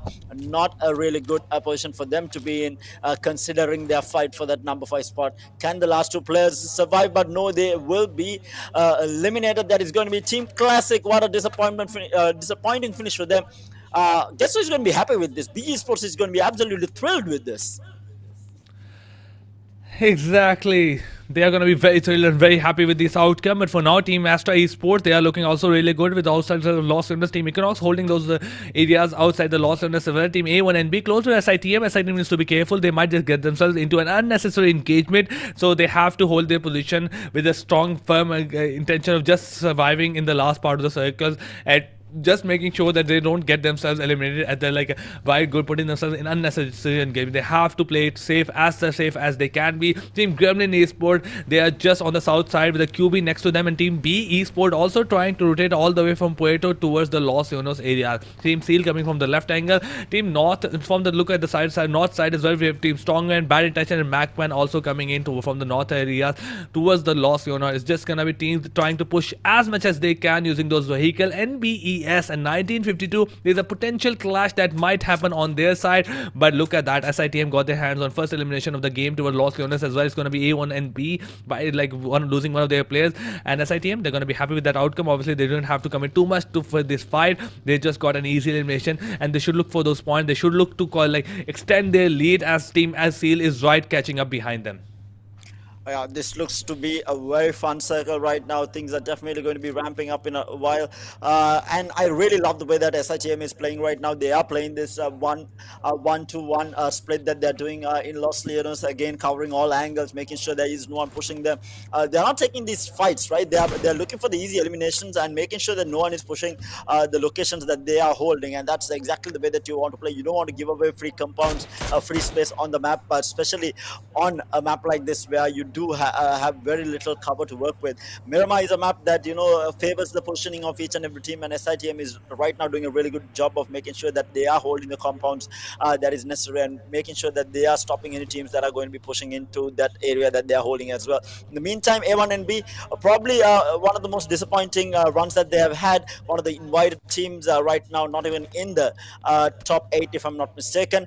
They are looking to make their mark and prove why they are one of the best out there. We'll have to wait and see whether they are going to be able to do that. Right now, they do have the numbers here. They do have all 4 players up, and they have found themselves a decent bunch of compounds to work with and making sure they do cover all angles and not let any team push forward. But right now, Seal Esports coming in from the eastern side, might be running into Equinox at some point. We have BITX who did a whole 360 and rotated completely around. I'm trying to spot BITX here. I'm not actually seeing them. BIT, well, oh, I do see them. They are right next to MAKPEN, Stronger Esports, and Equinox, so they are in thickest of things there. Going to be a tough fight if they do get into an engagement there, because there is so many teams that can third party that. Seal Esports fairly safe right now. They have no one in the vicinity. TRZ completely safe. Gremlin as well. Gremlin might get pushed from B Esports, so he's coming in from the south, but does not look like they will take that engagement. But for the time being, majority of these top teams are completely safe and A-okay. You're right, but Circle taking a shift put some teams in a difficult spot with the Seal Esports trying to come towards the south side of Los Leones. It's not getting an easy job for them to go into the circle, with the team Gremlin also trying to rotate as soon as they possible towards the outside of the Los Leones as well. They have got themselves towards the a good edge of the circle, but for now they should be careful of the B Esports on their right and SITM on their left side as well. TRZ and Seal Esports, they might just battle it out on the outskirts of Los Leones. This is a fight that's not really a great idea for Team Seal Esports in generally, as they might just get caught outside the circle and might just commit themselves in a lot that shouldn't be able to commit. At the same time, they have to look for a bigger picture in mind and shouldn't go for those unnecessary engagement. At the same time, B Esport also trying to find some good spot for their teammates. Obviously, they are just trying to scout as much as they can with using those buggy. Gremlin Esport, they have found themselves a great spot within the edge of the circle. At the same time, they're trying their best to park those vehicles to make sure this vehicle stays safely. D46 is a bit on a high ground, trying to get as much information as he can. He got his hand on a couple of great amount of loot with his 3 first aid kit, 1 med kit, 2 smokes, 1 molotov, 1 flash and 2 nades. At the same time, level 3 helmet and level 3 vest and backpack as well. So I feel like he's gonna have a great game. But B Esport very right next to team Gremlin Esport, but SITM not a great outcome for them, as they have lost one of their players, but still not out of the game, as he's still knocked down. Yeah, SITM in a bit of a scuffle against A1 and B. That was who took out one of the players on SITM. Only knocked, like you said, not really eliminated. SITM needs to be careful. They're obviously fighting for that top spot. They do get the res off on the player that was knocked. So SITM is going to get pressured by A1 and B. This is the risk of playing these 1-2-2 splits or 1-2-1 splits or 2-2 splits that they have been doing. It's obviously a risk, but in the meantime, Jiro has an angle on 1952 entry draw here. He was spotted.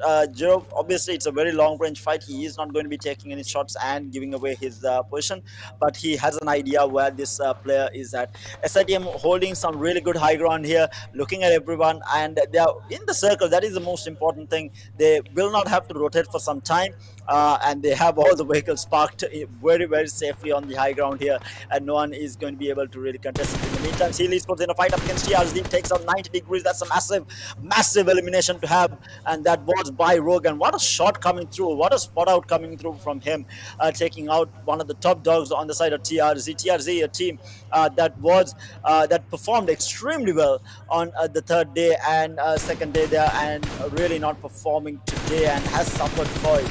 Meanwhile, BIT is moving in, and look at where the circle has shifted. This is going to leave a lot of teams in a lot of trouble here. Stronger Esports set to be in a really good position. BITX might get a free entry as well into the ring, but right now it is going to be MAKPEN Stronger Esports who have the ultimate position inside the ring for the time being. Ooh. Team SITM tried to get a bit aggressive on the side of other teams as well with the A1 and B. Sketch taking QB down. It's not going to be happy. Sketch also helps like QB gets eliminated from the game. There's one more elimination. A1 and B. The rest of the team also tries to join up.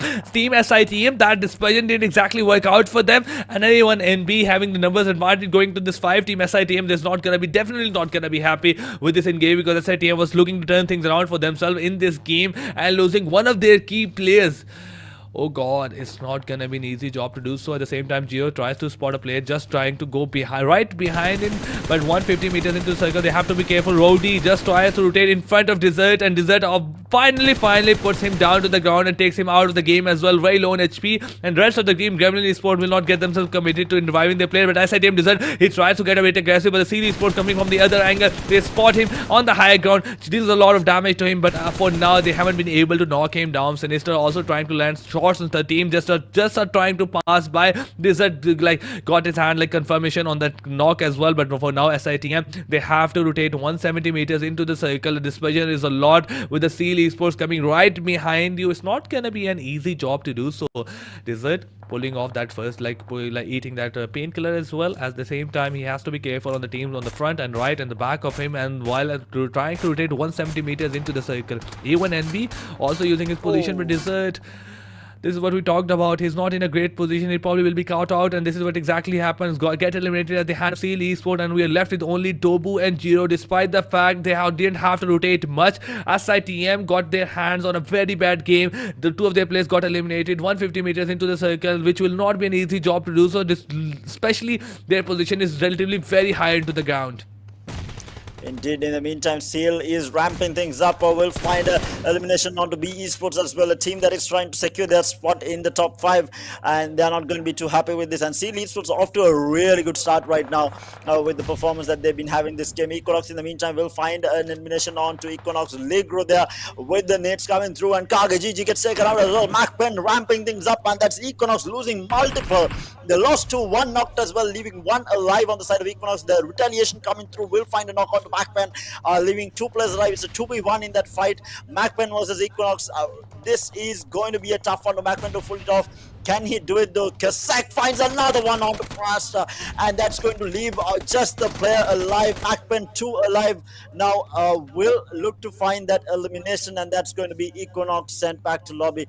But MAKPEN paid dearly for that fight, with only leaving 2 alive in this entire game. But Equinox not going to be happy with that, getting eliminated that early on in the game. In the meantime, we do have A1 and B in a really good spot. SITM has 2 players alive who are trying to move into the ring, and it takes another shift here, not going to favor a lot of these teams. In the meantime, B Esports will find a knock on to Seal, as well as Strong OPX unknown into Strong as well. Strong Esports in a lot of trouble. In the meantime, B Esports getting laid into by OPX on that high ground, and Dexter managing to just get away, and they are going to get pushed. Seal Esports are staying strong, and B Ryuk and Solus both getting eliminated now, and that's going to be B Esports left with just a player alive.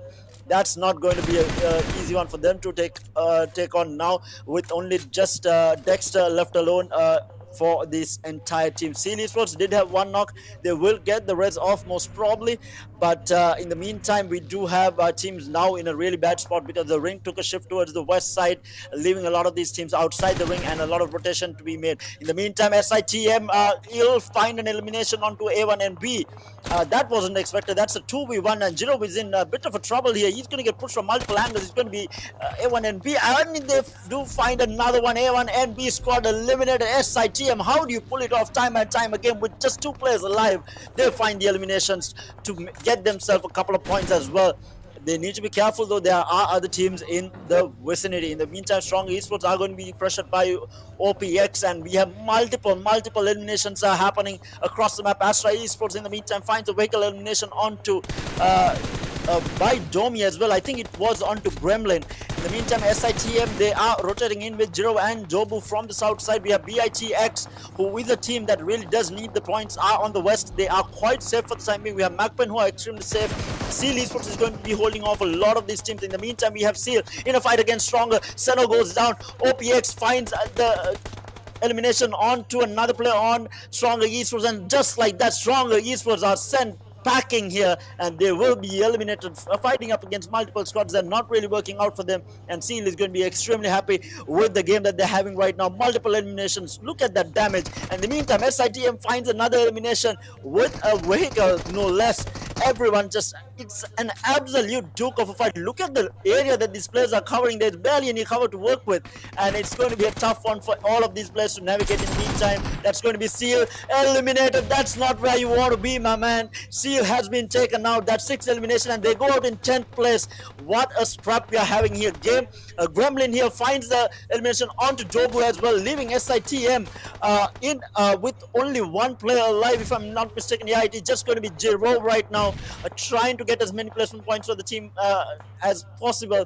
But what a circle we have had here. What shifts it has taken. Jiro in a really bad spot. Right now, he is covered by a bunch of smokes from Gremlin, but as soon as he does get spotted, that's going to be an easy elimination for them to pick off as well. But things are definitely ramping up, RZ. Things are looking very interesting right now, especially with the team Seal Esports getting eliminated and SITM still surviving, but Jiro is the only one left on their side. It's not going to be an easy job for him to continue the survival process. OPX, there's 7 elimination on their hand, throwing those nades left and right. 1952 taking damage from those nades from by unknown, but nothing concerning as they're still surviving. Jiro, he had like through the last nade that he had his hand dealt a bit of damage to GSM, but nothing concerned on the side of Storm Esports. And the team SITM, they don't have a lot of players to play with, only one player left. Team Bad Intention, they're looking really good right now. One player in the circle, while the rest of them is nowhere to be found. Like, they have to make the rotation, and one of their players might just have found themselves a good spot within the circle. Lukashi throwing those nades left and right and trying to deal some kind of damage to MAKPEN. SITM, Jiro very low on HP. At the same time, the circle is taking a lot of damage to them. Will he able to survive or not? Dylan spots him, takes him down. Jiro also tries to make a bit of a rotation. He might just cut caught out. D46 at the same time takes a lot of damage from the Dylan. Dylan using his advantage within that position, trying to punish and aggressively and deal damage to anyone as he can, with the GSM taking a lot of damage by the hand of Dylan generally. He is an impressive and spots Domi as well. Still shot gets spotted as well, possibly takes a bit of damage. Obviously, he has to go back into the cover. D46 is gonna bite the dust. He will not be able to survive, but Jiro finally makes it into the edge of the circle, takes one player down. But now, what your strategy is going to be? Are you gonna be rushing in? And he's just gonna be rushing in towards the center. Can he pull it off? Can he make it happen? He has just caught himself into the center, and fortunately for SITM, that might be the riskiest but the best rotation of all time for his team right now. Good God, this man, the confidence he had to come forward. In the meantime, we have NB Esports taking out Team Astra here. Astra Esports is sent packing in 9th place. Again, not the best of finishes for them, but Bad Intention next year with all 4 players alive in a really good spot to claim this, including OPX as well. In the meantime, OPX will find an elimination onto 1952 as well. And what a game we are having on our hands here. SITM, Jiro smacked that center of that circle there. Dylan, in the meantime, finds that elimination onto NB with that grenade coming through as well. They are trying to put the pressure here. Mondo will get taken out there. That's an elimination as well, and that's going to be Gremlin. A squad that really needs the point will get eliminated by OPX. And in the meantime, Dylan, Matt is going to be pushing into NB. They will find the eliminations as well. NB Esports in a whole lot of trouble, and they will get eliminated. I think there is one more player alive. I know there isn't actually. NB Esports will get eliminated as well. But right now, OPX as well as BITX in prime position to try and claim this winner chicken dinner with 4 players alive. OPX in a really good spot as well. They do have that spread going for them. They do have that circle as well. But the man who is right in the middle is going to be Jiro, who has smoked himself off. There is Dexter, who is ratting for B Esports right now. In the meantime, MAKPEN in a fight will get taken out there by OPX, but it was actually BIGX who finds that knock as well, and they are looking for the elimination to follow through, not really finding it. They need to be careful. In the meantime, 1952 is going to get pressured by OPX as well. OPX will go for the res here on his teammate. and they are going to be safe for the time being. But BITX, with all 4 players alive, as well as OPX, who has all 4 players alive, are definitely set to try and grab this OPX at the bottom of the group. Really need a win to grab a couple of extra points. In the meantime, B Esports will get eliminated from the game in 6th place here, leaving 4 teams alive, with Dylan taking out MAKPEN there with another grenade kill coming through from him. Dylan, what a game, what a grand finals he has been having. In the meantime, OPX putting the pressure onto 1952 as well. MAKPEN being eliminated. OPX now looking, setting their eyes on 1952 as well. 1952 will be in a little bit of trouble here. They are in a bit of a tough fight and they will get eliminated. BITX now with OPX, leaving 3 teams alive. Jiro is the only solo here, and it's going to be a 4-on-4 duke here between BITX and OPX, with Jiro watching the entire time. Dylan finds a nade kill onto OPX, unknown as well. They do find the elimination, another knock on to OPX as well. They are pushing forward. What is Jiro going to be saying about this? There is the entirety of OPX gets absolutely wiped by BITX, and now Jiro fighting up against 4 players. Can he pull this off? A 1v4 for SITM. He managed to get himself into center ring, and he's holding on. He's getting pressured from multiple angles. He has the cover to work with, so team won't have an easy time pushing forward. He does get quite a bit of damage done, but he's getting pushed from the left side. He's going to take a lot of damage down to the last bit of HP, and he will get taken out, and that is bad intentions. X claiming the winner chicken dinner. And what a performance they have had. They absolutely needed this to make it into the top 5, and they get exactly what they were looking for. What a performance, with 12 elimination and 27 points to boot as well for Bad Intentions X. I mean, what a game it has been for a lot of those teams out there, especially OPX, Bad Intention, and definitely SITM. The way it was turning out to be, didn't expect them to survive till this, like, the latest part of the game, the second last team to get eliminated from the game, but the last team to get eliminated from the game. That was a wonderful, I feel like probably the best of rotation. The way he took out the player in the center and made that rotation, I feel like it could not have been better for SITM. He probably made sure the qualification of the PMPL, or definitely the qualification of PMPL. At the same time, he quite made sure, like, by the big majority, a big percentage, that his team get the title of, like, PMNC 2022. But we have Bad Intention with the Dylan securing 8 of those wonderful eliminations. Look at that. He's responsible for wiping out 2 whole squads by himself. 922 damage, 4 knockouts, and that is twice more than his whole team combined. Like, imagine, like, his team has like 4 eliminations and he has 8 eliminations by himself. This is the level of this is like Dylan on his, like, a different kind of performance and a different kind of level than his team. He's an absolute beast. Even look at the damage, right? The combined damage of his entire team is his damage right now. We have Revan with 440, we have Siam with 374, and we have Mehdi with 57. Combining these 3 damages, basically Dylan's damage output that he has done for Bad Intention next bit here. And he has been having that wonderful semi-finals, a wonderful grand finals right now, top performer, and he's going to be holding on to the top performer slot as well with that 8 eliminations coming through. But let's have a look at the head-to-head. 12 eliminations to 9,793 damage to the 1,373 here, with 6 assists on the side of Bad Intention X, as well as RGC with the 3 assists coming through. But the story of the day is going to be that fight for that top 5 finish here. Bad Intention X now putting the pressure back again.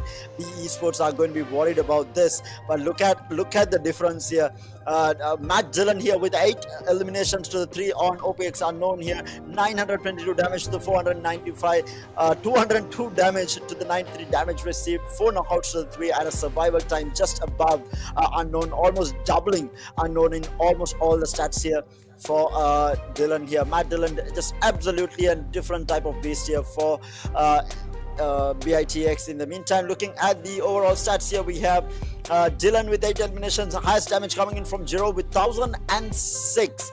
That is absolutely crazy. And then Raven with assist of 3 assists coming through, Domi with 568 healing coming through, and Jiro with 4 knockouts as well. He had definitely one of the best games possible.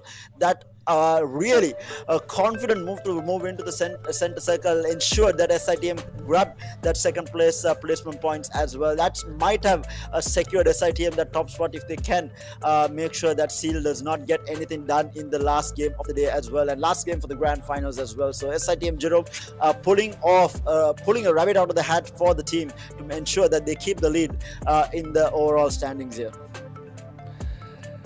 Definitely. I mean, it's gonna come down to that last game, and I want to see exactly what is going to be the overall ranking turning out to be. But we have the MVP, but like after the match number 23, only one game left. It's going to be like Dylan, obviously, with 8 of those wonderful elimination, twice more than what his average going to be. 922 damage, obviously 25 minutes, 28 survival time, and 2 headshots in those 8 elimination. He has been a wonderful game player so far. The way the things are turning out to be for him, I feel like he is somebody that deserves to be where he's right now, probably way more than we want. I want to see this guy perform in PMGC as well, but obviously it's going to be a very long ride for Team Bad Intention to reach from PMNC to PMGC, and hopefully they were able to do so. But we have top players with Dylan at number 1, then we have Jiro at number 2, then we have OPX Unknown at number 3 with 3 eliminations, then we have OPX Fantastic at number 4 with 3 eliminations, and lastly we have NBS Fist Boy at number 5 with 3 eliminations and 418 damage and 23 minutes 16 seconds survival time. And we have like a good game coming in from obviously OPX as well. They got their hands on like 7 to 8 eliminations and generally, but this was Team VG just getting eliminated right at the start of the game by the hand of Team TRZ. Only one player left who was caught out, who came rushing in as well, which was a quite questionable thing as well. With the VG gone, he was the last player who was really far away from all of this fight, and he just rushed to his death. And this was TRZ 90 degrees getting pressured by Rogue. It was a good spot by him. Was not expecting a player to be there and was taken out. In the meantime, this was SITM QB pushing forward into A1 and B and paying the price for it as well. SITM losing out to a couple of players early on, and we have meanwhile MAKPEN, who was in a fight against the Equinox. They did lose out on a couple of players there, but was able to eliminate them. Seal Esports up against B as well. Seal was in a really tough situation. They did manage to get multiple eliminations, but ended up going down quite early on in the fight. But this was the last fight here against OPX. BIT just absolutely dominant match, just going in absolutely no fear to finish things off. Mehendi going in for Jiro to finish things off, and that was Bad Intentions X claiming winner chicken dinner to close out game number 5 here. RZ, we are heading into the last game of the grand finals and day number 4, of course, and I really do want to take a look at that overall standings here. But look at the damage distribution here. BITX, OPX, SITM, Seal, NBES, TRZ, as well as MAKPEN, and also Gremlin Storm, everyone just really performing in the overall damage output. But the team that did manage to convert that into eliminations as well was Bad Intentions X. Definitely, but this has been a wonderful game for a lot of those teams, especially OPX, SITM as well. They got like their hands on like 19 of those like points as well, with the Seal coming in right behind them, getting eliminated. Number 4, they have a good game as well. We're getting 6 eliminations, 47 damage. So in generally, it has been a wonderful game for these two far. But at the same time, coming into the last game, as you mentioned a bit earlier, it has been a long ride. It has been a very long ride, but we'll come to that, by the way. We'll come to that. Right now, we have Team Mass standings like post-match 23 with a Bad Intention with like 27 points. Then we have SITM right behind them with like 19 points. Then we have RGC Opex right like number 3 with 19 points. And then we have like 1952 at like number 5 with 8 points. Then we have Seal Esports with 7 points. This is not going to be a happy outcome for them, because now I feel like it will be very difficult to catch up to SITM, almost impossible. Yeah, it's going to be a tough one for Seal to try and grab that number 1 spot with SITM having such a big disparity here, 19 to 7 points from this particular game as well, and they were already in the lead with a couple of points. So SITM might have just solidified themselves that number 1 finish and to take home that $10,000 at first place as well. But the interesting part is what has happened to that 5th place. B Esports was holding that 5th place at the end of game number 4 for the day. We will be able to now see what has happened to them after game number 5, but let's have a look at the overall standings. We have the overall standing right in front of us in a few moments. Obviously, we're going to be like the page number 2 in front of it. The Gremlin losing the spot from the page 1 and going down. RGC Opex after this game, they are able to secure number 15 position. But we have the teams where they were in the last game, like 7 to 8, like last game as well. The Crocs at number 10, Strong at number 11, Astra Esports at number 12, MAKPEN at number 13, A1 and B at number 14. But it's going to be page number 1 that is going to be the most interesting thing. At the same time, we have a lot of teams that are qualified. They're going to make sure they qualify for the page like top 5 as well, so they could qualify into the PMPL. That's going to be the main question. Who are these 5 teams that have the most chance to qualify for the PMPL? We have the ESPORT, we have SITM as well, we have NB Esports almost securing that position, then we have Bad Intention jumping up a lot by getting that wonderful winner chicken dinner. But now look at that, TRZ with 203 points. B Esports losing that position. They have to get up like 15 points at least in this game to make sure a jump like to qualify into the PMPL. Team Classic has to score 20 points at least. While TRZ doesn't perform, they would have to qualify. Then 1952 as well, they have to score 24 points, 22 points at least, making sure TRZ doesn't qualify, doesn't perform as well. So it's not going to be an easy job for like B Esports, Team Classic 19, even for Team Gremlin as well, who's like at number 9, they're at 180 points, like 23 points for them to qualify into number 5. But it's not going to be an easy job. They would have to secure like 14-15 kills and 14-15 eliminations, at the same time 15 those survival points as well to qualify, to make sure they're number 5 at the time, making sure Bad Intention TRZ doesn't perform. Otherwise these are be the top 5 teams that will qualify into the PMPL. But for now I feel like if Seal Esports, they are almost 19 points away for SITM. Seal Esports need to secure a winner chicken dinner with a good amount of elimination points to secure to get the championship title. At the same time, SITM doesn't perform, so it's not going to be an easy job. There's a lot of possibility that goes on. It's still possible. It's still very much possible, but it's very difficult. Oh yeah, this is going to be a tough one for me to come back into TRZ now in that number 5 spot. Looking pretty good. If they have a decent last game, they should be able to qualify through. But let's take a look at the top performance here. Bad Intention, Matt Dillon here with 51 elimination. The next highest is 40. And look at the survival time difference, right? Because he has the lowest survival time out of all the players here, but he has the top elimination by 11. Elimination. And NB Fistboy taking up the 2nd place, Desert taking up the 3rd. We have Becca from Seal at 4th place, and of course Mamba, who was 5th place, still holding on to that position from top performance. But the story is this man, Matt Dillon, what an absolute beast of a player this guy has turned out to be, coming in through the qualifiers, the quarterfinals to the semifinals, and now in the grand finals as well, just outperforming every other player who is out there. Yes, he has 11 more eliminations than any other player right now. Fist Boy is like number 2, and look at the difference. This is crazy. This is absolutely crazy. You're right about that. Like, look at the survival time, massive difference. Less time to get 11 more eliminations than what every player needs. We have Fist Boy number 2 with almost 2 more hours than Dylan. Then we have almost 1 more hour on the side of Dylan, like on the Desert as well, and he still have like 13 more eliminations than any other player. So you're right about one thing. It's gonna be very interesting. But ladies and gentlemen, we are done with the game 5 games. We're gonna come down to the last game. It's gonna be Sanhok. There's a lot of potential things happening. A lot of other teams having a potential to qualify into the the PMPL, with the 4 teams just right behind TRZ have to perform and get a winner chicken dinner at the same cost. Like they don't have to perform, like TRZ don't perform. And for the team Seal Esports, them to take the championship title, they have to eliminate SITM from the game at the same time while get a winner chicken dinner, which is not an easy job to do so in a like competitive lobby like this. So it has come down. This last game of Sanhok is gonna get very interesting, and I'm very excited.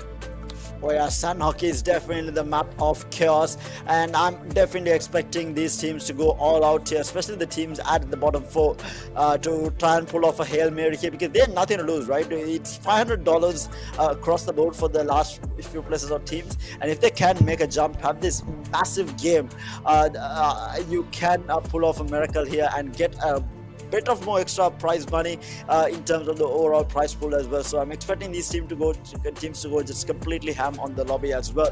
But having said that, it is the final game of the day, and that 5th place or the top 5 teams who are going to be qualifying is going to be an interesting question mark. Sealy Esports have their work cut out for them. Are they going to drop next to SITM and take the fight to them is going to be the question, because they are pretty much secured their spot in the top 5, right? So they have nothing to lose in terms of other than fighting for that number 1 spot. So the way that they do that is to land where SITM is going to be landing and take the fight to them. And what is SITM going to do about this is going to be another question altogether.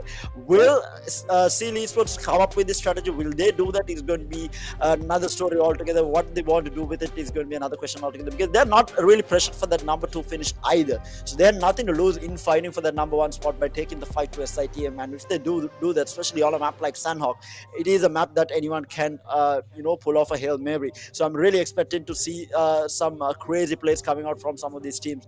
And then of course B Esports as well, they have their work cut out for them if they want to jump back into that 5th place and knock Bad Intention X off of the number 5 spot. It's going to be a tough one, but I feel like if they do put their head into it, they can get one of these high elimination games with high placement. And if for some reason Bad Intention X does get eliminated early on, they might be prepped to take a good game if they can. But of course, I personally feel like Bad Intention X definitely deserves to be there in that top 5, especially Matt Dillon there. He definitely deserves that spot in the PMPL. This man deserves to be seen across the board by so many other teams and so many parts across the world as well. He has been an absolute beast, and that type of skill should not be held back, and he should be able to showcase that in a bigger stage as well. So I'm really hoping that Bad Intention X makes it through to that top 5 and into the PMPL as well, so that this man can perform even in PMPL. So really hoping Bad Intention X makes it through. But having said that, I want a little bit of an upset as well. I want a really tight game for the final game. I really want Imagine this, right? The last 4 teams remaining are the teams that are fighting for that number 5 spot. Imagine a situation like that, it would be absolutely crazy. I really want that type of a game, and Sanhok is something that will provide us with that type of a game as well. But in terms of what we are looking for, what do you think? Who are you favoring here for the final game, RZ? I feel like I'm gonna go with Team Sealy Esports in generally. I feel like this is a team that might just put all of their cups, like all of their money in a single pot, and like obviously go for it. At the same time, their position is number 2 right now. They're contesting for number 1. If they get eliminated a bit earlier, they might just lose their 2nd position as well and lose $1,500 in the process. So don't let me, like, this is not exactly a very risk-free situation for them. They are risking for that, like obviously championship title. They are risking that, like they want to go for that, like more of that, like $5,000 as well. But at the same time, if they get eliminated early and some other team jumps up, they might lose their position. They will definitely qualify, but that's a lot of dollars just being lost on their side. They have to be careful on either both sides. So I'm gonna go with the Sealy Esports, exactly how it's going to be. And I feel like you who you're going, are you going to be with SITM, Terror, or are you going to be choosing somebody else? I mean, I have been with the SITM along the way, so I'm going to stick with them. But with that, I think we will be heading into a very short break. It seems like the teams are getting ready for that final game. So we will be heading into a very short break before we bring to you the final game of the grand finals. So do stay tuned with us. We'll be right back, guys.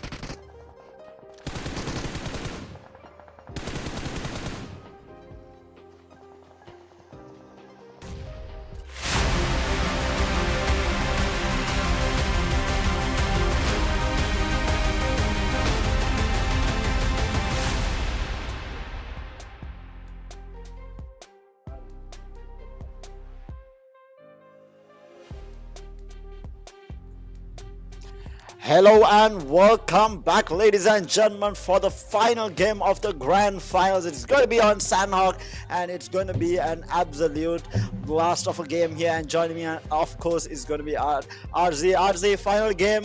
How excited are you, man? I think the players got a bit of a break here as well to prepare for that final game. Are you expecting something different from one of these teams to come forward and, just create havoc?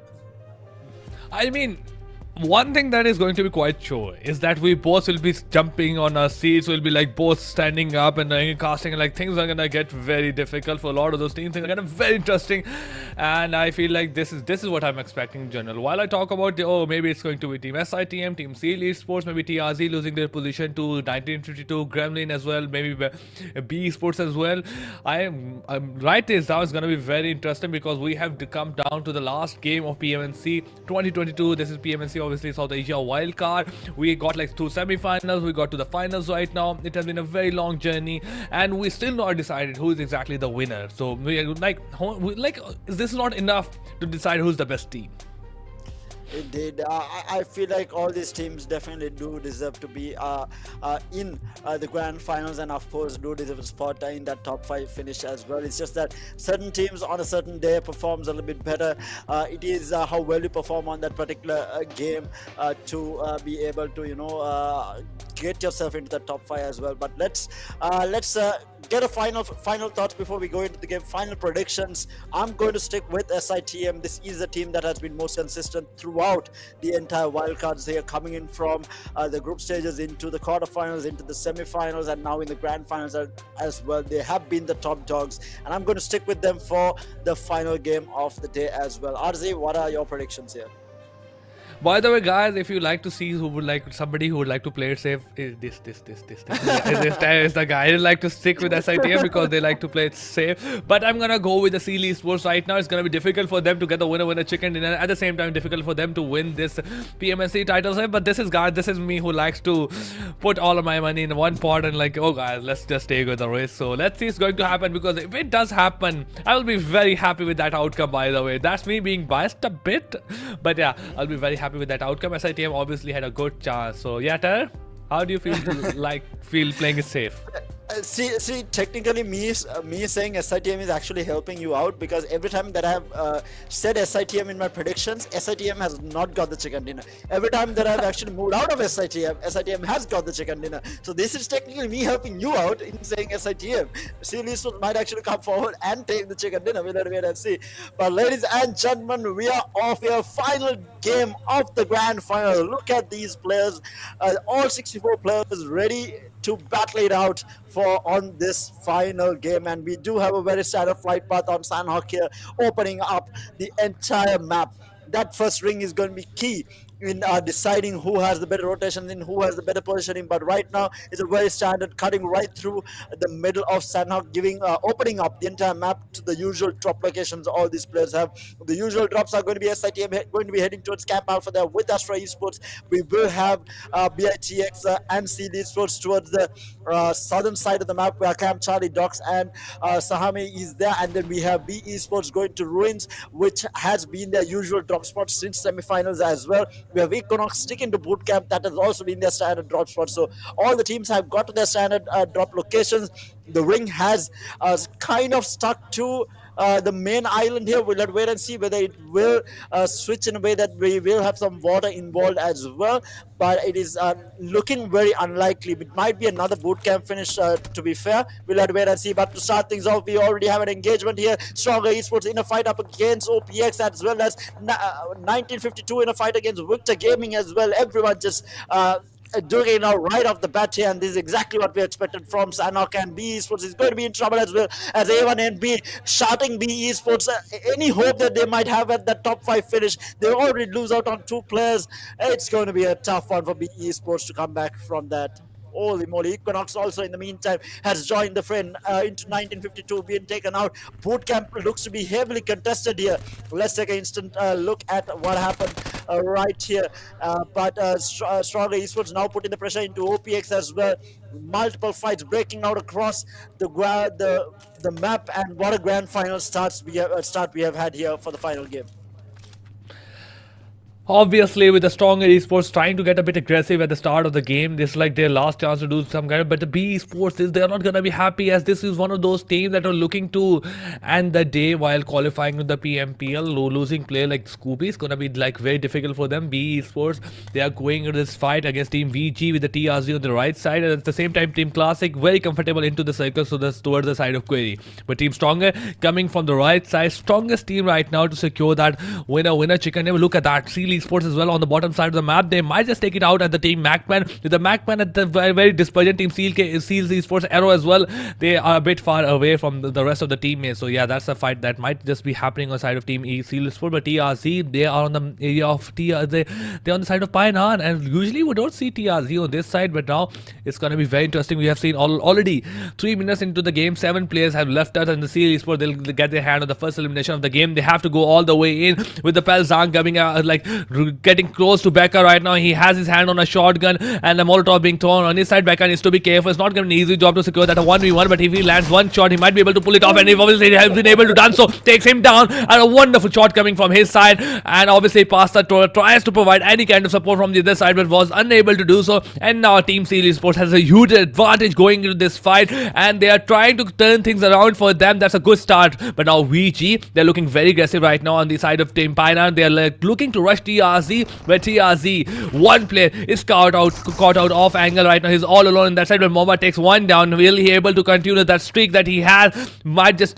be able to pull it off, but Moma comes out of that house, jumps outside, tries to use that nade on the high ground, the like upper floor, might not get it connected, as VG is comfortably in that, but one more nade might just seal the deal. Obviously that's going to stop him. One more nade is being thrown on the side of VG, and he has taken 2 of those players down, one getting eliminated, one getting knocked down, and TRZ having an absolute advantage, and all thanks to Momba right now. Mad Cash tries to come in, secure the 3rd position as well, takes him down, and VG will get eliminated from the game right at the start, and they are gonna go like TRZ getting an advantage into this fight. The team that are looking to eliminate VG, team TRZ, that 5th position, they'll not be happy with that outcome.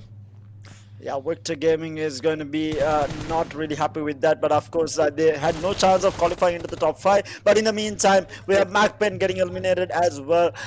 We did have 2 teams going back to the lobby here, so 2 teams eliminated right off the bat, and this still ring 1, and we are not even like 2 minutes into the game. We have 2 minutes, 2 teams being completely eliminated. In the meantime, Seal Esports here at the bottom south side of the map here, BITX also towards the dock side here. They are going to be quite happy with their positioning for the time being. But in the meantime, Team Classic looking to push into TRZ here, needs to be careful.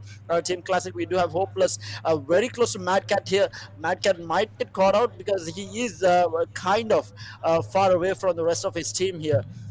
He does have an idea that one of these players are around this area as well, so really looking at the outside area, and Sanhok is here coming in as well to try and help out. They need to be very careful of how they take this fight. One player to go down would mean the end for your team, and Team Classic is another team who is looking to secure their top 5 finish as well. So TRZ, Team Classic, these are teams that are fighting for that number 5 spot, so it's going to be an interesting fight here in this compound.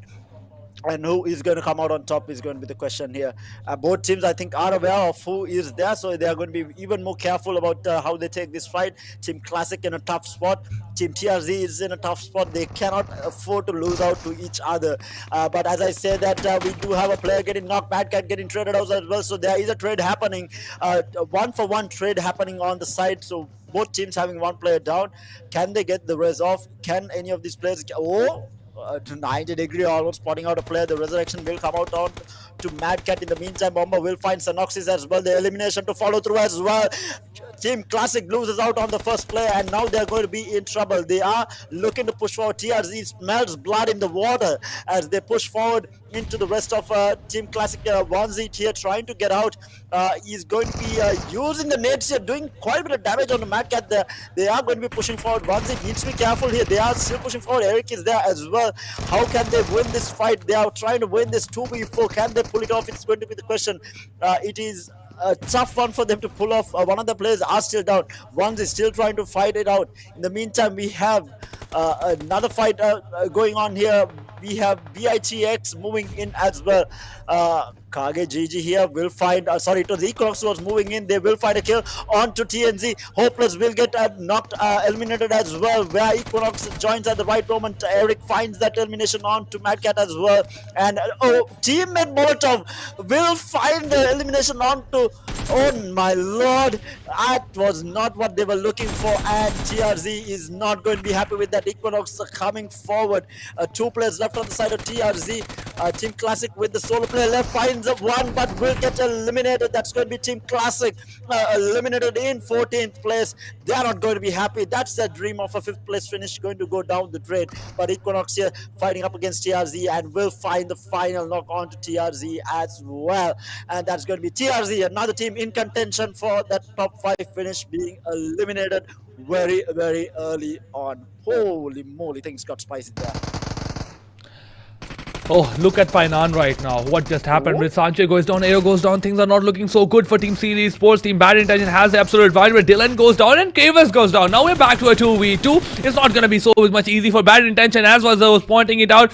We lose another player. Siam just going to revive that most important player of this fight. Becca cooking that nade. Probably get it connected. If he gets it connected, that's Bad Intention over. But no, unfortunately, he just took the wrong side, and a possibility that nade didn't get connected. But Rogue on the high ground, he gets spotted as well. That nade might just take him down, but no, unfortunately for Team Bad Intention, the nade exactly didn't get connected. Dylan on the left side as well. Rogue do understand there's a player on this side as well, gets spotted, but the nades are being thrown. He might just get his gun out as well, but might have just taken too long as well. Obviously Dylan is super good right now with that shotgun, takes him down, but Becca coming up with that nade behind takes Dylan down, and now we're back to a 2v2. Bad Intention Siam trying to revive one of those players. Sanchez also revives Rogue right now, and now we are left with the Becca Rogue reviving right now, and Aero also gets revived. Now we're back to a 4v4, but now Dylan also gets eliminated from the game with the Becca getting aggressive. Obviously the Molotov gets connected, putting Becca down, and the legging taking him down, getting him down or knocking him out. Now we are left with a 3v3 with a Bad Intention trying to get a bit aggressive, but no, they are choosing to get back out of this fight. It's not an easy fight to do, obviously, with the Bad Intention. The Seal having a huge advantage into the fight.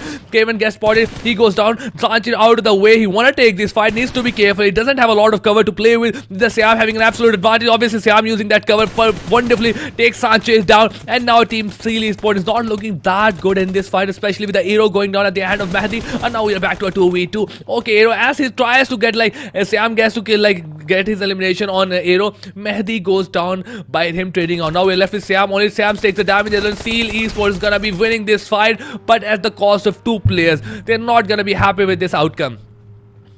Yeah, and that is BITX, another team in contention for that top 5 finish, getting eliminated quite early on in this game. And this is exactly what we were talking about. The teams who are in contention getting eliminated early, going to make things even more interesting. Team Astra here in the meantime will get eliminated, as well as A1, A and B comes forward. Seal, that's their dream of a first place finish down the drain, as they get eliminated as well.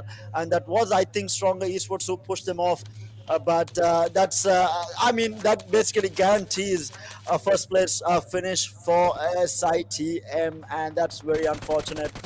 This was the fight that Stronger Esports was taking up against Astra, Team Astra here, and they were able to find the eliminations to come through as well. Domi just absolutely stepping up and cleaning out Team Astra there. Senna as well getting an elimination there also, but this is going to give Stronger Esports good access into boot camp, completely left alone. That's a lot of compounds that they can work with, but things have definitely got spicy. We are still into the second ring, and already we have lost 7 teams in the lobby. So I mean, what an insane map. Sanhok has always been part of the chaos, and this is exactly what we were looking for from the final game of the day.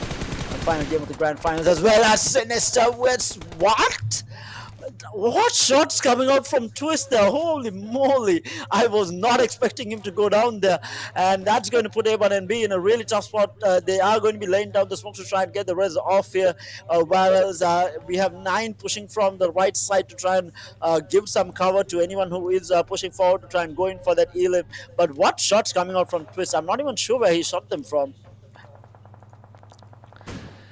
Oh, this look at that. Almost 7 teams eliminated from the game, and we have still 11 minutes into the game. That's not gonna be an easy job, but the Equinox Kage going down. A1 and B looking super aggressive right now. One more player biting the dust. It is just A, and 1 and B have their hand on this axe that they're just using it to wipe out everyone from the game one by one. The K9 has spotted Ligro as well, deals a bit of a damage to him. He's using a bit of a cover just to survive for a tiny, but looking at A1 and B, they might just use a vehicle to rush into, and look at that, A1 and B, Sinister Widow coming with a vehicle, K9 just to provide, give him information as much as he can. They are going out of their way to take those engagement. That's the right move. That was the right confidence that I wanted for the teams to come in during this day, not during this just this circle or this map as well. I wanted A1 and B or just teams like Stronger Esport to come up with the most aggressive stance they could ever have, because they had nothing to lose and everything to gain. But SITM, they're looking to survive, and they are probably the champions right now, with the Seal Esports getting eliminated from the game, and there's no one contesting them right now. But Equinox Ligro takes a bit of a damage from A1 and B on the high ground. Ligro throws last nade in his hand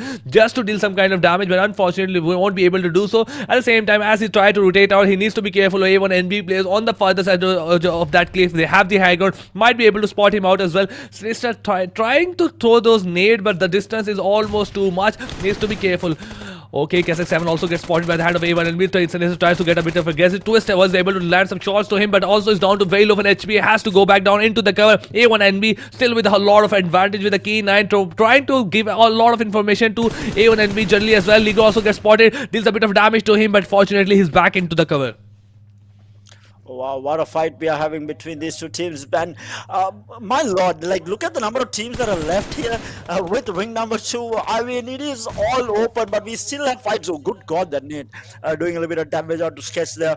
9 looking at Twist, who is outside the ring. He is going to be forced to move at some point here. And in the meantime, Ligro taking a couple of pot shots into A1 and B as well. This fight has been going on for some time now, and it's still looking to continue by the looks of it. And in the meantime, we have a couple of players on Equinox going to be moving out through the ring. In the meantime, Solus and Ryuk outside the ring, they are going to be rotating in very slow into the ring, and right now prep to win this is going to be NB Esports right in the center of the circle, with Gremlin coming in as well. But look at the density. We have 1952 also around that area, so 3 teams right in the center of the circle, with Stronger Esports towards this towards the southwestern side of that circle, as well as SITM coming in from the north, as well as OPX with just the 2 players coming in from the northeast as well. But right now the fight is still going on between A1 and B and Equinox. But I mean, like, normally when you look at this map at Sanhok or any other map for that matter, at this stage you will see a cluster of teams remaining. But right now we have only 9 teams remaining in this lobby fighting it out here, and this is not something that I was expecting. I expected chaos, but not to have this much chaos where the herd is thinned to the level that we have only 9 teams at the end of circle number 2 here. Look at it, how empty it is. On the map of Sanhok, you go like, oh, nobody can enter the circle, the center is contested a lot, and look at that. Paradise Resort, Boot Camp, Han, south of the map is empty, people are contesting.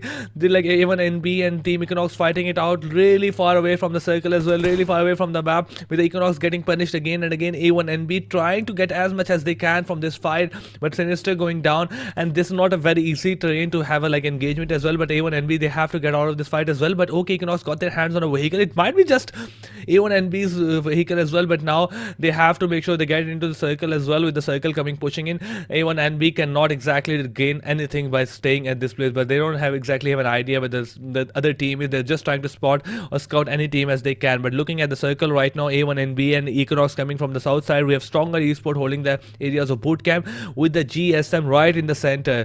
Team 1952 and Team NBS right next to them. Team OPX coming from the northeast side towards the Paradise Resort. We have a lot of the circles still being empty and not contested at all, making the rotations almost very easy. But Equinox, they might just be walking into a lot of trouble. They might not realize the Stronger Esport is just waiting for them at that area. Not waiting for, they are holding them, but probably there's a good chance that fight just happen on their side, although they're coming from the higher ground to a lower ground into the boot camp, so they make it quite safe into the boot camp as well, and probably gonna play it from there. As on A1 and B, they're also trying to rotate into the circle. At the same time, SITM is gonna come from the north side in towards the Query area, towards like trying to rotate towards Query. At the same time, they have to be careful. 1952 and BS and Gremlin is holding the center for as long as they can.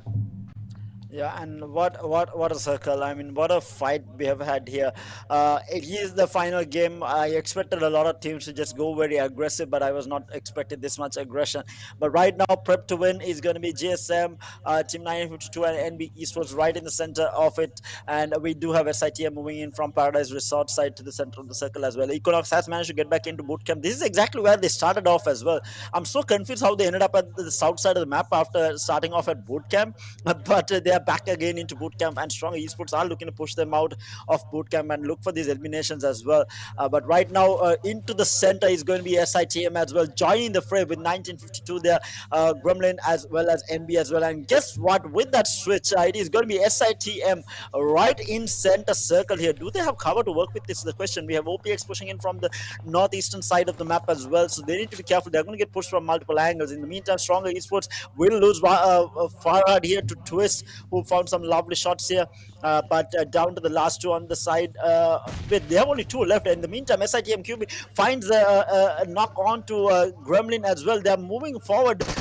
Twist is going to be in trouble, so low on HP, but so is 7. He's going to be moving out. Is he going to be pushing this fight is going to be the question. Molotov in hand. Does he find the elimination? He manages to jump forward. Twist manages to get out of trouble. The holy moly, he just manages to survive. Now he's popping a medkit. He's going to get pushed by Senna there. Needs to be careful. Moving out of dodge here. Finds one player, but it's going to be Farhad who was taken out first, but will clean things up, and that is going to be Equinox eliminated by Bad Intention X.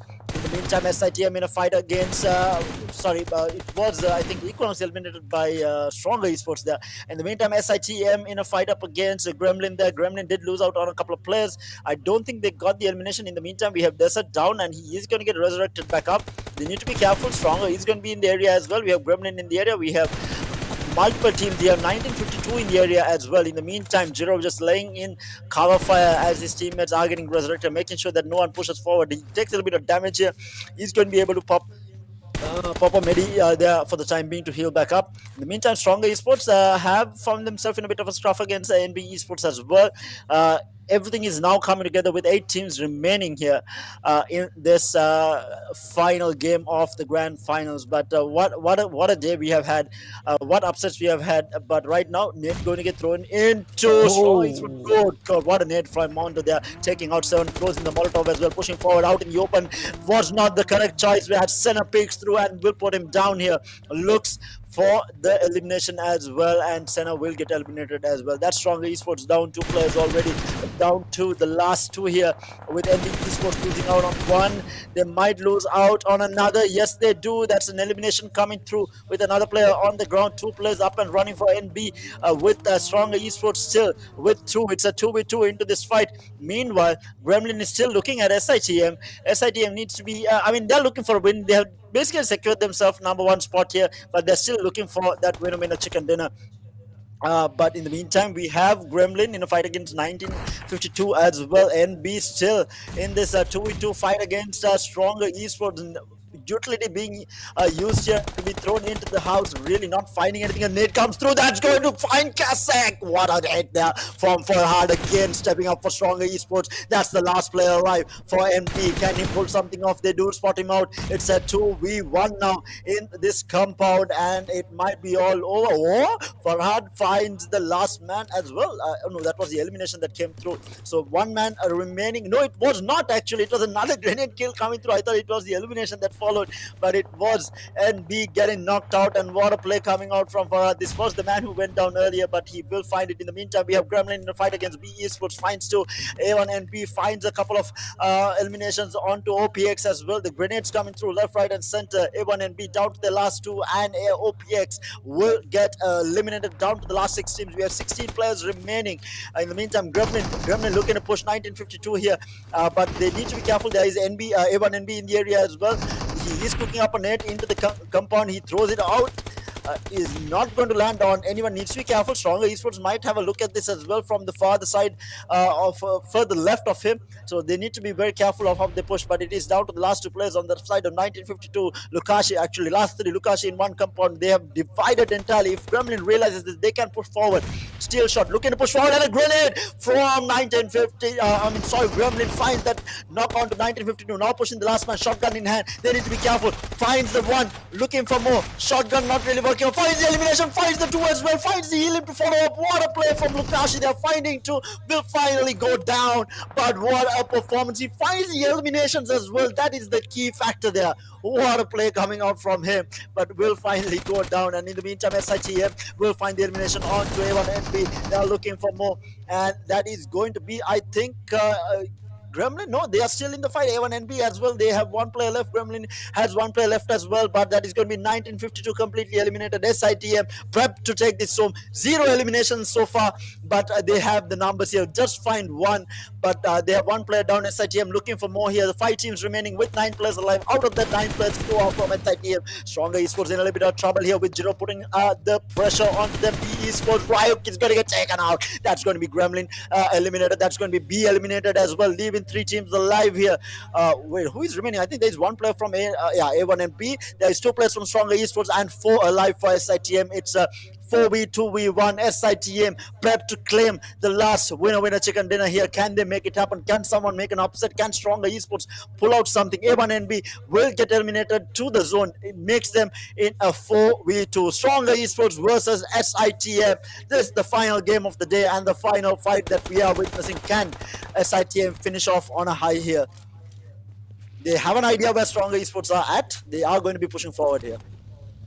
I mean, they had to do nothing to win this fight. They had nothing to do with it to win this game as well. All they had to do is make sure to survive and just get B away from all of this. They got an easy entry into the circle, but Desert using his nade on Farad right now. It's a 2v4 with the nade getting connected on both sides. Takes a bit of damage to either teammates, but now with the team SITM still on the advantage. Tries to spotting Sinor, gets his shotgun out. He still gets spotted by the player as STR, but STR, what are you going to do, Sinor? One player on the left and right might just get spotted, and obviously QB spots Sinor, taking down, and we have a winner chicken dinner on the side of SITM. Probably the most easiest chicken dinner they would have ever gotten.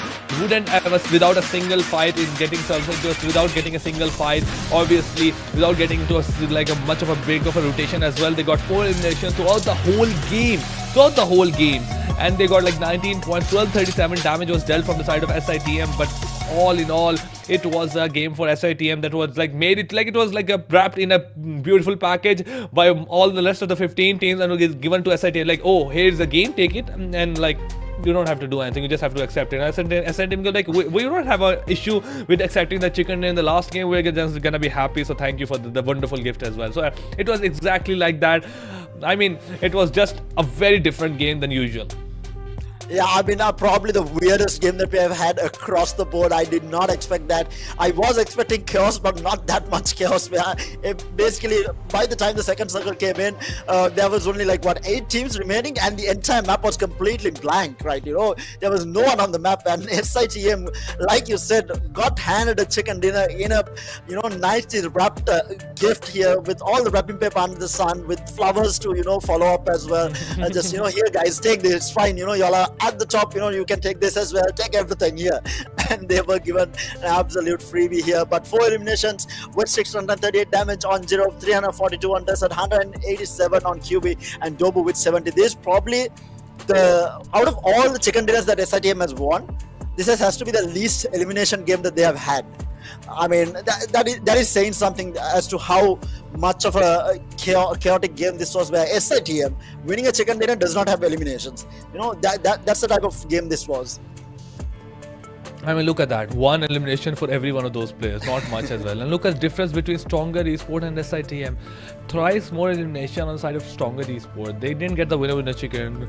Almost 1k more damage than Stronger as well. 10 more assists than SITM in general. Stronger Esports has absolutely dominated these 3 categories. They couldn't get the winner chicken dinner, but they definitely got a wonderful game for themselves. They got eliminated number 2. That's 12 points for them. That's 12 points in terms of elimination. So obviously they're getting like 24 points out of this game, game, 5 more than the team that got the winner chicken dinner. So yeah, they had a terrific game. They tried to get aggressive whenever they could. So yeah, let's see exactly. But look at the difference. Look at the difference. The massive amount of difference in terms of elimination, knocks out, damage received, and this is crazy on side of Farhad in general. He got 6 eliminations. Then we have Jiro, who got the winner chicken dinner, only securing 1 elimination and 1 knockout throughout the 22 minutes of the game, and is the MVP for his team.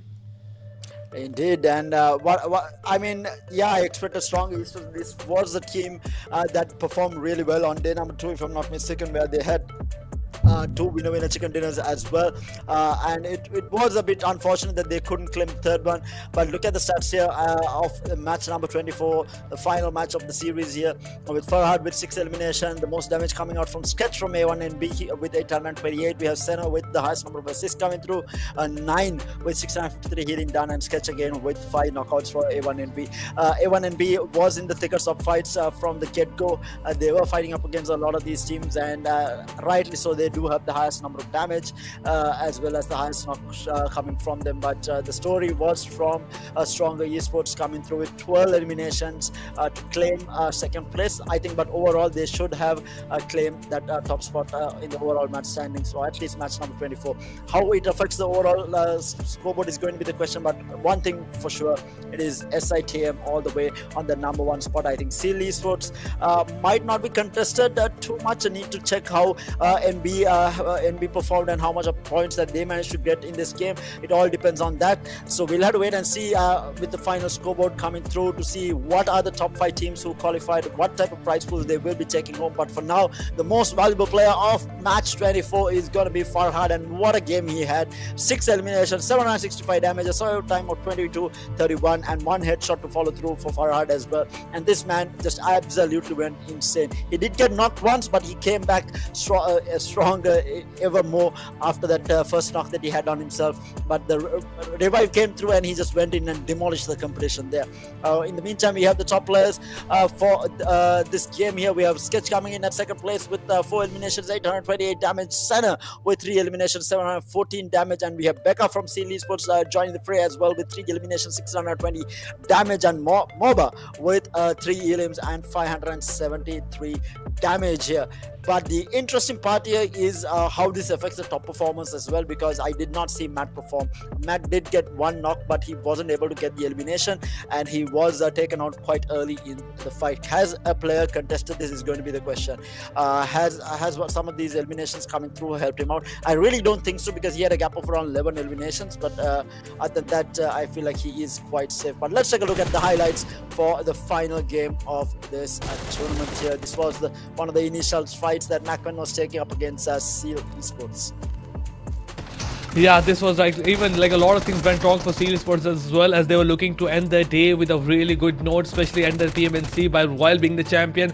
They had the right mindset, obviously. They had the right confidence as well. Obviously, they couldn't keep the momentum going, especially A1 and B coming from behind, taking them out of the game. But this was A1 and B just trying to get aggressive as much as they can. Even the fight with the Equinox as well, this was just generally a very drawn out fight, very prolonged fight as well, with the Equinox almost getting very dispersed throughout the whole fight. But this was 1952, just taking GSX out of there. Lukashi was able to take 1 or 2 players out of the game before he went down, and afterward he went down to the blue zone. And the 3rd player, Entry Dog, coming in, taking one of those players down with a drop shot coming. That was quite impressive. He was able to take the last player as well. I feel like that was impressive. SITM, that was them getting 2 eliminations, 3 eliminations in the 23 minutes of the game. The last one came on the stronger esport from the QB, getting that elimination off of a shotgun. So generally it was a wonderful game for SITM. Generally they didn't have to do anything. They got a wonderful Miramar chicken dinner.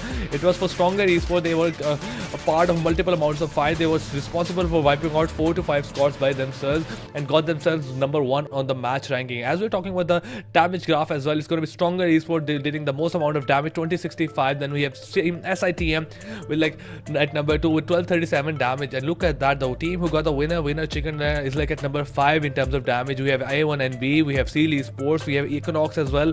Then we have STR, they with the most damage, and in terms then we see SITM after these 4 teams. Indeed, they barely had to do anything to claim that chicken dinner. Where all the teams were kind of duking it out because they were all fighting for those placements, fighting for that a bigger part of that prize pool. Because they're all walking away with prize money here, but they were all fighting for a bigger chunk of that prize pool. And we did see it from the get-go. I think more of it was like a pub game where it was just absolute chaos here on Sanhok. And Sanhok is definitely a chaotic map, but not that chaotic in tournament format.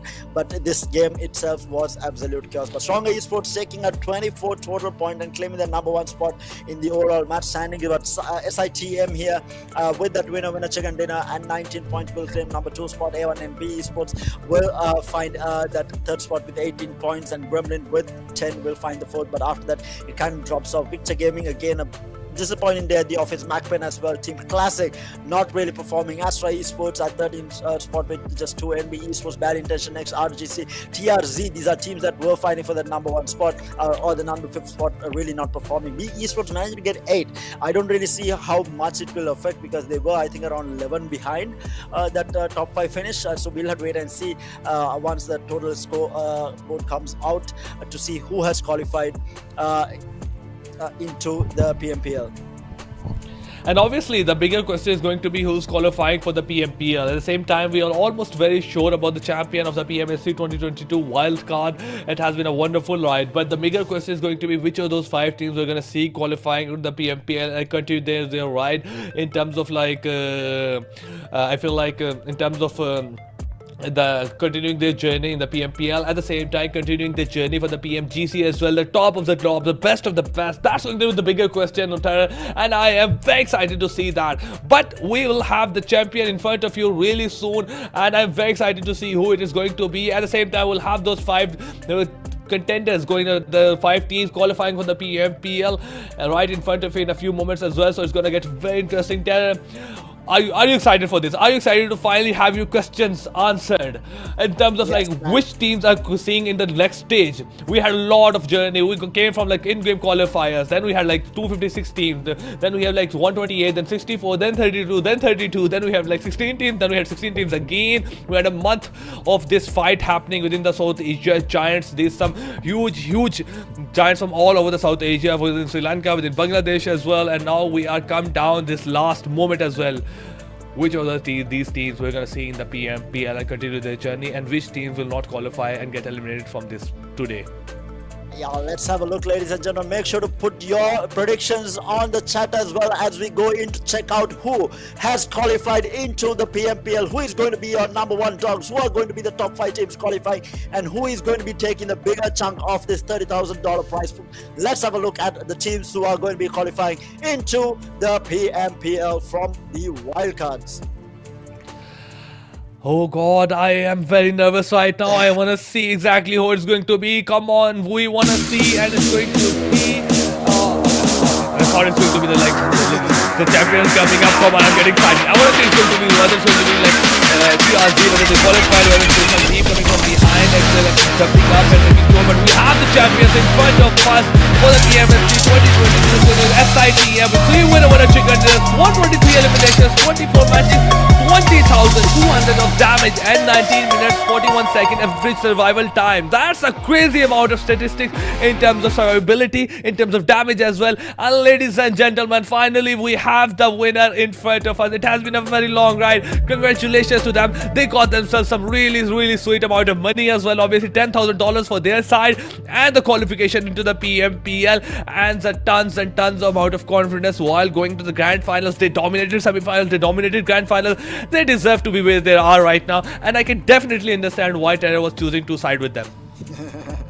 Indeed, what a performance from SITM coming in from 250 odd teams. They dominated throughout the entire couple of months, and that's not something that is easy to do, to keep up that performance throughout an entirety of that length of a tournament, beating out so many other teams, and then coming into the grand finals, taking the fight to the 5 invited teams from PMPL as well, and winning it out by a decent margin as well. Not a small margin, quite a big margin as well. But we did have SITM claim that #1 spot, and what a performance. Look at the stats coming through from the champions here.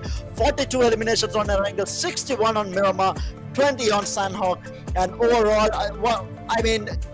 this is absolutely insane, right? The most amount of damage comes out from Miramar for them, and the most number of kills as well. And to be fair, a lot of us would agree that Miramar is the most technically heavy map to play at. You need to be careful with your rotations, you need to be careful with your strategy, you need to be careful with your placement and what type of fights that you take. And Miramar is probably the most strategy intensive map out of it. And guess where SITM has performed the most in? It is Miramar, with 61 elimination, 7 kills per match, and with 8 matches and 13,622 damage to follow up as well. What a performance this team has had. They definitely deserve to win it, and they definitely deserve that $10,000 in prize money as well.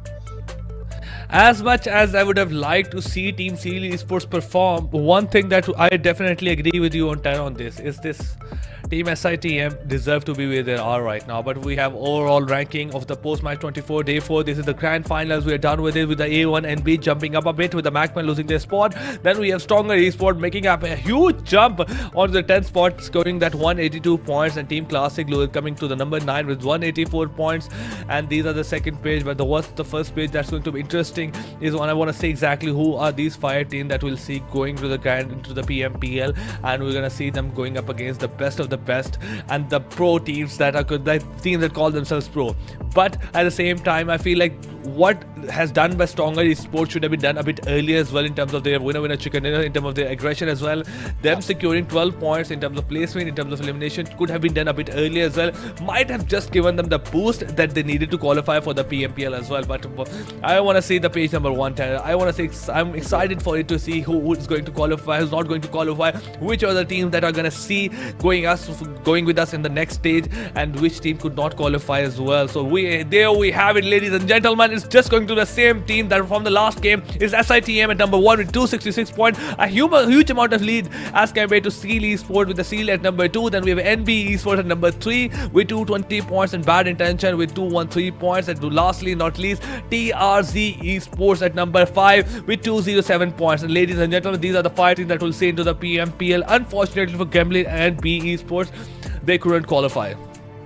Yeah, so close yet so far, but we do have our top 5 teams. We have 2 teams from the invited teams, and we had 3 coming through the qualifiers. The 3 coming through qualifiers was SITM, NB Esports, and Bad Intention XBet, and these teams definitely do deserve a spot in that PMPL with the performance, the consistent performance that they have had. Seal Esports, very dominant performance, not being able to grab that number 1 spot. They are going to be disappointed, but they will be taking $5,000 off that chunk. But these are your top 3 teams. It is SITM taking that number 1 spot, Seal Esports in 2nd place, with NB Esports in 3rd place. And what a performance these 3 teams have had. But there you have it, guys, our 3rd, 2nd and 1st spot for the PUBG Mobile National Champions South Asia Wildcards 2022. And what a performance, what a tournament we have had, what excitement. And some of the highlights, I mean, there are some, when we are streaming, we call them clip-worthy. There were so many clip-worthy incidents in this entire tournament. It's just absolutely insane. But let's take a look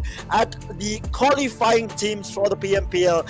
The top 5 teams who are going to be qualifying is none other than SITM Esports, Seal Esports, NB Esports, Bad Intention XBet, and TRZ Esports, who had a really tough time coming in, but managed to make it to the top 5 and managed to qualify into the PMPL. But let's take a look at who the top performers are going to be from all the players who took part, the 64 players who took part. It is going to be none other than Magdalene from Bad Intention XBet, taking out 51 eliminations in 24 matches, having the least amount of survival time. This man is a different beast here. Less survival time, but more eliminations coming through for him. 2nd place is going to be claimed by Becca from Seal, MB Fistboy claiming the 3rd place, Desert from SITM claiming the 4th place, and Momba also from TRZ in that 5th place as well. So we have 5 players from the top 5 teams inside these top performance. So what a performance these couple of players have had. But the highlight is definitely going to be Matt Dillon from Bad Intention X. I mean, what a roller coaster it has been. We had SITM coming to the grand finals. We knew they were going to qualify. We knew they were going to dominate. But them dominating the invited team as well, that was a bit of an unexpected thing, a bit of a surprise that they didn't exactly care who won the PMPL, who played the PMPL, who played the PMGC. They're like going into this day, into the grand finals, we're going to dominate everyone. But we have the daily recap in front of us with the bad intention getting 2 chicken dinners in the map of Erangel and map of Miramar. Then we have B Esports securing a winner-winner chicken dinner on the second map with 14 elimination. The Seal Esports notching up things up a bit just by securing a chicken dinner at like game number 3 with 13 elimination. Then lastly we have team Astra Esports coming up and securing a wonderful winner-winner chicken dinner with 11 points. But look at that, we have all the teams securing chicken dinners with double-digit elimination. Then we have SITM lastly in the end securing a very easy, very calm winner-winner chicken dinner, just trying to rotate, just trying to get themselves into a good position within the circle, scoring just 4 elimination and a winner-winner chicken dinner. But what a ride it has been. What a ride it has been. We talk about SITM, their one-sided domination. We talk about Seal Esports, they're just consistently being good throughout the whole 4 days. Then we talk about team B Sports as well. They try to come back. Then we talk about team TRZ and Bad Intention. They were nowhere near top 5 when the day started, when the grand final started, and they made it to the top 5 as well by consistently coming back into the game and performing on those last days. Then lastly we have NB Esports on the top 5 as well. They absolutely dominated everything on the day number 1, secured 100 points on the first day, give themselves a huge boost, and was able to secure only 120 or 130 points in the rest of 3 days. So in terms of like their first day, they did all they needed to do to qualify into the grand final. Obviously they had to keep it going and exactly did that, but in generally it has been a very wonderful ride, and it's a very different ride for every one of those teams that qualified. Every different story, every different expectation, but same result. They are going into the PMPL.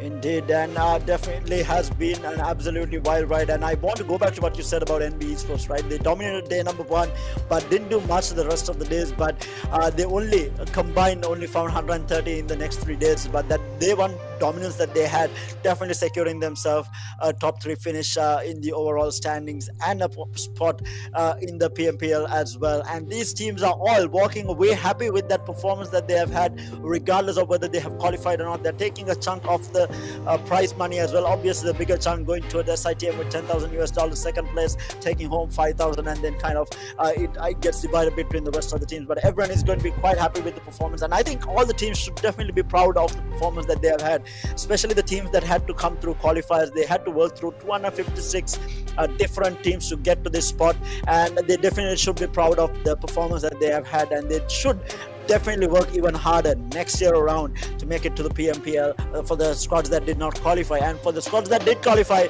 I mean, make the region proud, man. You guys have an absolute dominant performance in the region. Make sure you all take it out and outperform in the PMPL as well. I mean, I'm definitely expecting to see the likes of SITM, especially Bad Intention, Mac Dillon, bringing the fight to that international stage and destroying the competition. I'm definitely looking forward to watching that as well.